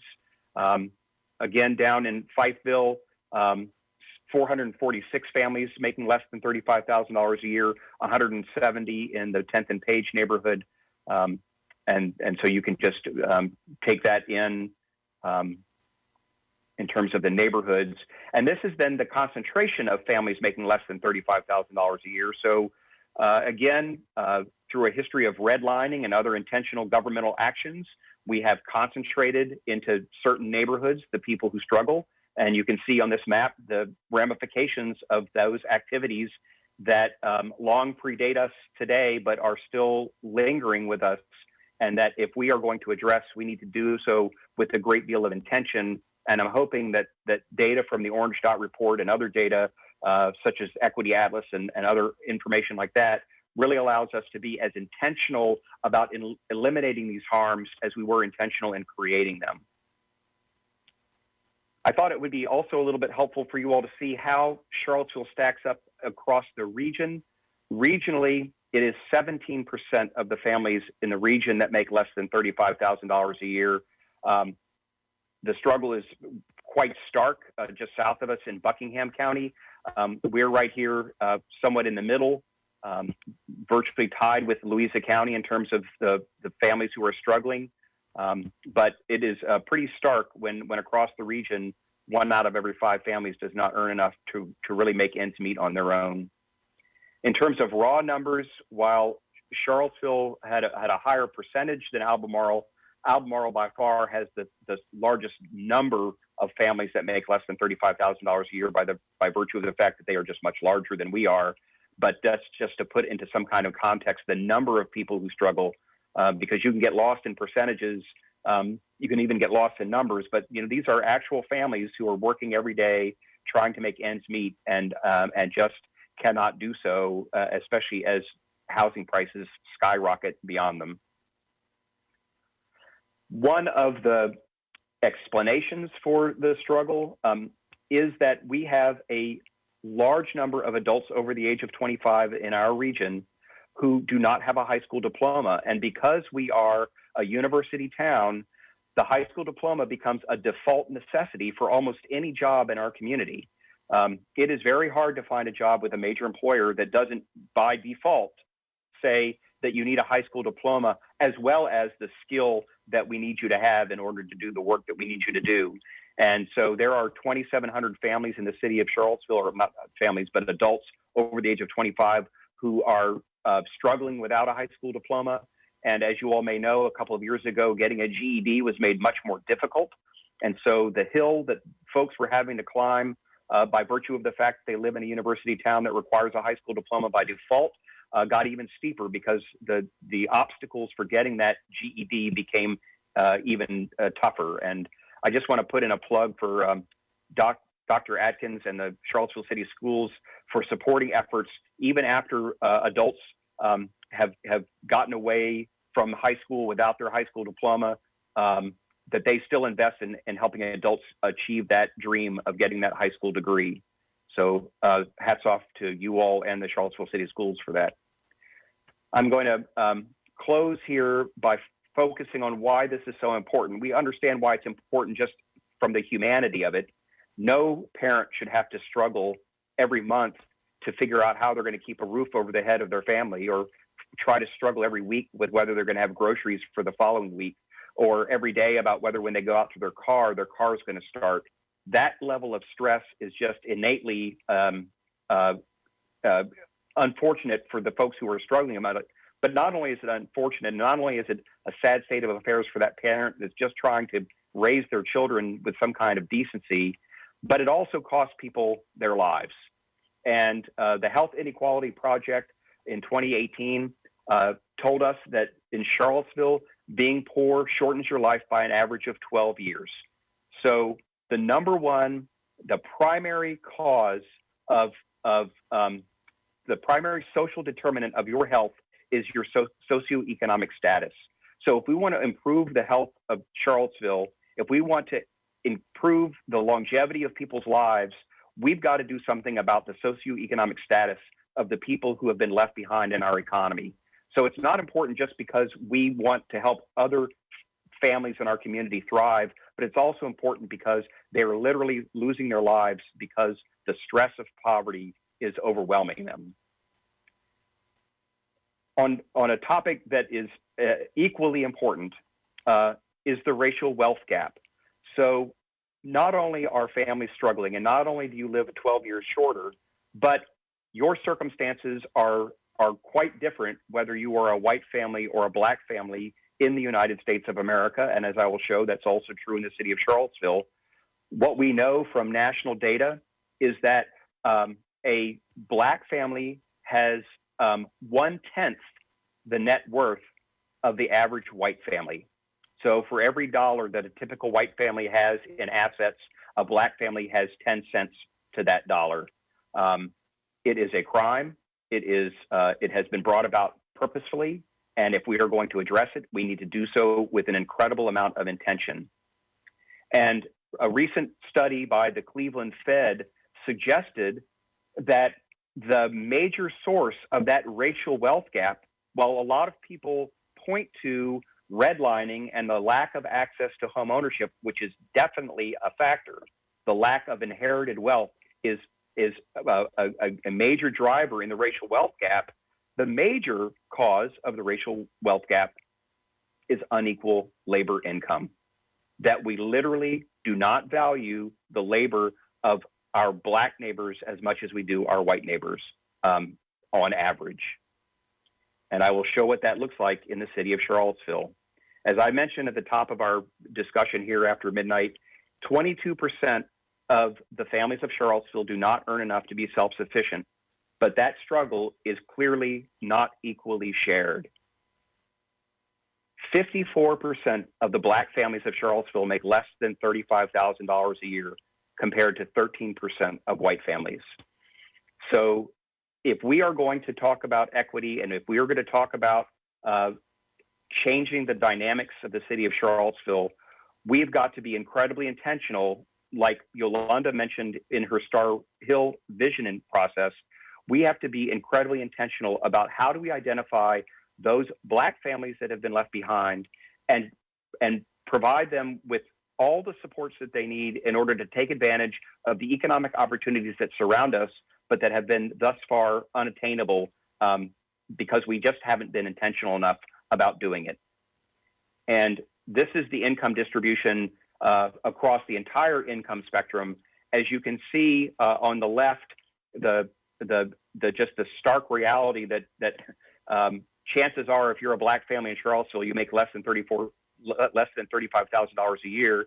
When it gets to middle income, the statistics even out a little bit, but then when you get to higher income, you see just an incredible disparity between the incomes of white families and black families. So I will not go into these 10 items that the community can do. A lot of these even based on discussions this evening, are efforts that are underway, but we need to really accelerate these items. Some of them are new, some of them are ones that you have heard before. And maybe when it's not, 12:30 at night, we could talk about some of these, but, we can increase local procurement. How do we provide more economic opportunity for Black-owned businesses or even other local businesses to take advantage of all the local spending that is occurring with anchor institutions that spend an enormous amount of money in our community? How do we make sure that local spend, as much as legally possible, goes to local businesses, especially minority businesses who have been left behind in our economy? I suggest in the Orange Dot report that we pilot an idea called open hiring, which is instead of the very arduous interviewing process that we go through that determines that somebody's a good fit or not a good fit for a particular job, the idea of opening hiring is if the job requires a skill that has an industry recognized credential, which means that you have the skill that the employer is looking for, then the people should be hired in the order in which they applied. Let's take away any kind of implicit or explicit bias and just hire the people who got the skill and want the job. Providing universal pre-K, as I showed again at the top of the presentation, almost $13,000 of that single parent's income goes to childcare. And if those kids under the age of that are pre-kindergarten could get quality universal education, it not only gives those kids a boost, but it's like giving a boost to that parent by boosting their income, by meaning that they don't have to spend some of their income on childcare for their kids. Offering low interest loans and grants to pay life expenses while attending school. We have enormous amounts of training money, both through Pell Grants and through state-funded certified training. The challenge with a lot of our parents in climbing the economic ladder is not getting the money to pay for the training.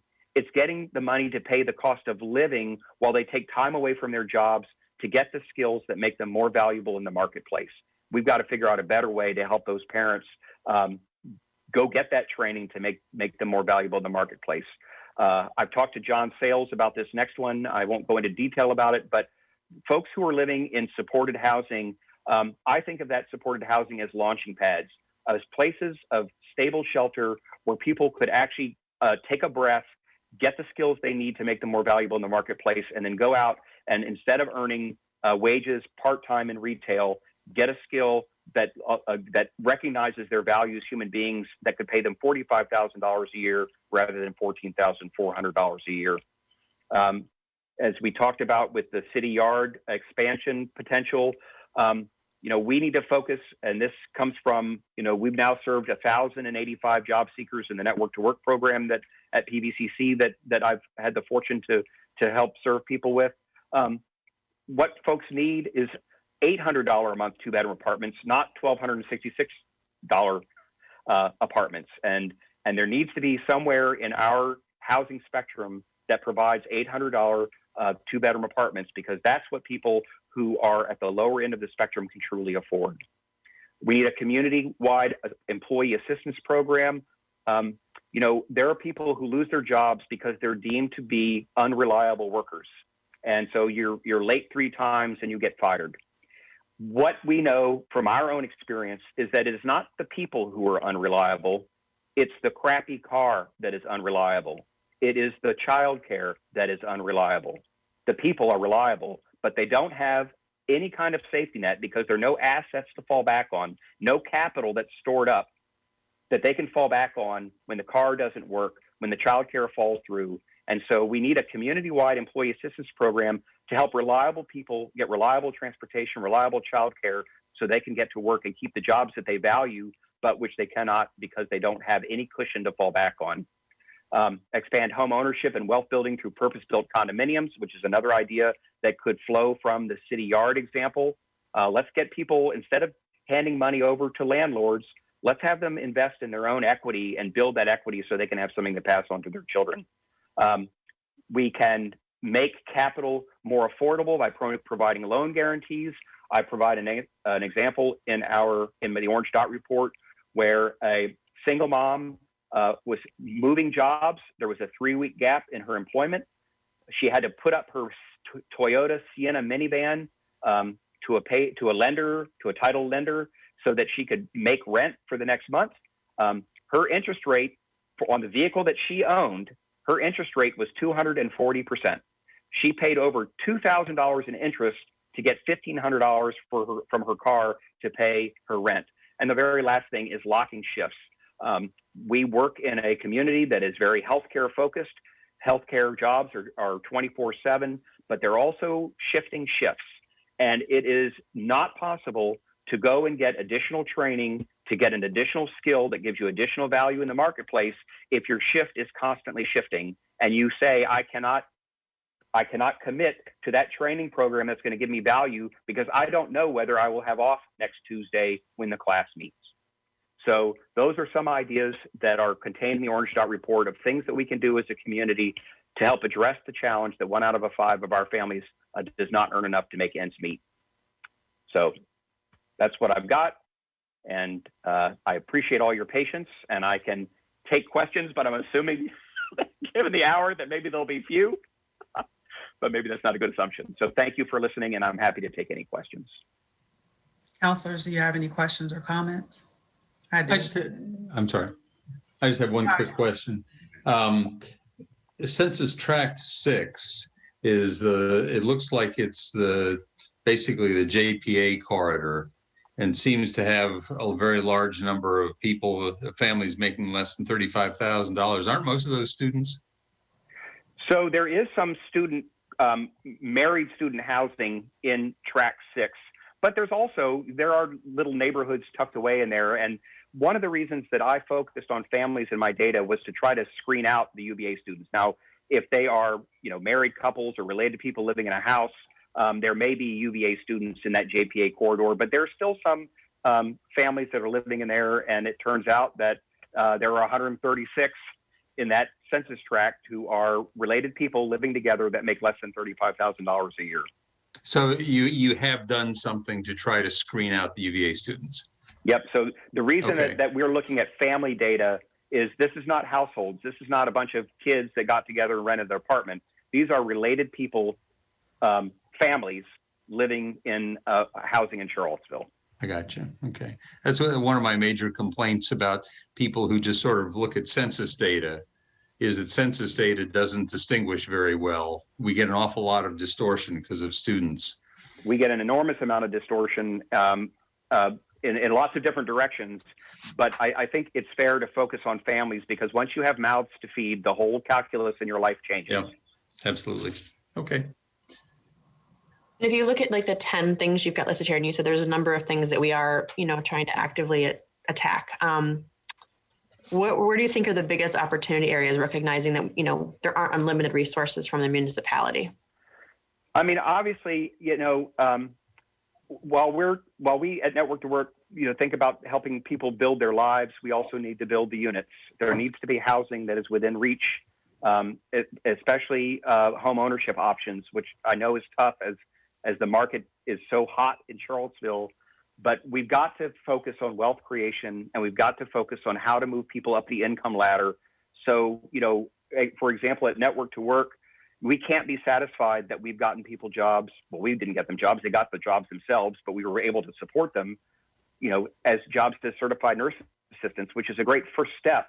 But how do you take that second step? How do you go from that $30,000 a year job at UVA Hospital, which is a really good job, but that's not enough to support your family? How do you move somebody from that $30,000 a year job to that $45,000 a year job? And that's where some help with subsidized, folks who live in subsidized housing is people who'd be particularly in a good place to really work on moving to that next level in training, or providing housing that is affordable so that people can scale back and take time to get the training that makes them more valuable in the marketplace. So I would say the focus that you all have had as a council on affordable housing and affordable home ownership is definitely a place to just keep that focus. But we also need to be thinking about what do we need to do to move people up the income scale beyond the housing costs.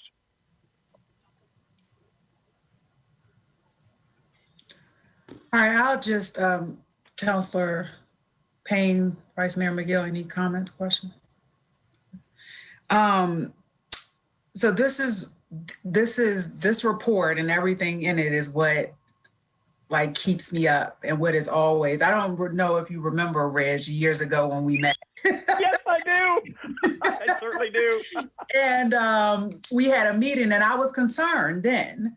And it was the same concern I'm going to point out now. But if you go through those counties and you look at the consistency in poverty rates, and if you went to those counties, Lloyd, you were just bringing this up with Albemarle County, and you talked about the investment that they are making. They're not spending the millions of dollars that we are spending per year to fix this. And we are still consistent with them. And that is the conversation I had with Reg years ago. And it's the conversation I've been having since I've been on council, that we could invest none of these dollars we're investing and end up probably in the same place. And maybe it would be worse, I don't know. But based on the fact that these other places around us are doing about the same, it comes back to what I've been saying since I worked in nonprofit that I saw, and that if I had been able to sit there and not challenge us to do better, the people, my colleagues and my supervisors and the EDs of these organizations, because I didn't see how what we were doing was going to fix this. And so that's probably the point that I've been making every conversation for years, why people have wanted me out of the door. I think you even do better with direct payments to families with the money that we're giving, because I still feel the same way that I've said since day one, that we are maintaining incomes for people who run nonprofits, but how is the community benefited? And I hope that's something that we figure out with this new measurements and solutions or performance management piece. But that's the thing that probably stuck out to me the most. Yep. And I was hoping Reg remembered that conversation, because I do. And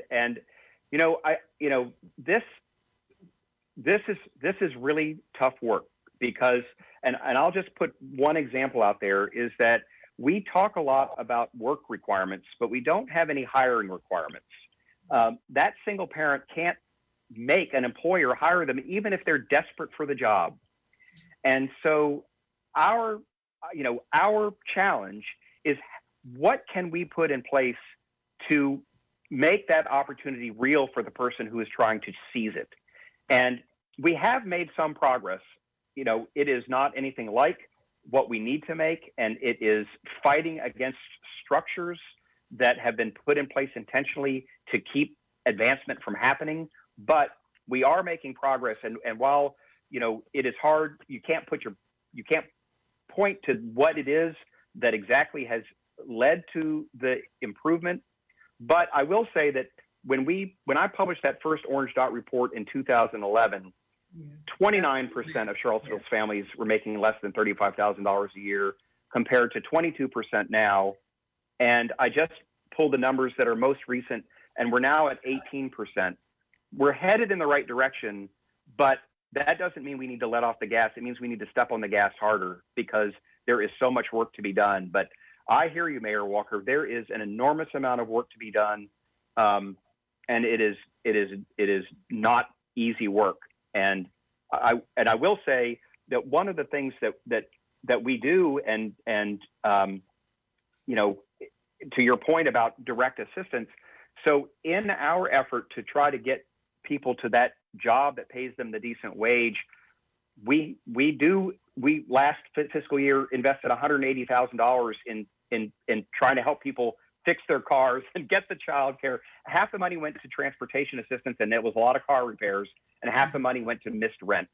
And that's what is holding people back. You miss, if you are an hourly worker and you miss a couple of days of work, you now can't pay rent.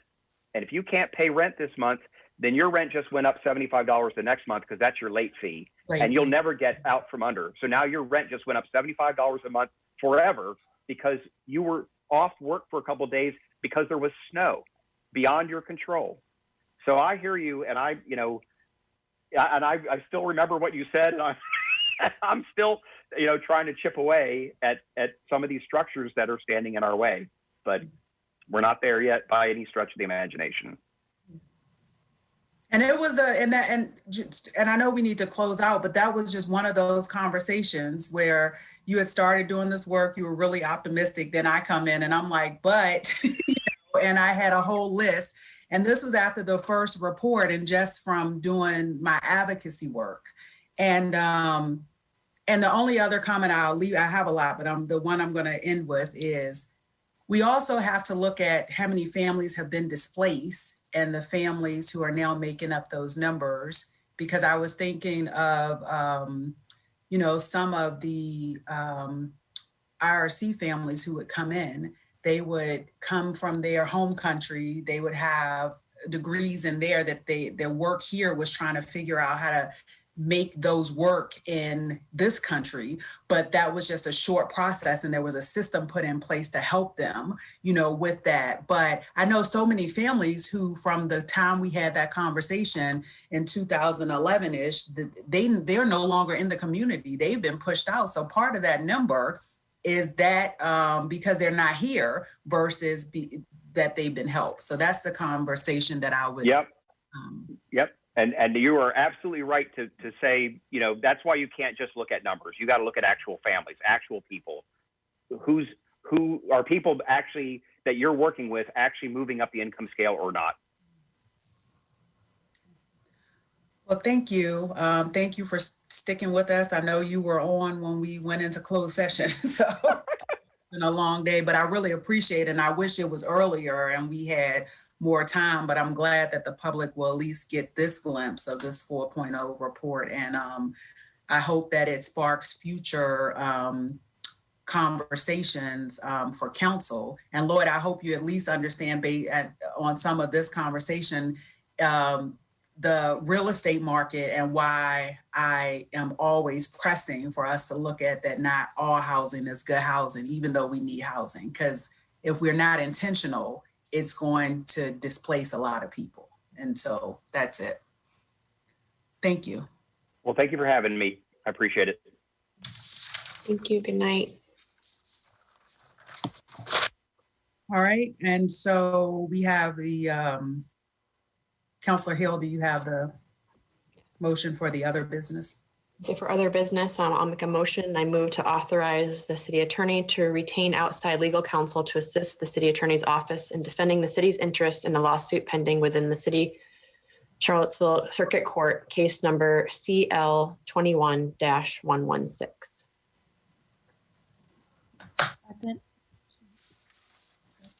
Ms. Thomas? Did I get a second? Vice Mayor. Mayor Walker, Yes. Vice Mayor McGill, Yes. Councilor Hill, Yes. Councilor Payne, Yes. Councilor Snook, Yes. Thank you. That carries 5-0. Any other business? No? Okay. And so I'll turn it over to Mr. Wheeler for our closing matters by the public. We have, we have 11 people in the audience. If you'd like to speak to council, click the raise hand icon in the Zoom webinar.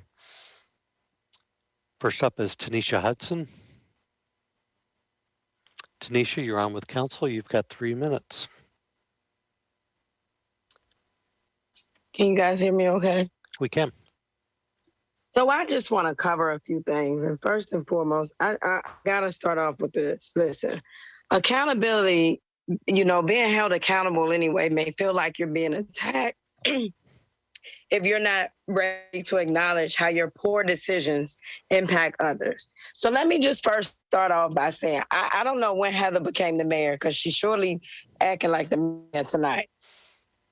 But she also low-key proved exactly what I said before. Her and Lisa Robertson worked together collectively on the little credit card scandal against the mayor. It's no secret. I mean, it's written all over y'all face. It's written all over y'all face. Mayor, you have to understand, because you so quick to always jump to defense, that ain't everything targeted at you, boo. You take everything to heart and everything is not targeted at you. They just proved tonight what they doing to you was done to Richardson. You feel alone. You feel put in a box.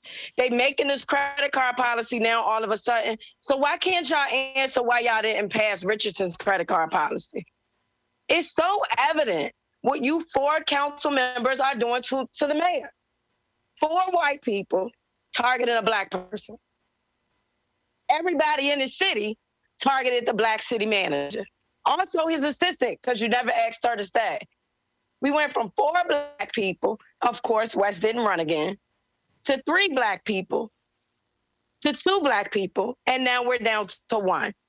And you doing any and everything in your power, Heather, Lisa Robertson, and anybody else that's involved. Just because I don't got your name shouted out yet, don't mean you're not playing a part. Y'all doing anything to not let her win the election again. I'm going to say this one more time publicly, because I told you on the phone to your face, Nakaya. Take your accountability for the role that you played, and we can move forward. You know what this is. Stop acting like you don't know what it is from a race perspective. They're doing it to you. They proved it tonight.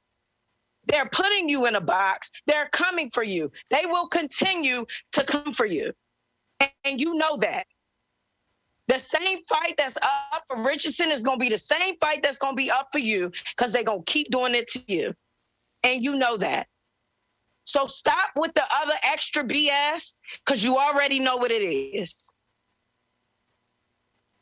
It's ridiculous. I mean, y'all live and direct showing racism on TV, going back and forth over a credit card policy, when everybody has been spending, not just the mayor. It's ridiculous. It's so ridiculous. And y'all so petty to just point her out. It's ridiculous. You can sit there and be fidgety all you want, Heather. I don't care. I hope your cheeks get redder. Y'all are pitiful. To hear Cena and Michael agree to certain stuff, that's even more pitiful. It's ridiculous. It is so ridiculous, the things that y'all do, but y'all proving so much. Y'all gang up and you target people and you try to stop them from doing the job that they are experienced to do, that they're trained to do. Y'all ridiculous. Get it together.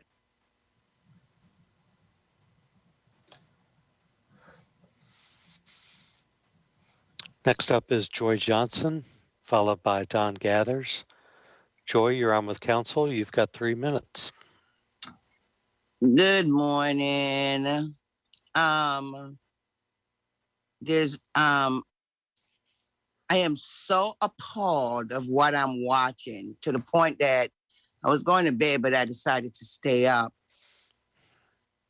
Everybody thought that the poem that Nakaya posted was so vulgar and she shouldn't have posted. But if you didn't understand or understood what she was saying, is exactly what is happening tonight. Even though they're saying, oh, it's not about you. It is about the African-American mayor. It is about it. It is about what you say it's not about. I have seen,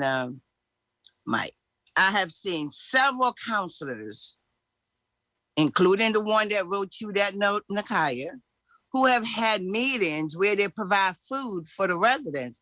And let me tell y'all something.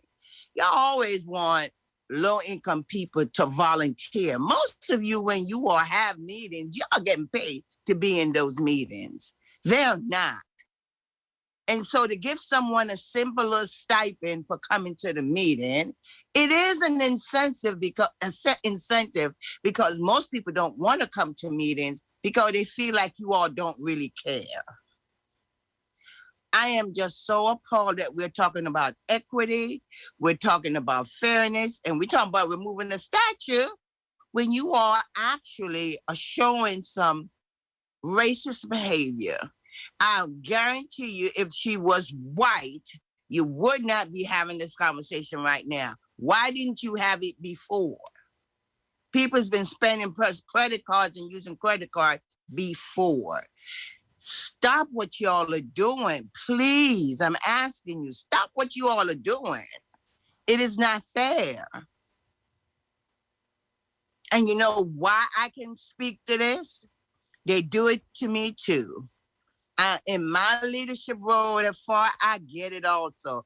But Black women knows that there's few things that you all look out for if we're in leadership role. We ain't a thief and we ain't sleeping with nobody. We don't steal because we know that's the first thing y'all coming after us for. I am just appalled and I'm ashamed. Cena, we need to talk. Michael, we gonna talk. Thank you. Thank you. The last hand is Don Gathers. Don, you're on with council. You've got 3 minutes. I want to once again reiterate what I was speaking on earlier. This city, this council in particular, seems to have as a focus and as an agenda 4 things. Taking care of the developers, parking issues, bike lanes, and the continuing belittling of Black people in positions of power. Again, what's unfolded tonight, what the curtain has been pulled back, and what we see is truly what is vulgar, what is profane, what is even pornographic. You cannot continue these very public lynchings of Black people in positions of power. You cannot continue to do it. Councilor Snook, I applaud you for standing up and voting no to that foolishness along with the mayor, but there's gotta be more. There's gotta be more that you can do and that you should do. I asked earlier, and I will continue to ask, someone needs to explain how it is that acting city attorney Lisa Robertson decided to launch this investigation. Who gave her the authority to do it? Who suggested that she go to the Commonwealth's attorney to try to seek criminal charges against the mayor? And if none of you all actually did that, then she needs to be held accountable for that action. Because it seems that she would have been operating outside of the scope of her authority. Now, I don't know in the real realm of things if she answers directly to council, if she answers directly to you, city manager, Mr. Boyles.